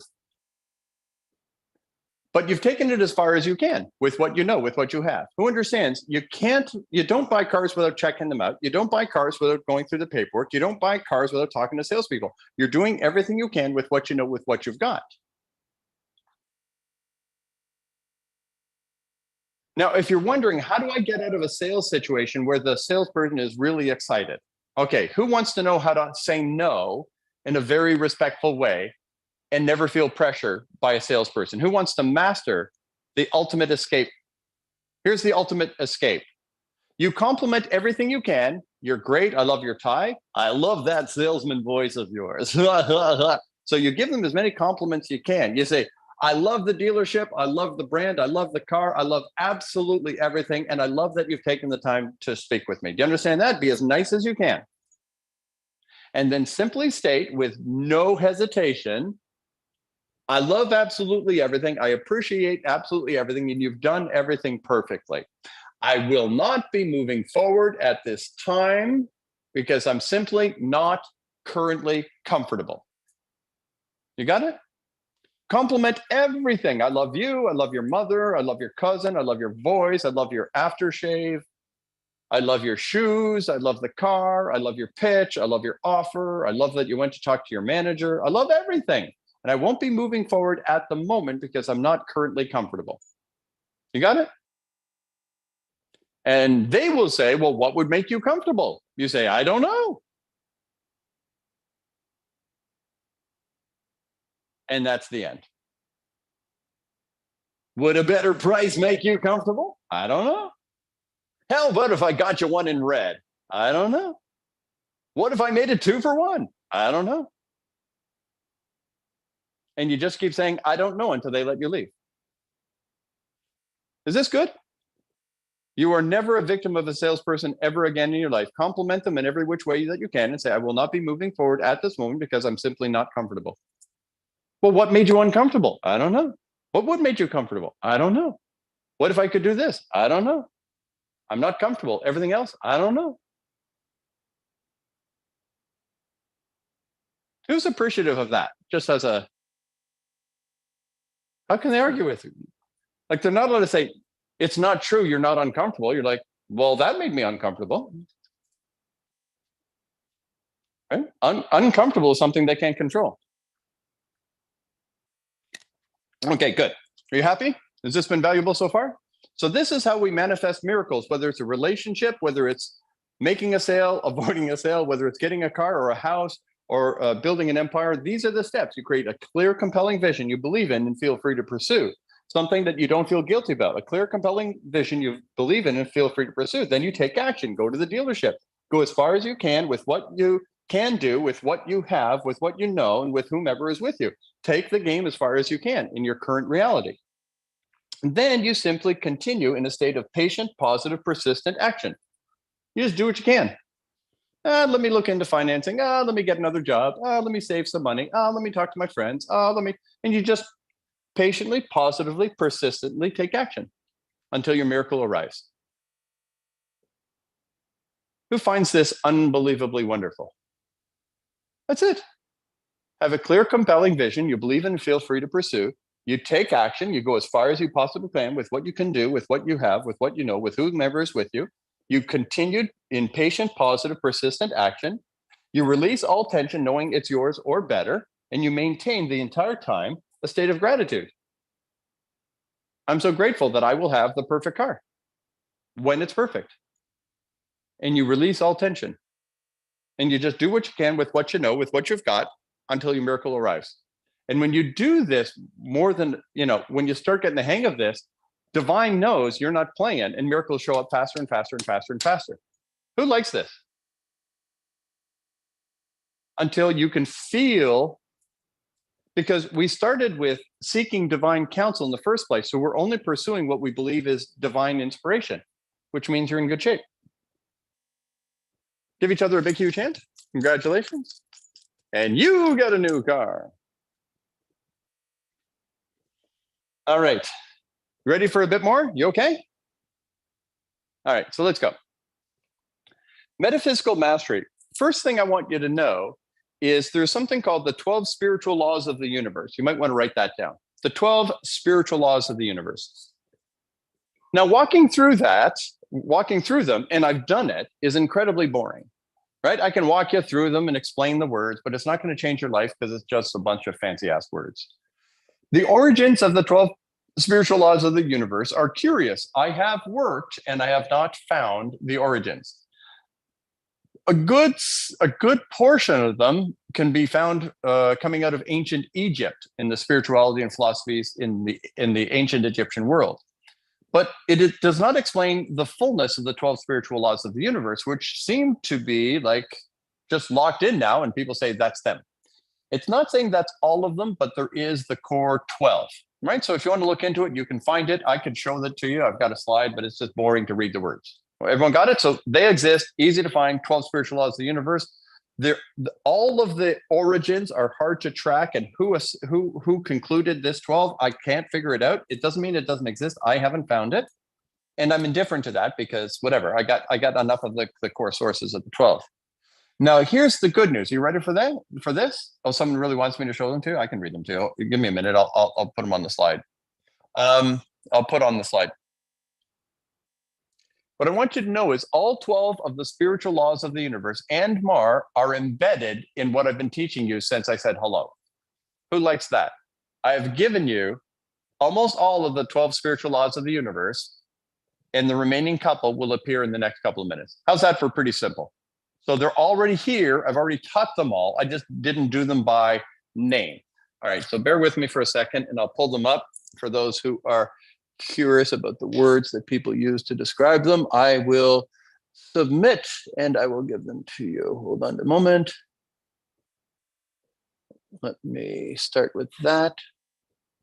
Shabam. Here we go. Divine oneness. This is the state that we experience when we transcend this time-space noise and we enter into meditation. And we spent a sufficient time in studying meditation to know how to find the state of divine oneness. Divine oneness is the first of the 12 spiritual laws of the universe, that we are all one, fused together by divine love energy. This is a reality. The universe is made up of energy. It cannot be created nor destroyed. Energy is in a perpetual state of law 2, vibration. All of the universe, all energy is in a perpetual state of vibration. To find attunement to a vibration means to change your mood. You might want to write that down. Vibration and mood are synonymous. So there's a divine oneness of the universe. We're all made of the same spiritual soup called energy. And everything in the universe is made of energy, and everything in the universe vibrates, and that vibration holds it together in its form. And we are vibrating, and your vibration is the easiest way to think about your vibration is your mood. Is that good? Higher mood, higher vibration. Next, the law of correspondence, which means we find an affinity for like vibrations. Law of correspondence. And then that goes to the next, which is the law of attraction. Now, where I do not buy the law of attraction currently, this may shock you, but people say, not only are you attracted to that which you desire, but what you desire is attracted to you. Now, I just made fun of that in the car thing, that when you're flirting with the car is like, come on, you know I'm yours, you're mine. Remember that? I was saying the car knows it's yours. Okay. So I'm not saying that inanimate objects are seeking me out. That is not where I'm at, but that's fine because the law is sufficiently miraculous in and of itself, which is I attract that that of a similar vibration. So high vibrating people attract high vibrating people, depressed people attract depressed people, users attract users. Who understands that? That we find an attraction to those who are like-minded. Yeah. So the law of attraction is sound and solid. And I connect the law of attraction and the law of action. The law of inspired action means when I have a clear, compelling vision I believe in and feel free to pursue, I'm inspired to take appropriate action in the direction of my desire. Clarify correspondence? Not really. I kind of skipped it because the best way I can do off the top of my head without going back through them one by one with the definitions that I have is that we have an affinity for similar vibrations, which is a step before attracting. We have a comfort. That's it. The best word I've got right now is there's a comfort when in the presence of similar vibration. Right? So there's a correspondence, there's a familiarity. And if I blew it, we'll figure it out. But I know that I've carefully embedded all of the 12 spiritual laws of the universe. I don't even go back to the original words anymore. That's why that one, Next is the law of perpetual transmutation, which sounds really fancy, but what it means is energy is not only in a perpetual state of vibration, it mutates, it moves from one place to another. So everything's in a perpetual state of transmutation. The second law of thermodynamics says that all things move towards disorder, or energy is always moving from highest concentration to lower concentration.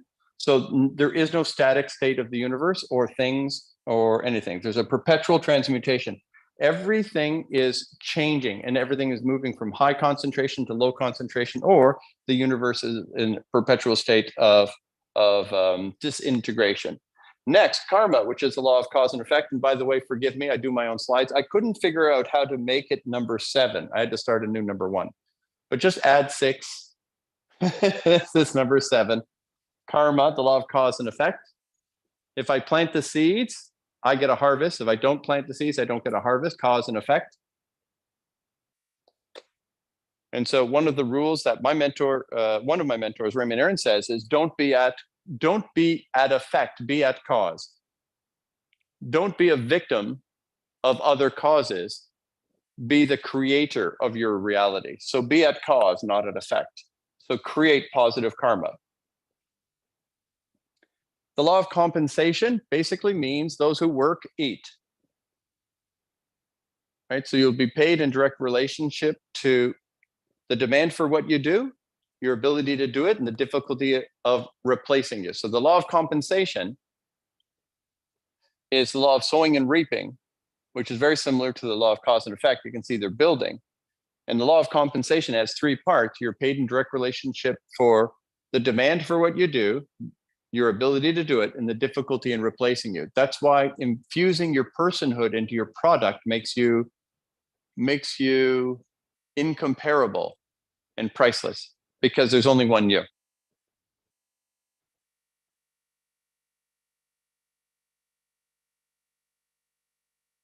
That would be 9, relativity. And everything is relative. This is the Einstein piece of the equation. And so if someone says, who here would say, I could really use more money? Put up your hand if you could say, I could really use more money.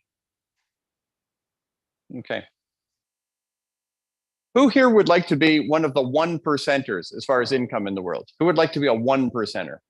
We talk about the 1%ers, and people hate on the 1%ers and say, boy, those billionaires, they should give back more money. But who would like to be able to have that kind of money? Who would like to be a 1%er? Okay.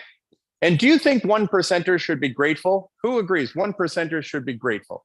Should 1%ers be focused on making the world a better place? Who would agree? 1%ers should be focused on making the world a better place.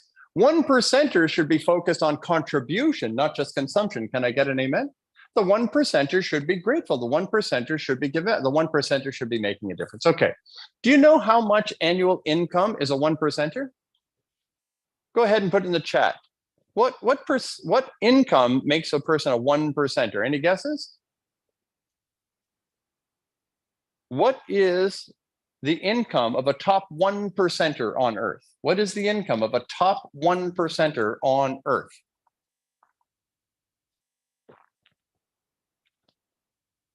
$1 billion. I want $1 billion. 150, 85,000. 100 million. 500,000. 114 billion. A trillion. Okay, you ready for the real answer? The top 1% of wage earners on the planet earn $35,000 a year.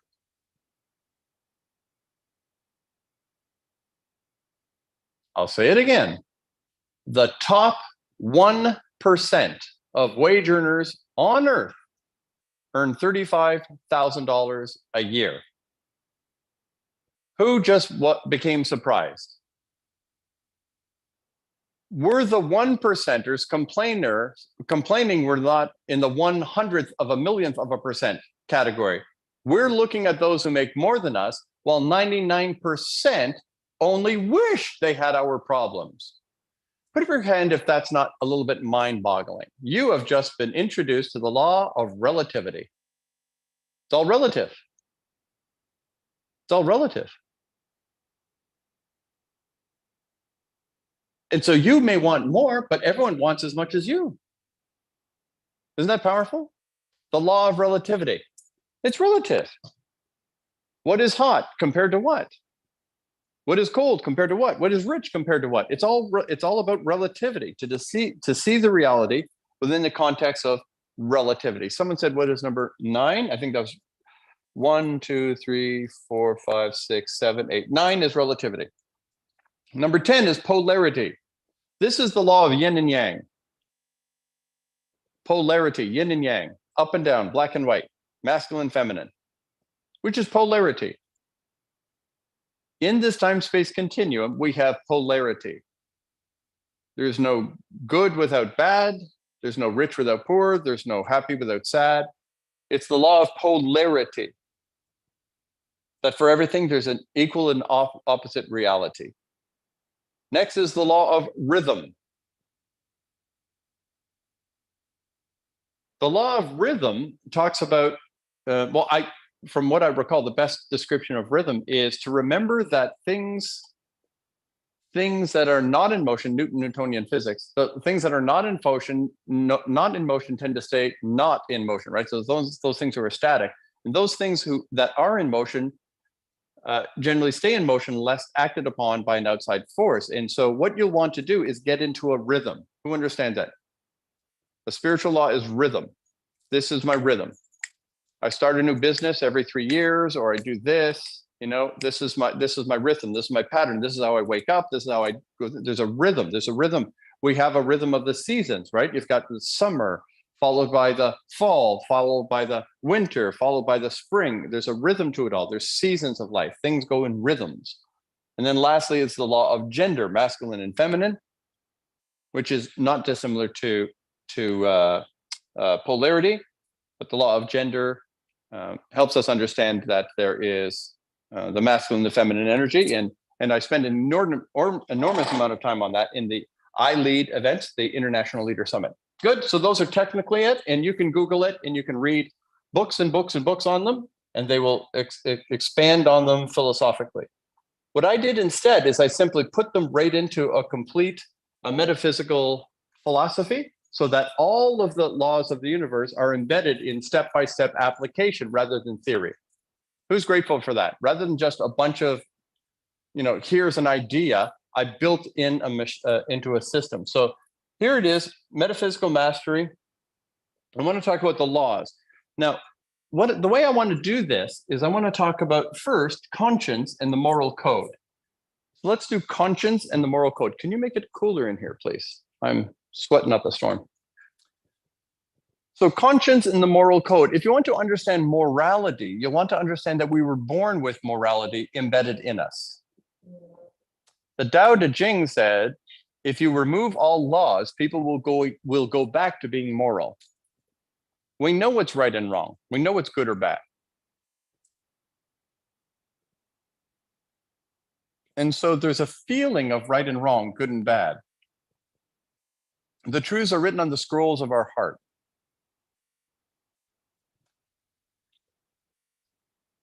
And so if you study societies throughout human history, they have the same basic rules. Don't kill, don't steal, don't sleep with someone else's spouse. Who follows that? Don't steal stuff, don't kill anybody, don't sleep with someone else's spouse, right? Don't steal stuff. Like, who understands there's some fundamentals that we know are right and wrong? Who would say that you've noticed kids have a hypersensitive sense of morality that they don't have to be taught? Kids feel what's right and wrong. Yeah, Susan mentions that psychopaths are an exception. And sadly, that is true. And sadly, that's real. But for everyone who doesn't fall into that category, we have a sense, and even within the psychopaths, it doesn't mean it wasn't embedded. The neural pathways are not connecting to it, but I believe it might be embedded in the heart and soul of all. So back to this. So conscience, the story that I tell about this is this. Who knows what a piñata is? Who knows what a piñata is? A piñata is well, now there's all kinds of shapes, but there's deep, beautiful meaning behind piñata. I would encourage you to study it. But today, piñatas are a shape of any kind of a toy or animal or whatever. And it's just paper, right? Colored paper. And then inside of the paper, the parents put candies and toys and so on. And then they hang the piñata on the string. And then the birthday boy or the birthday girl bashes the piñata with a stick, making it explode because it's made of thin paper. And when it explodes, all the kids get all these toys and candies. Everyone follow that? So it's a paper object that's hung on a string. So this loving family, they wanted their son to be very happy for his birthday. And he loved Spider-Man. He loved Spider-Man more than anything. He wanted to sleep in his Spider-Man outfit. He wanted to sing the Spider-Man song. He wanted everything with Spider-Man, Spider-Man, Spider-Man, Spider-Man. So these loving parents thought, well, what would make him happier than a Spider-Man piñata? So they buy a Spider-Man piñata and they fill the Spider-Man paper shape, and it's made up to look like Spider-Man. And then they put candies in Spider-Man, and then they hung Spider-Man. Who knows there's a problem now? Now they're hanging Spider-Man. So the little boy now is seeing his parents are hanging Spider-Man. Well, hanging Spider-Man doesn't seem nice. And then they give him a stick and they say, now bash Spider-Man to death. Is anyone seeing that this could be a problem for a small child who loves Spider-Man? And then all of their friends are taunting him, like, come on, smash him to bits so we get our candy. Smash Spider-Man, kill Spider-Man. The little boy is looking poor Spider-Man is being hung by his parents, and his friends are making him bash Spider-Man to death with a stick. But nobody understood that the little boy sees Spider-Man, not a container that holds candy. Put up your hand if you're following how simple it is for a child to say that feels wrong. But we're so disconnected. We're like, yay, give him Spider-Man. He loves Spider-Man, not thinking we're going to ask him to bash his brains in. And when I saw this video, it's a real video I saw on YouTube or whatever. The little boy goes up and he gives a half effort to hit Spider-Man with a stick. And he doesn't hit him very hard because he loves Spider-Man. And his parents are yelling, smash it, smash it. And the kids are yelling, smash it, smash it. And the boy's feeling so much pressure. He bursts into tears, throws down the stick, and hugs Spider-Man's legs. And I said, the kid has the moral code. Everyone follow that?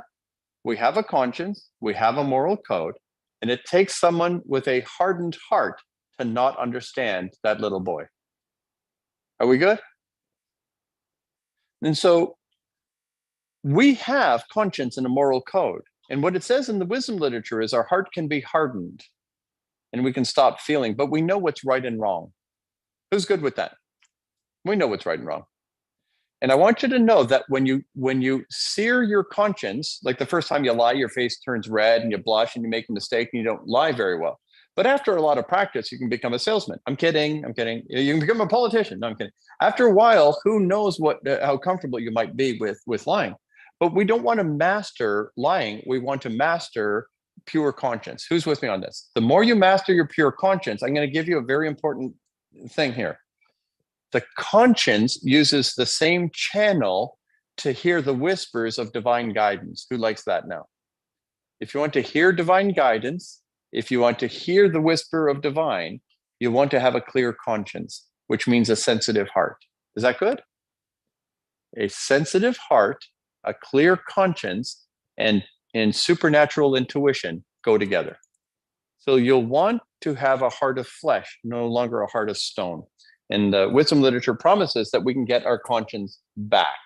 So when you want to understand the spiritual laws of the universe, you want to start with the superior law of all 12, and everything is love. Do you remember that from day one? The superior love that trumps all, the superior law that trumps all is the law of love. And we are wired to be dialed in with divine love through our conscience and the moral code. Now, the laws of the land are not natural. The laws of the land fall into what's called crime and punishment. Write that down. Laws of the land are crime and punishment. And that's what makes people not understand the laws of the universe. See, crime and punishment says if you break the law, you'll be punished. Would you agree? That's what the law of the land is. Crime and punishment. If you break the law, you'll be punished. And if you study the Abrahamic religions, the birthplace of this is all the way back in the beginning, when there was a sacrificial system. And what that was when Adam and Eve and the kids, after the Cain and Abel thing happened, even before Cain and Abel happened, Cain and Abel were both sacrificing to God. But the sacrifices were just simply thanksgiving. They were bringing animals, they were bringing the harvest to say, thank you, God, for all. So they gave God a little bit back to say thank you. Who understands that? It's just a thank you. The sacrificial system started as purely a thank you, and that was pretty cool. But then after, when people would do something wrong, they say, well, let's kill some more animals. Maybe that'll make God forgive us. But that was never God's plan. The sacrificial system was people's way to try and make up for something, but that was never the idea originally. It was a thank you, not a I'm sorry. So once humans developed the sacrificial system, then it got twisted. If a guy wants to cheat on his wife, he's like, shoot, this one's going to cost me 3 pigeons, a goat, and a turtle. Yeah, I can spare it.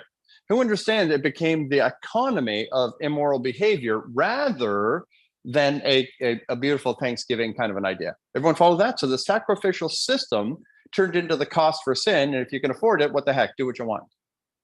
But the sacrificial system and how much can I get away with is twisted. Could you imagine on your wedding day turning to your spouse and say, just so that we're happy, tell me how much I can get away with without getting divorced? Who would think that's very romantic? Tell me how bad can I behave before you ditch me? That is not romantic. What is romantic is how can I make you happiest? How can we have the best relationship ever? Not how bad can I behave? And the law of the land is based on this crime and punishment model that says, if you behave that badly, we're going to get you. But that is not what the laws of the universe are based on, how bad you behave and get punishment. In fact, if you want to understand a better understanding of the laws, don't look at the laws of the land, crime and punishment. Look at the laws of nature. You can't break a law of nature, it'll break you. The law of gravity. If I step off the top of a building, I will not break the law of gravity, I will confirm it. Who understands that? You cannot break spiritual laws. You cannot break natural laws. The question is not how much can I get away with? The question is how much can I align with? Who is finding this valuable? The surfer understands respect for the power of nature. They see the waves and celebrate the fun in dancing with the power of nature. So the laws are meant to be aligned with, no attempt to violate into punishment.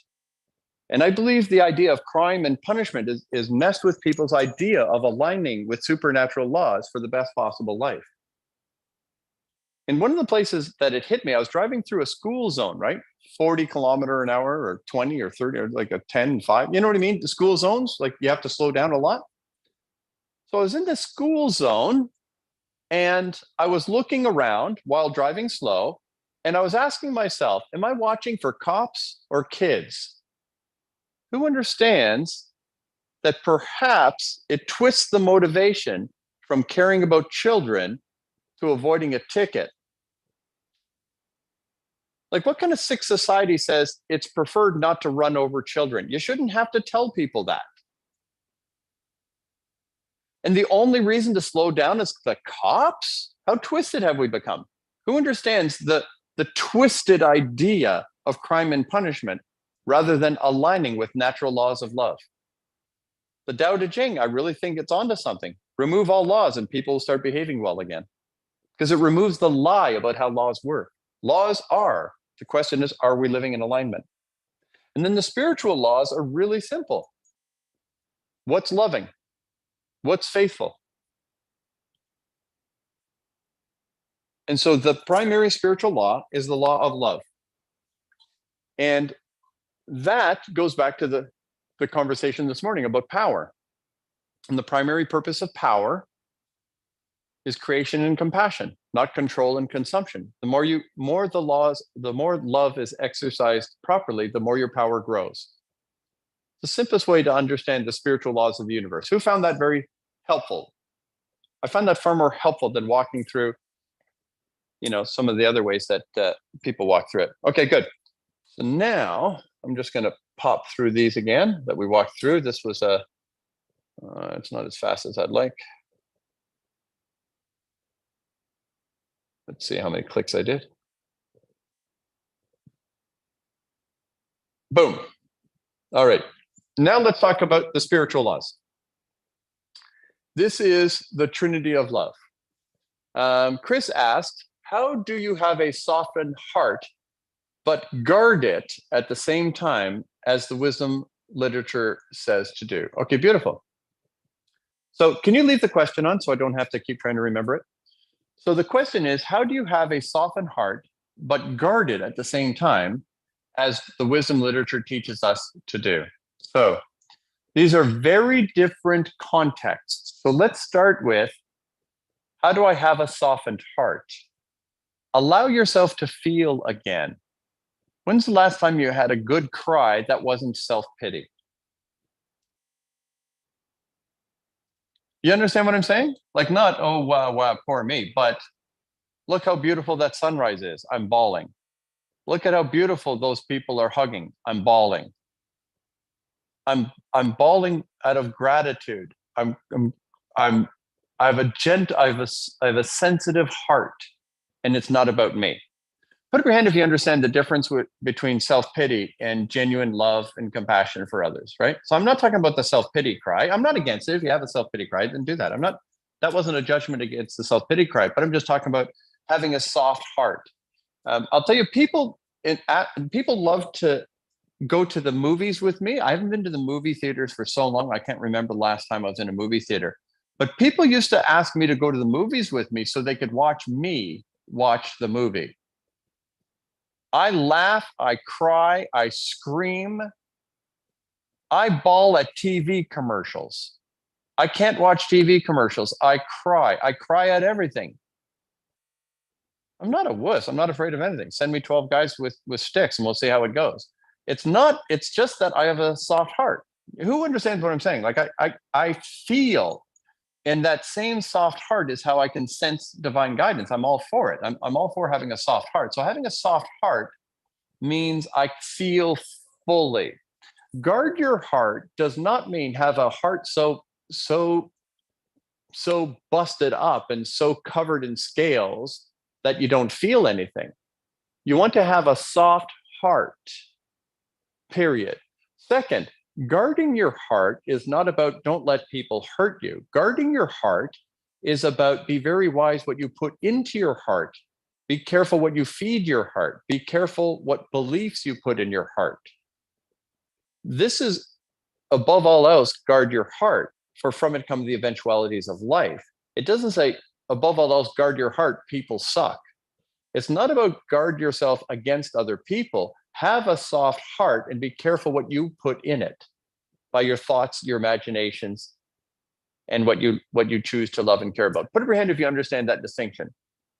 Guard your heart doesn't mean avoid humans. Guard your heart means be very wise how you fill your heart, for from it come the eventualities of life. And in that context, by the way, it's referring, the best description would be the subconscious mind.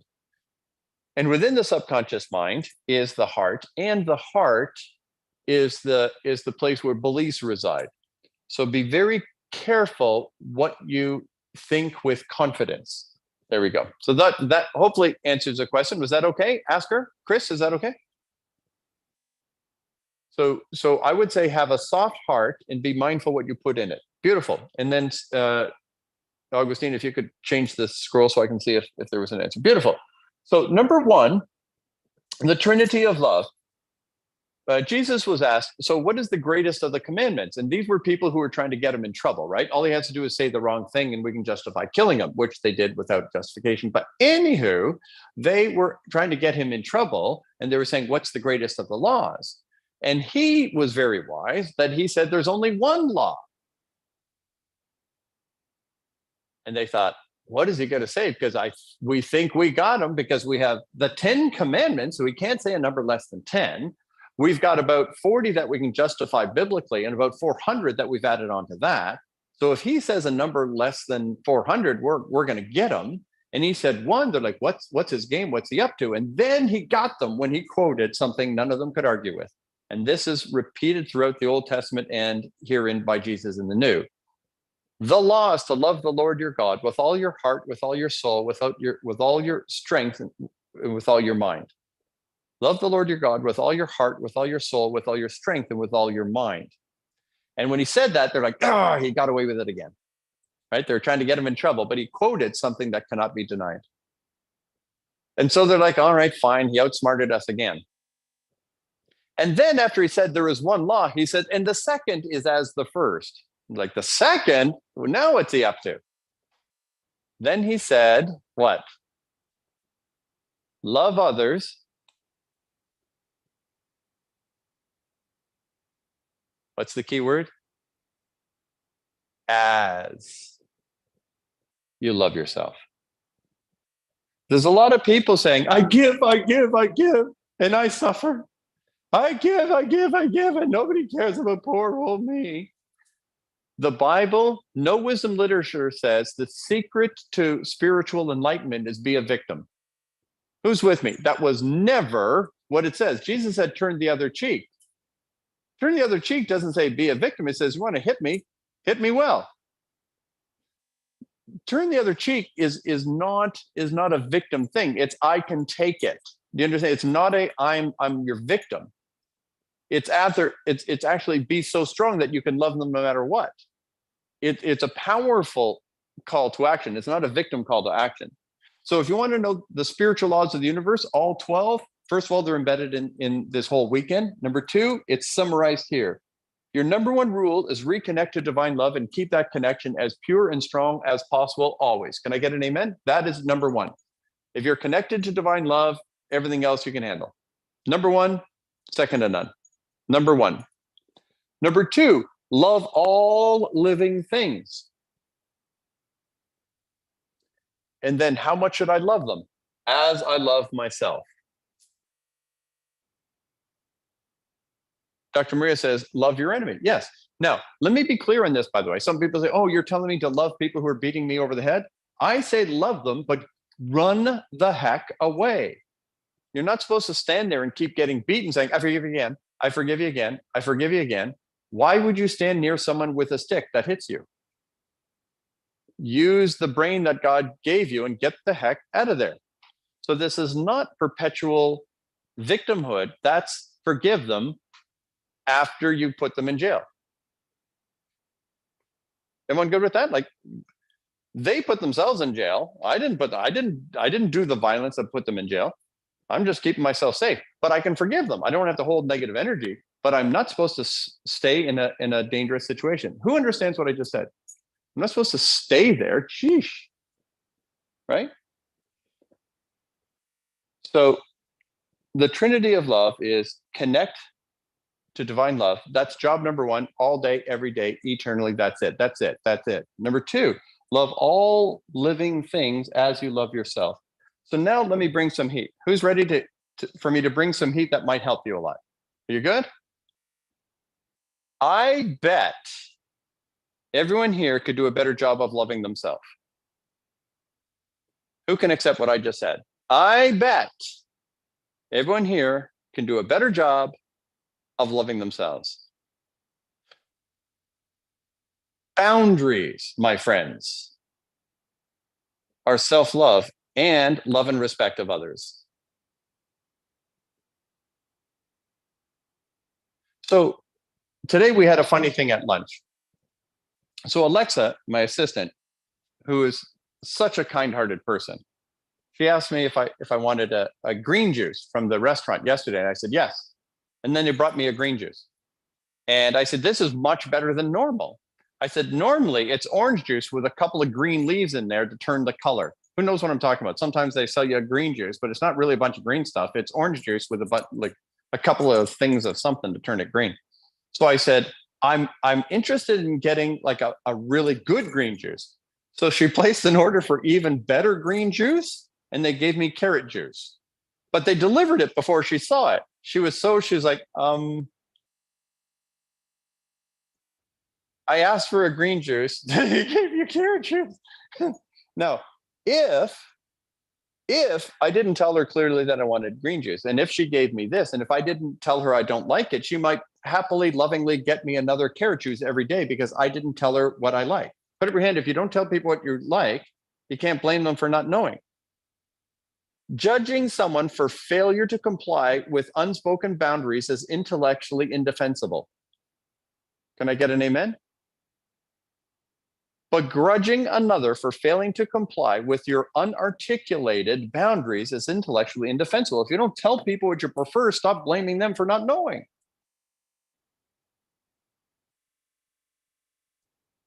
Self-love is essential. Who believes that you can give yourself some more love? So put into the chat, how can you love yourself better? Put something in the chat. How could you improve your self-love? What could you do to show yourself more love? Go ahead, put it in the chat. Don't say donuts. I know it's tempting.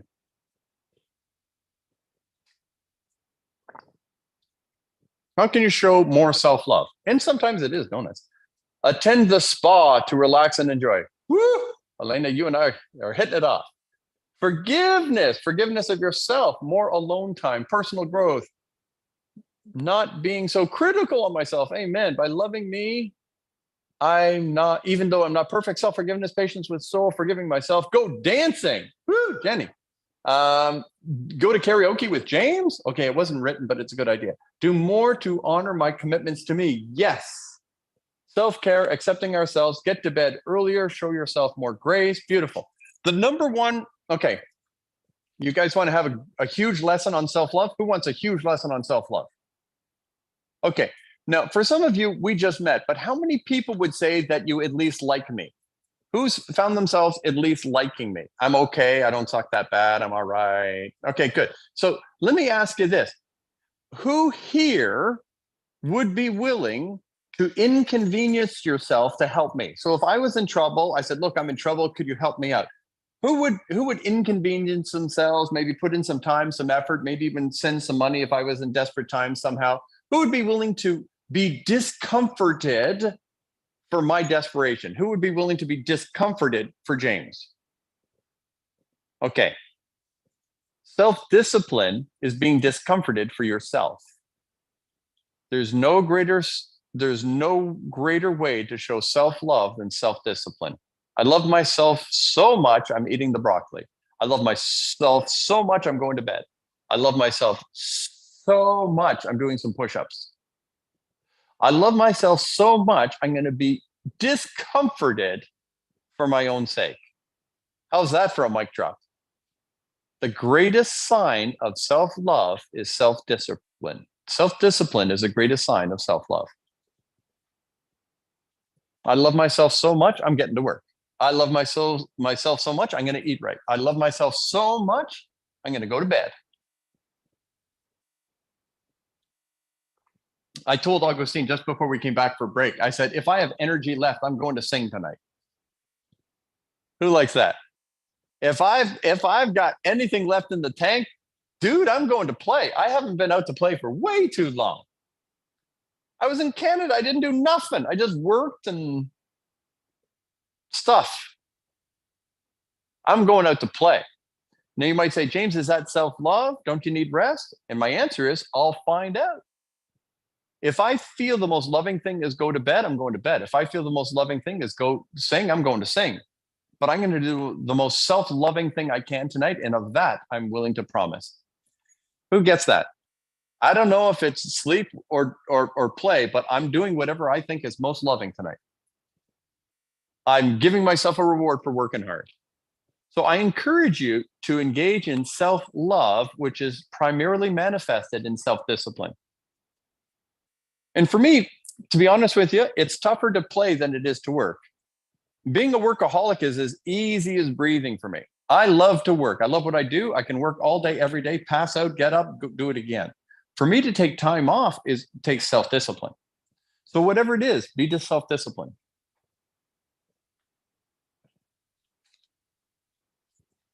I should probably give you a little break. Let's take 10 minutes. Are you okay? Beautiful. Let's take 10 minutes, take care of your body, and then we're gonna be sprinting across the finish line. Yeah? All right, 10 minutes. See you soon. Take care of your body. Mwah!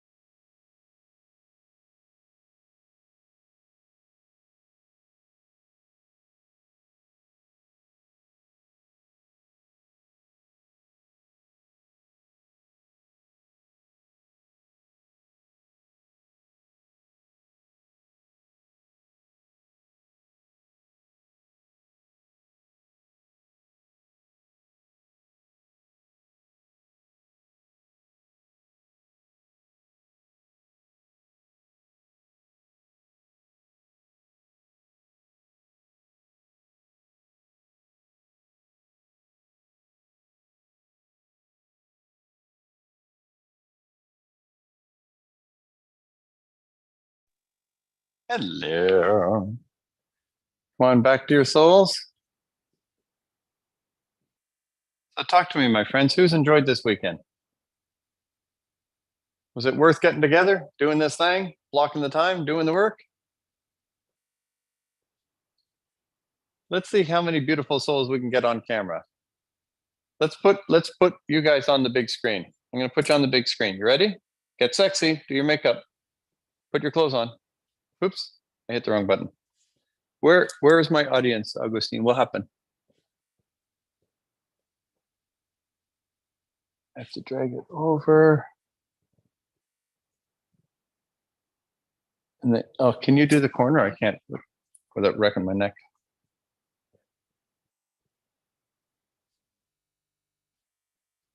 Get sexy. Put on your clothes, put on your camera. We're going to do a class pick.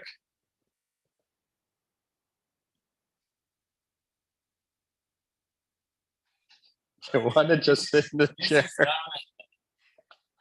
I'm very entertained. Augustine's trying to do it long distance without getting into the seat. No, yeah, yeah. But why isn't it filling the screen? What did you do? You broke it. Yeah, might as well. There, let's do that, and then we'll figure it out. All right, there you are. Look at your sexy self. Get your sexy on. All right, you guys want to do a class pick? All right, so Augustine will do a class pick, and he'll put it in the chat. Can you do that, Augustine? Take a class pick and then put the pick into the chat. He's going to take a class pick for you and then put it into the chat. You ready?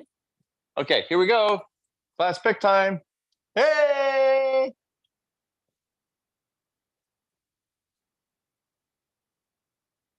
All right, give yourself a big hand. All right, this is the class of October 2023. Who would like to have like a class reunion in 3 years and talk about all the miracles? Who's ready for that? 3 years from now, where will we be, right? How many millionaires and billionaires and world changers? Who's invented what, right? Woo!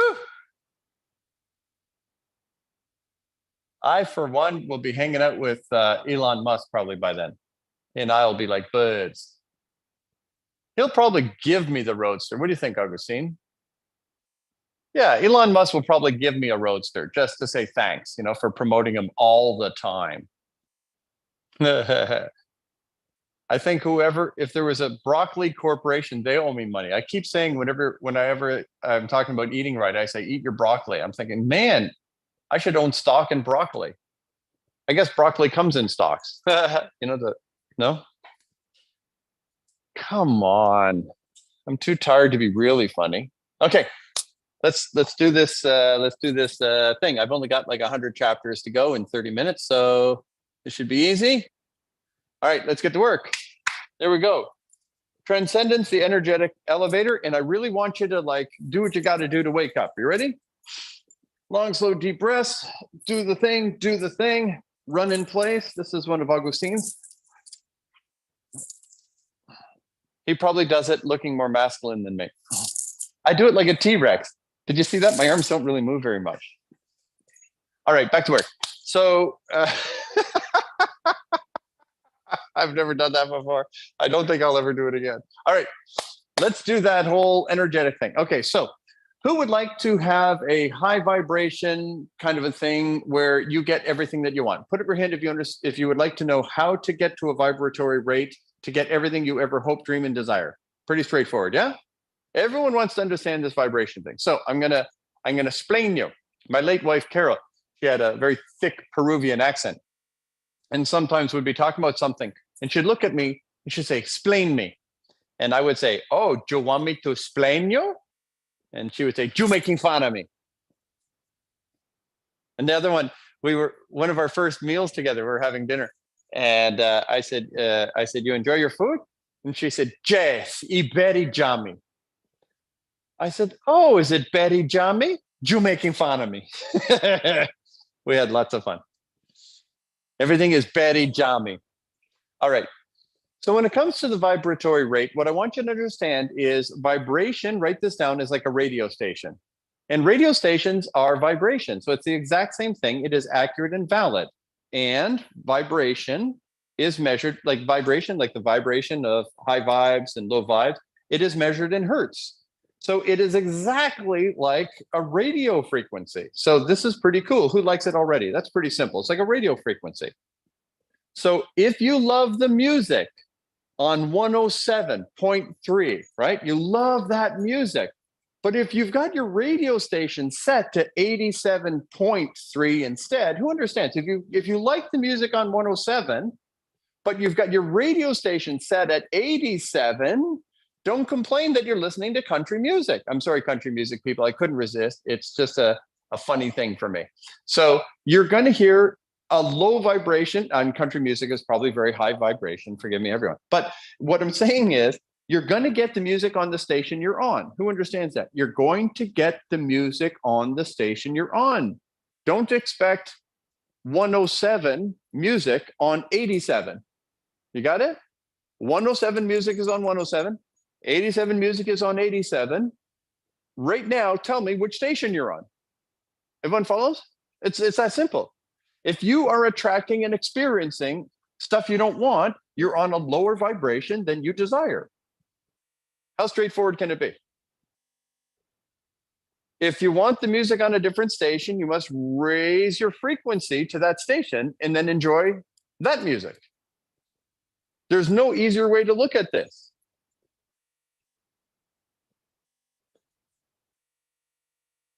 And you might say, well, what about sadness? Let me talk about this for a moment. The only way to best vibrate high is to strategically and effectively vibrate low when appropriate. Who understands that low vibration sadness is part of the human experience? Put up your hand if you understand that. There's a lot of sad stuff. And if you don't allow yourself to feel the sadness is there dragging you down. Put up your hand if you understand that. The best way to get rid of sadness is go to sad, be sad, honor it, allow it its time, then you can fly back up without residue and with newfound wisdom. Sadness is essential and part of our journey. If you refuse to be sad, you're moving in the direction of what's called depression. If you push down the sadness and refuse to feel it, you are depressing your emotions, and then you experience what people call depression, which is that toxicity leaking out in other ways. The way to be truly happy is to be strategically sad so that you're free. Put up your hand if you follow that. Sadness is not bad. Sadness is essential in a messy world to maintain happiness. In fact, I have a lecture called Sadness is the Fastest Path to Happiness. Sadness is the secret to happiness. So I'm not saying never feel sad. I'm saying be good at sad. Feel it full, let it have its time, and be free. Good? Sadness is our toxicity removal system.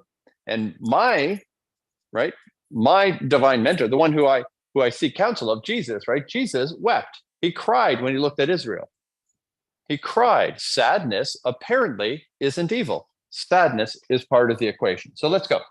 So this is the energetic spectrum, the alpha and the omega, from the low vibration to the high vibration. This goes from 20 to 1,000.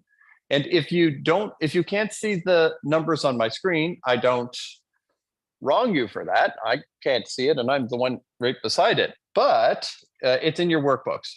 So that's in your workbook on page 18, 19-ish, something like that. 19. On page 19, you can see the energetic elevator. I called it elevator because I didn't want you to think it was stairs and you had to climb. So I want you to know that you could fly up to the top, and this is the energetic elevator. The science is valid, and there you are.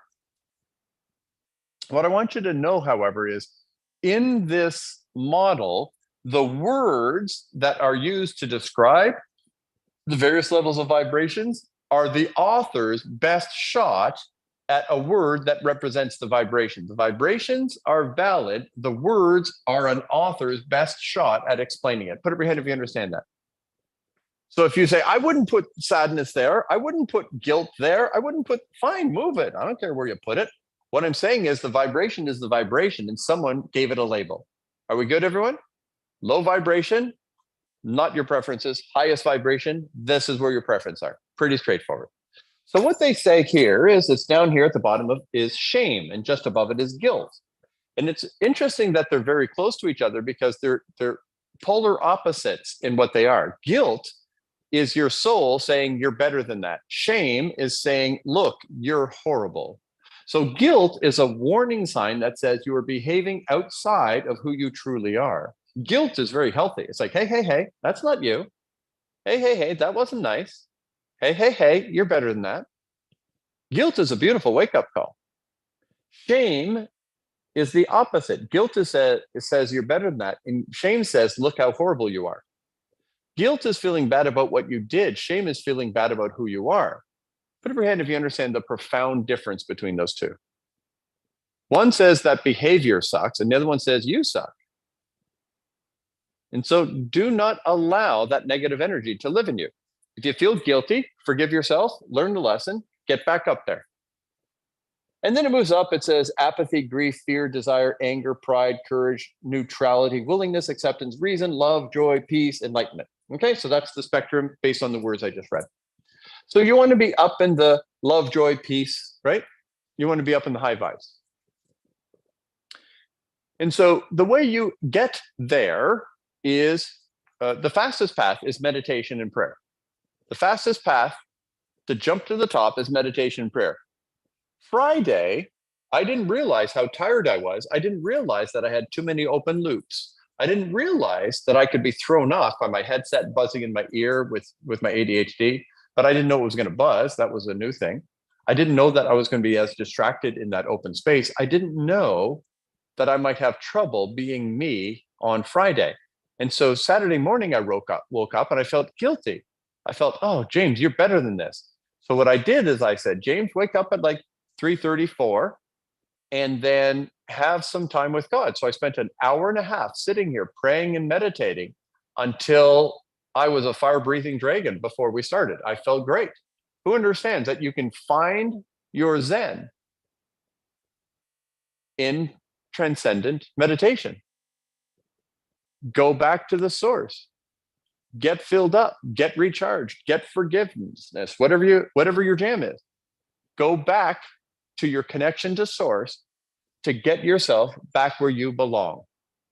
Good and good? So that's the fastest path. That's why I called it an elevator, not stairs, or a ladder to climb. It's an elevator, just zip. Through meditation, we fly right back up to the top. You might say, James, it's not that easy. Well, I agree. I mean, it is that easy, by the way. However, I understand why someone would say it's not that easy. So let me share with you a completely different point. So this is true and valid and healthy and happy and good to know. Next, completely different topic, and I'll come back to this one. When I began my journey as a motivational speaker, trainer, all of that, I started out as a salesperson, just representing people who were teaching other things, like how to get into business, how to invest in real estate.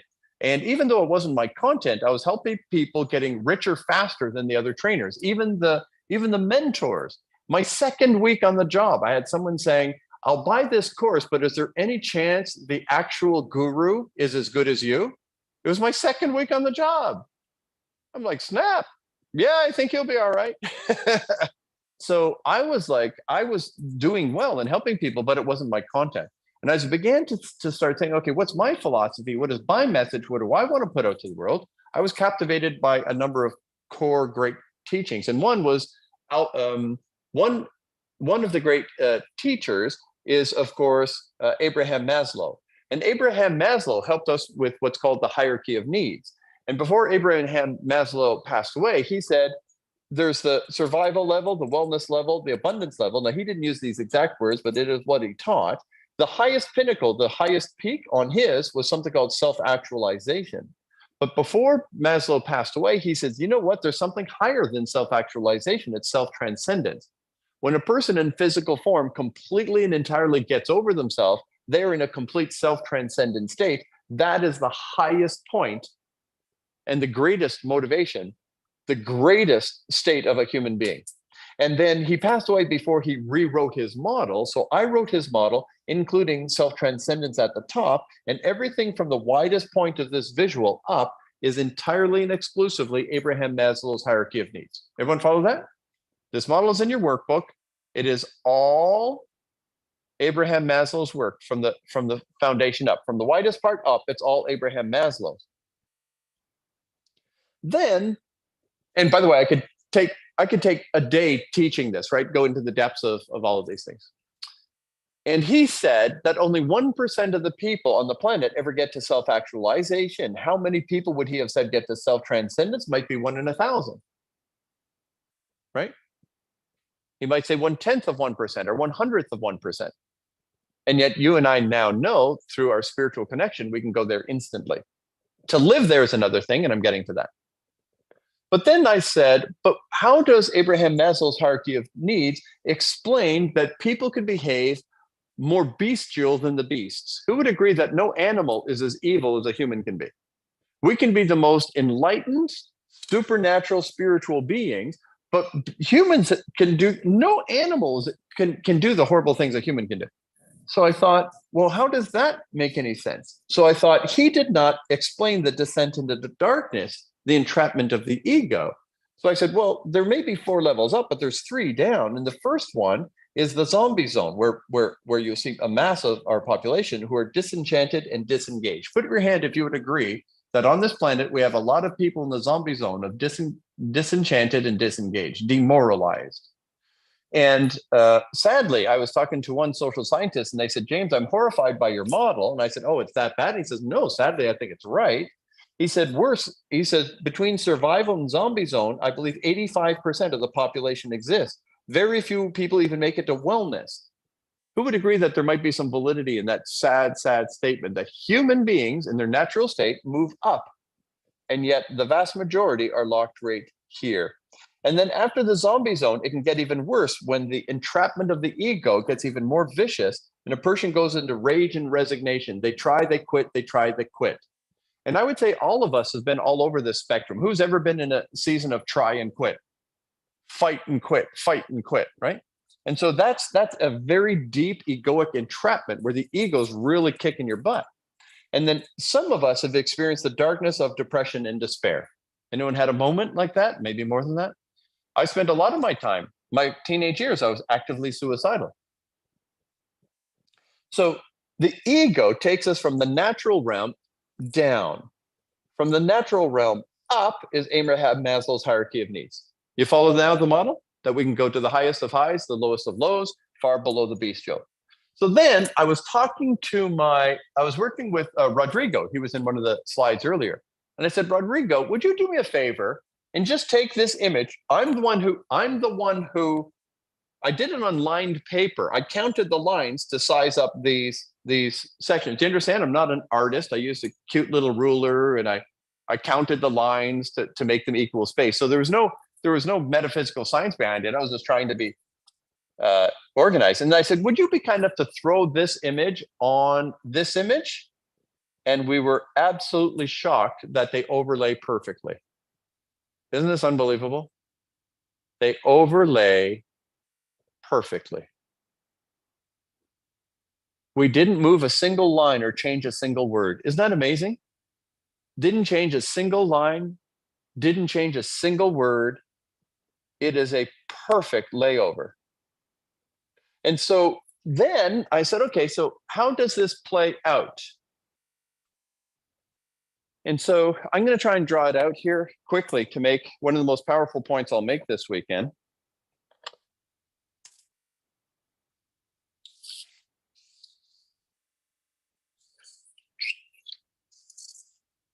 That wasn't bad, right? That's kind of the same shape. I don't know if you could tell, but I was trying to see the little lines. Like, anyway. And so we've got here, we've got 1, 2, 3, 4. Here we've got 3. Down the bottom, we've got the reds.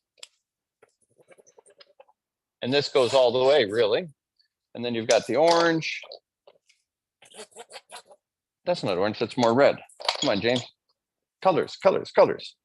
This isn't green juice. This is orange juice. Okay, so there's the orange. That was funnier to me than it was to you. And we've got the yellow. Chakra people, please cheer me on for trying. And then you've got the greens. And you've got one blue. And you've got another blue. Then, we've got our purple. And then we've got our very happy human. Okay, good. Some of you are like, why did we waste all that time with your bad drawing when we have the pretty one? Well, because I can't draw on this one. I'm allowed to draw on this one. Okay, here we go. So now what I want to talk about is thought viruses and crabs in the bucket. Remember, someone had asked, I start moving up and then I get dragged down. I move up and then I get dragged down. Put up your hand if you remember that. Okay. Put up your hand if you remember that, or did I even talk about it, that up until the age of 7, all thoughts from your environment go straight onto your hard drive. You are psychologically defenseless until the age of 7. Did I talk about that? Maybe I didn't. So let me explain you. Until the age of 7, you are consciously you cannot defend your subconscious mind until the age of 7, which means the environment in which you are raised, all of the beliefs and thought virus goes straight onto your hard drive, and they're now these entrapped thought viruses that can drag you down. So if you were born, let's say a person is born in a vibrational state where their family was somewhere like here. You get the idea? A little rage and resignation, a little disengaged, or maybe your family was here, or maybe your family was down here. You get the idea? Wherever you were for the first 7 years of your life, your subconscious mind took on all the thought viruses that people thought at those levels. Every belief, every sexism, racism. That's why some people, when they get drunk, they're meaner than when they're not, because when they're drunk, these things that were put onto their hard drive spill out of them because they're not being defended. Put up your hand if you understand this, that thought viruses go straight onto the hard drive of a young person. And that's why you may have heard the boy is father to the man. My first 7 years gave birth to the man that I am now. What happened in my first 7 years was formative. The beliefs, the constructs, how does this universe work? Who are the bosses? How does it work? What is right and wrong? Who are the bad people? Who are the good people? What should I believe about everything? Went straight onto the hard drive. And now as an adult, I have tendencies and triggers. And if I'm up here, let's say I'm up here, I'm really doing the good work. I've got these thought viruses, like cables, like bungee cords, pulling me back down to it's hopeless, pulling me back down to it's not fair, pulling me back down to I'm not good enough, pulling me back into the darkness. Put up your hand if you understand why so many of us are being dragged back down by unseen forces. How powerful is this? We have thought viruses that have been planted before we had the conscious defense mechanism. Now, some of you, I want you to be careful, your ego just said, aha, so therefore I'm not responsible. My life sucks, it'll always suck. I'm a victim, it's my parents' fault. Did anyone's ego just do that? I have an excuse. I have another excuse for my life sucking. No. It's a reality that we as grown-ass adults can now manage. Who understands I'm still responsible for who I am today? Now, my father may have taught me an aggressive energy, but now that aggressive energy is used to get me up, get me off my arse, and get to work. Who understands that I have harnessed some of the virus and turned it into a blessing? By the age of 7, I knew Daddy loves my brother, and he didn't dig me. By the age of 7, I had already started, I must be as good as my brother or I'll never be loved. And I started leaning into life with great enthusiasm. I had to work harder. I had to be smarter. I had to run faster. I had to throw farther. I had to do better than him at everything. And that competitive spirit has served me well. And now I still have a leaning in strength that sets me apart. If you want to know what I told this to a psychologist recently, and they're like, did you just hear yourself? I was talking to a psychologist and I said, I just realized while we're talking, I said, I just figured something out. She said, what's that? I said, my secret weapon to always win is I can outpain anybody. In any competition, I won't quit first. Who understands what I'm saying? In my childhood, I became comfort with discomfort. I became comfortable with discomfort. You might say, oh, that's so sad. I'm like, yeah, it was, but it isn't now. Now I can do anything because I have a comfort with discomfort that is a freaking mutation. Who understands? I'm now fearless because of my unfortunate starting point. My unfortunate starting point has been the greatest gift I could have hoped for to make me me. Who understands? We can turn it into something. In the hands of divine, that violin plays beautiful. In the hands of divine, everything can be restored. Everything can be reclaimed. Everything can be turned into something beautiful. And nothing happened by accident. Every single thought virus you've been given can be turned into a blessing or released. Who's liking this energy now? We are not a victim. Everything is perfect. It's time for everything to be improving. It is what it is. And now. Now I'm going to give you some of the best news you're ever going to hear. If that wasn't good, who's encouraged by this conversation? It's like, wow, this is something. All right. Thought viruses, these cables cannot touch you in meditation. Who likes that line? You cannot be pulled down from meditation. As long as you're in the transcendent state of communion with divine, these cables cannot pull you down.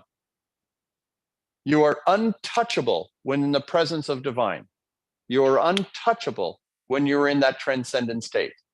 Nothing and no one can touch you when you're hanging out with divine love. Isn't that beautiful? When you enter into the self-transcendent state, you, my dear friend, are free. Now, who wants some more good news about that? You ready for more good news? There's this beautiful line that we are promised in the wisdom literatures. It says, you will be cleansed of all unrighteousness. Unrighteousness means separation. So you will be cleansed of everything in your heart, your soul, in your mind, in your body. You will be cleansed of everything that is less than love and truth. Who thinks that's pretty good news? Not only while you're in this self-transcendent state can they not pull you down, while you're in that self-transcendent state, these cables are being snapped. And if there's any value in the thought virus that can be redeemed, it is being redeemed, but it can no longer pull you down. And the more time you spend in a transcendent state with divine, the more when you come back to quote unquote the real world, you realize, I don't know why, but I'm not angry anymore. I don't know why, but that doesn't bother me anymore. It used to upset me when people did that. It doesn't bother me. Who has had some of that going on? I don't know why, but I'm not afraid anymore. I don't know why, but I'm okay. I don't know why, but that doesn't bother me. This used to scare me. Now it's nothing. What happened? What happened is you, my dear friend, were healed of everything short of love and truth. So my friends, I believe 100% of the thought viruses, 100% of those things that went straight onto your hard drive can be redeemed and turned into superpowers. And it wouldn't have happened if it wasn't part of a perfect plan. Good news? Good news. So am I a bit different? Thank God. I'm so far from normal. I am so far from normal. And I thank God all day, every day that I went through what I went through, God protected me, redeemed me, and then chose me and used me. And everything's perfect and everything's improving. Who's with me in this? We're nothing but grateful. Nothing but grateful. Thankful for everything. I can say, as Joseph said to his brothers, you may have meant it for evil, but God meant it for good.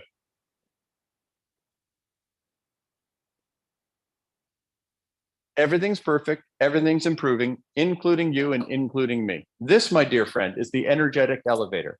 And while you're on the top floor, you're being healed and transformed into the perfect version of yourself. And when I pray, I often say, God, make me the man you made me to be. Make me the man you made me to be. Don't give up on me. In fact, I say, thank you for never giving up on me. I remember, anyone see the movie Captain America, where the skinny guy says, I want to go fight Hitler, but he was too skinny and too sick. They wouldn't put him in the war. And in that movie, the skinny little guy, because of his good heart, he didn't want to win. He didn't want to hurt anyone. He just wanted peace. He wanted a world of peace. But the scientist said, you have the heart that I will make a superhero out of. And so he chose him to be turned into the super soldier, a mutant of power. But he had to undergo this surgery where he's put in this giant metal casket of sorts, and they had wires and tubes and everything. They put needles in him, and they shocked his body with gamma rays, and he was warned it's going to be tough. And when they're doing the experiment and there's sparks flying all over the place while they're turning him into this superhero, this little guy is in this tube, and he starts screaming with the greatest pain you've ever heard, screaming. And the doctor says, stop, he can't take it, stop. And when he, amongst his screams, heard him say stop, he said, no, I can do this.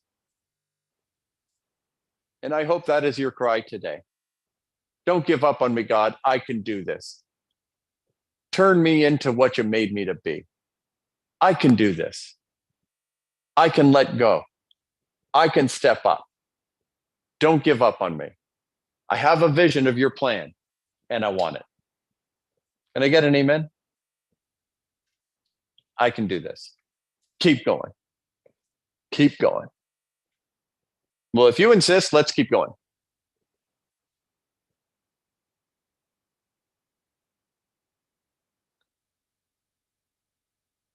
Wow, beautiful. Meditation number 10. This is the quantum leap formula. This is my number one most prized intellectual property. Of all the things I've been given, and I've been blessed with a lot, this one is the ultimate miracle manifestation formula, second to none on earth. I've studied the various teachers. I've studied the shaman, the different religious texts. I've hung out with the stars of the secret. Some of the stars of the secret say I'm the one they turn to. Who thinks that's pretty freaking awesome? I have been blessed with some really cool stuff, and this is number one above all. In my opinion, I feel this is the greatest thing I've been given. It is called the quantum leap formula, and this is the grandest of the grandest finales. It's not the end of today, because then we're going to move into the Dream Life GPS, but this is what we've been building for. This is the final. This is how to unlock your perfect dream life. And then Dream Life GPS is how to stay on track. Okay, you ready? So this is it. This is the pinnacle. This is my number one. This is my grand finale of grand finales. We've been building towards this, the quantum leap formula. So first, what I want you to know is you have 3 prime directives in your heart, so far as I can tell, of which I'm fairly convinced. You have 3 prime directives. And the way that I came to understand this is studying. What could people not overpower? Who here has tried to change things by force of will and you were unsuccessful? Like you say, I'm happy. I'm happy. It's like, wow, apparently I'm having trouble changing my mood. And then you're like, I can quit smoking. Someone give me a light, right? And you say, I'm gonna be nicer, you bunch of jerks. And you say, I'm really working on this. Who understands that by force, you might not be able to transform? And then I realized, well, wait, if you have a belief, your belief will overpower your intent. And if you believe your hand's 500 pounds, you can swear to God and on a stack of Bible and pass a lie detector that you're trying to lift it, but you're also working against yourself. And beliefs are more powerful than preferences. And so if you try and change something, but your beliefs will not allow you, you are the enemy within, fighting against every effort. I try and try and try, you say. Something's stopping me, and I'm telling you it's you. No force in the universe can stop you. The only two forces in the universe that can stop a human being are God and you, and God isn't doing it. Divine love is saying yes and amen to your dream life. It was divine love's idea in the first place. And since nothing in the universe can stand against you and divine and the plan of divine, there's only one power that's stopping you, and it's you. Who understands the importance of this conversation? Nothing can stop the divine will in my life but me. To the degree I'm not experiencing, expressing, and expanding it, to that degree, I have hindered it. And I'm not going to feel guilty anymore. I will forgive myself. It was all a setup for a get up. Today's my day to unlock and unleash. Who's ready to accept that? It wasn't supposed to be before today. I'm living on purpose and I am on schedule. I was supposed to blow it until today. Today's my day. And I trust. I'm not going to beat myself up. That wouldn't help. But if you want to truly unlock and unleash, you have to understand that you cannot beat your prime directives. And that's why you are hearing this message right now. You will not overpower your core beliefs. And in the core of cores, in your heart of hearts, the senior beliefs of it all are the three I'm revealing to you now. You have three prime directives of which you cannot violate. However, the ego has been able to hijack, and you're about to redeem them. Here we go. Number one, self-actualization. All living things in the universe have this, not just human beings. Every living thing in the universe has self-actualization. Every plant, every tree, every squirrel seeks to go for it. Every single living thing in the universe goes for it. It seeks to be as big and strong as it can be, to live as long as it can be, to be as fruitful as it can be. Every single thing in the universe goes for it except human beings, the greatest of all creation. Why would human beings aim at less than they can be? Why would the greatest of all creation in the universe aim lower than the highest and best when a snail knows better? How is this possible? It's been hijacked by your ego that thinks it's you, and it's trying to self-actualize instead of allowing you to self-actualize. To redeem your identity and to know who you truly are, to know beyond words who you are, unlocks and unleashes your self-actualization. And you too, my friend, will be unlimited. The ego alone, because it thinks it's you, has hijacked self-actualization. You're trying to be what your ego thinks you are, rather than allowing yourself to be who you really are. When you know who you are, you are. Self-actualization requires first that you answer the question, who am I? I'm a creative and compassionate spiritual being currently existing in this physical form. I'm infinitely valuable. I'm exquisitely unique. I'm perfect in my personhood. I'm living in perpetual euphoric connection to divine love and in loving connection to all living things. And I love others as I love myself. You say that until you know it's true, and you will redeem self-actualization. This is who you are. Who's loving this? Redeem your identity to unleash yourself. Self-actualization.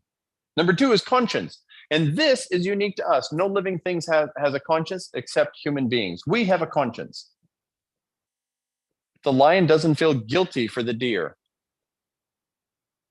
right? Animals don't have a conscience. We have a conscience.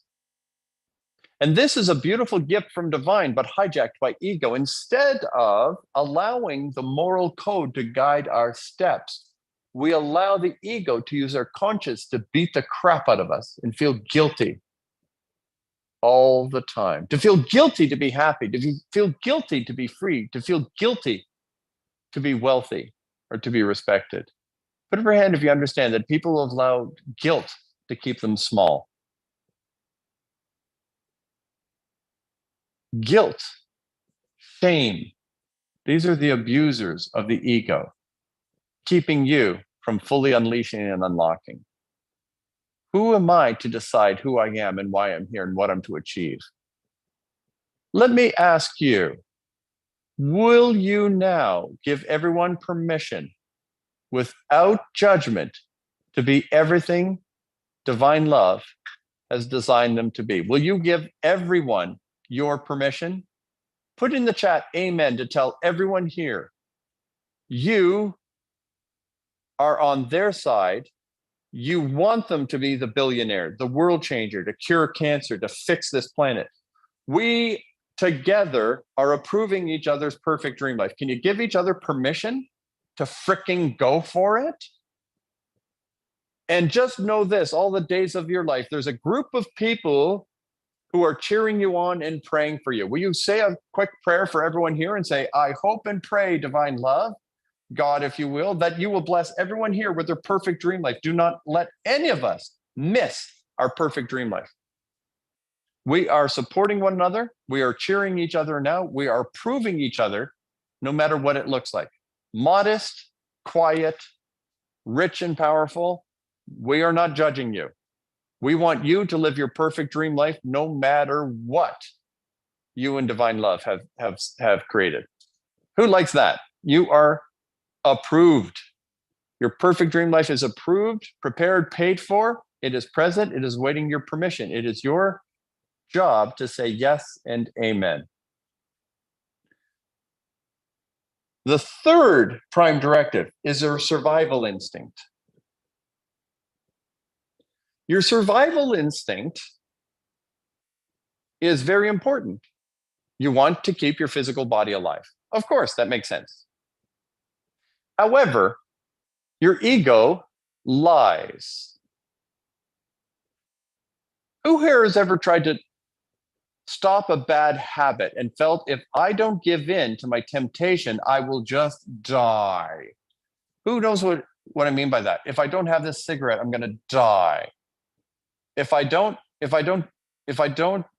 whatever, if I don't yell at that person, I'm going to die. If I break this bad habit, I'm going to die. And your ego says, if you dare violate what I'm telling you to do, you will die.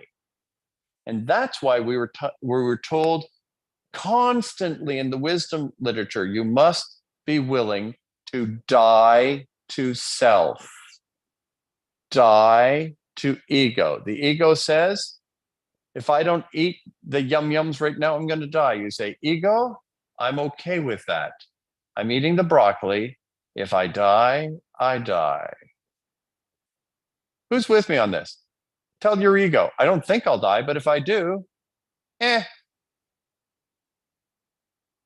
going to eat right, do right. I'm going to love. I'm going to do what's wise, reasonable, rational. And I'm not going to let that ego scare me to death. I'm going to live while I'm alive, doggone it. I am not going to shy away from life. I'm going to live life.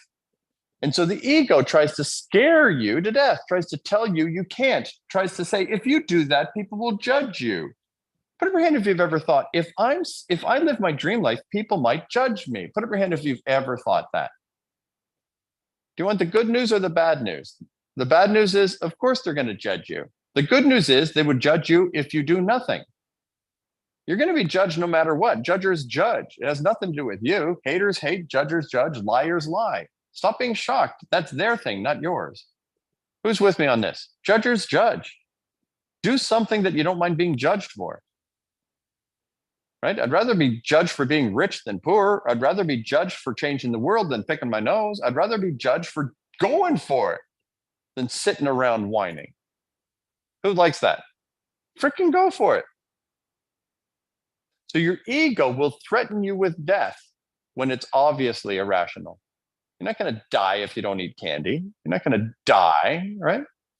I have to have a drink or I'm going to die. No, you won't die. But the ego tries to threaten your survival when you're not complying with its preference. So this is where we are taught in the wisdom literature to die to self. Do not allow your ego to control you. So that is a spiritual death of the ego. But it's not spiritual, it's just an idea. But this is very important. So understand this. Self-actualization, your ego is hijacked to try to actualize itself instead of you actualizing your true identity.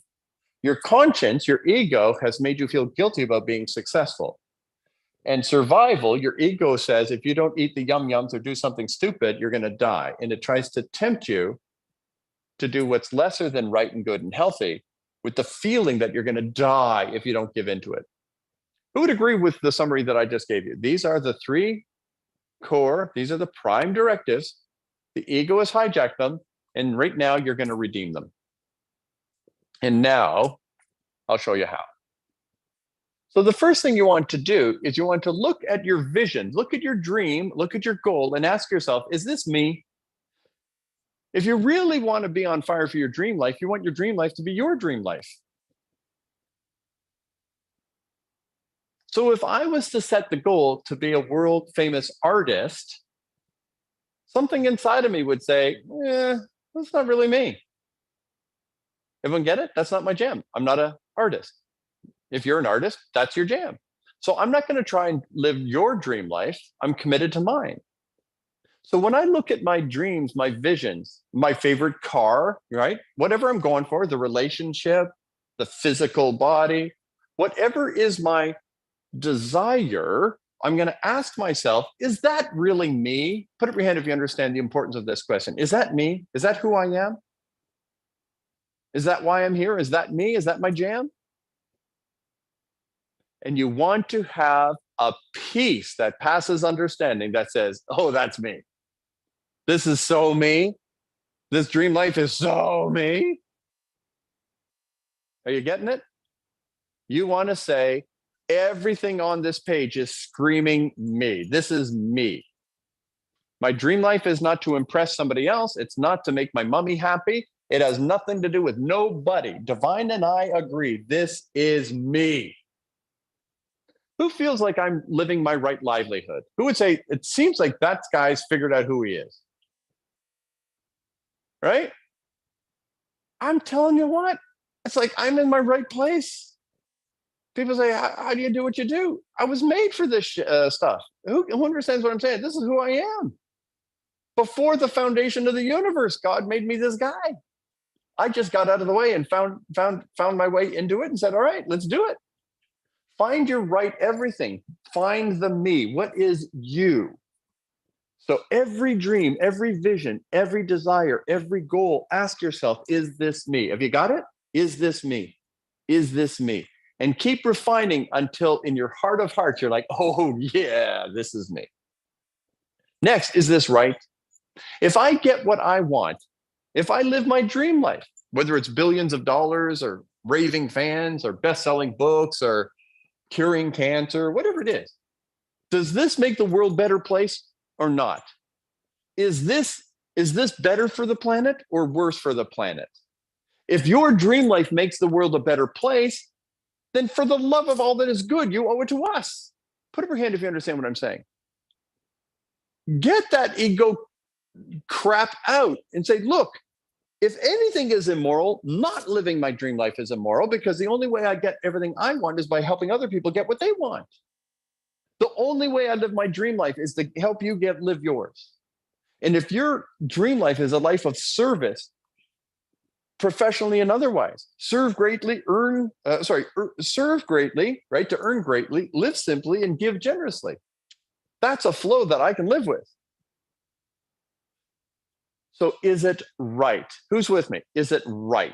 You want to feel a clear conscience. That's why I say you want a clear, compelling vision you believe in and feel free to pursue. Do you remember that now? You want to feel the moral purity of your dream life. This is right. You want to feel in your heart of hearts, if I live my dream life, everybody wins. This is better for everybody.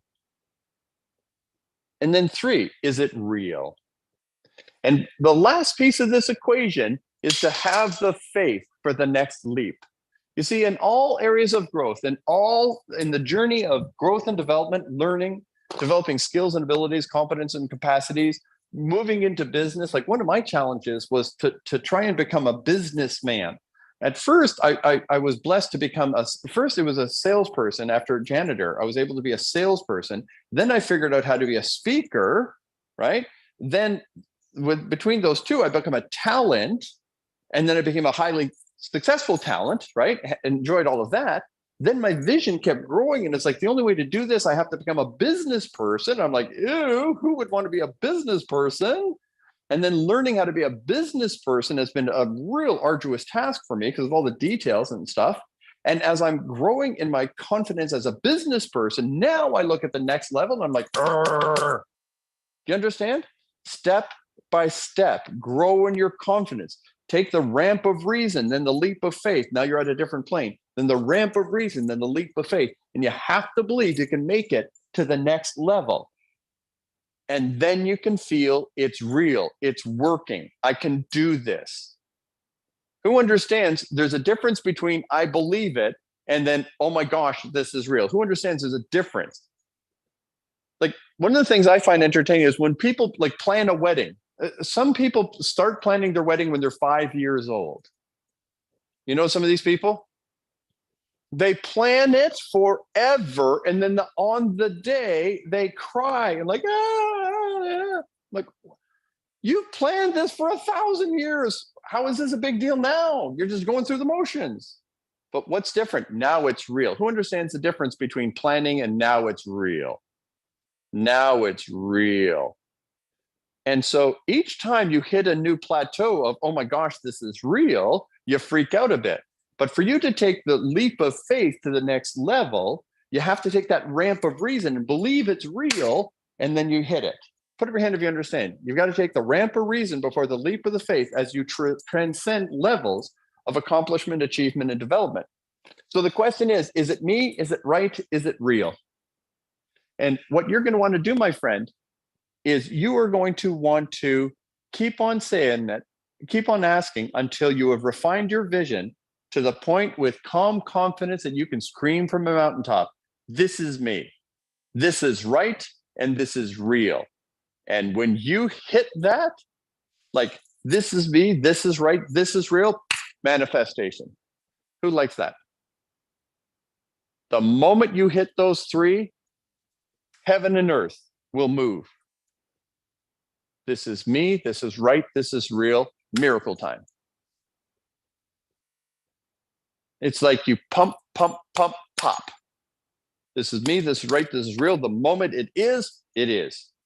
The more you make it real, the more you make it real. And I have a total of 2 minutes. Okay, good. That was easy. I thought I was doing better than I was on time. You guys okay though? Was that worth it? Okay, beautiful. Now, we can do this. Everything's good. So number 11 is the DreamLife GPS. What I want you to remember that GPS is, just write it down, is gratitude, preparation, and service. DreamLife GPS is gratitude, preparation, and service. So the secret is this: when you move forward to live your perfect dream life, you're going to have some surprises. Put up your hand if you know that. Stuff is going to happen. Some of you are having this beautiful weekend now. You're embracing, you're saying, let's do this. And then within 1 week, a lot of stuff is going to go to crap. Who's ever done that? Where you're making the right moves and then stuff goes sideways. And you're like, what? Come on, God, I thought we were good. And what you may not know is there's stuff in your life now that isn't part of your dream life for reasons you may not understand. Put up your hand if you understand some stuff has got to go. Maybe some people have got to go. Certainly some habits have got to go. Who understands to live your dream life, there's some parts of your current existence that won't be there? Who understands that? And sometimes it doesn't happen in comfort. Sometimes things go sideways. Sometimes you got to go down before you can go up. Sometimes you feel the path to enlightenment leads through hell. And what I want to encourage you with is, just because it doesn't feel good doesn't mean it isn't perfect. Is that okay? Sometimes it doesn't look good or feel good, but it doesn't mean it's not perfect. Imagine bringing a child to the dentist. You know how much faith that child has to have in mommy and daddy when they're on that dentist chair? It's like, why would mommy and daddy let this happen to me? And you say, trust me. And that's what divine is saying. There's going to be some stuff between here and heaven. And it's all worth it. You will thank me, but until then, trust me. Can I get an amen on that? Until then, trust me. Have gratitude on the days that you can't understand why you're thankful. You get a good butt kicking and you say, thank you, God. Thank you for the butt kicking. I'm sure it was important. Thank you. Someone else doesn't like me now. Thank you. I just lost a bunch of money. I don't know why I'm thanking you, but I trust you. Gratitude, gratitude, gratitude. Gratitude is the easiest way to reconnect to source. At all times, your number one priority is your connection to divine. Can I get an amen? Number one job, period. Number two job is preparation. You will not be given a miracle you can't handle. If you're going to run a corporation, you better start studying management. You want to travel the world, you better get a passport. You've got to be the person who can handle the miracle before you're given the miracle. Can I get an amen on that? Divine will not curse you with a premature miracle. Get ready. Can you handle it? Develop yourself. You don't want to be on a big stage until you can handle that big stage. You don't want to meet the billionaire until you have something worth saying. Who understands? You want to be ready for your moments. You want to be ready. By the time I stand in front of the key people that are key pieces of the big vision, I want to be ready to rock their world. Before I meet my perfect dream wife for life, I want to be the man she's dreaming of. Who understands preparation? Be ready for your miracle. So gratitude and preparation. Gratitude is number one. It's all pervasive. Do not lighten up on gratitude. Live in gratitude. Positive vibes. Next, prepare, study, get good, get ready, get prepared. And then service means do whatever the heck makes sense. Dial the phone, make the trade, ask them out, ask her out, start the company, give the speech, do the stuff. Most people are paralyzed because they have a perfect performance issue. Do not be paralyzed by perfect performance. Take messy action and change your life. Do your best today. People say, as soon as I'm ready, I'm going to do something. Holy Lord. 50 years later, any day now, I'm going to be ready to try out for the Olympics. You're 1,000 years old. The window closed. Do the thing. Who's with me? Do the thing and figure it out. Who understands that I didn't get here by being careful? Elon Musk didn't get there by being careful. We blow shit up. We make mistakes. We bump our head. And we get there. By the grace of God, you'll survive. Now get going. Gratitude, preparation, fricking go for it. Maybe I should have called this fricking go for it.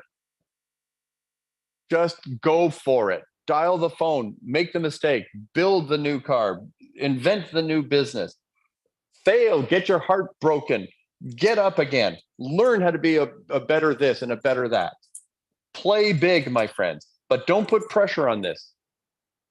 Has anyone heard of the 80-20 rule? It's called Pareto principle. Alfredo Pareto said 80% of your, let me just give you a couple quotes here. Life's rejections are God's protections. I've said this before. God's delays are not God's denials. And when you're getting your ass kicked, you're in God's gymnasium. that helpful?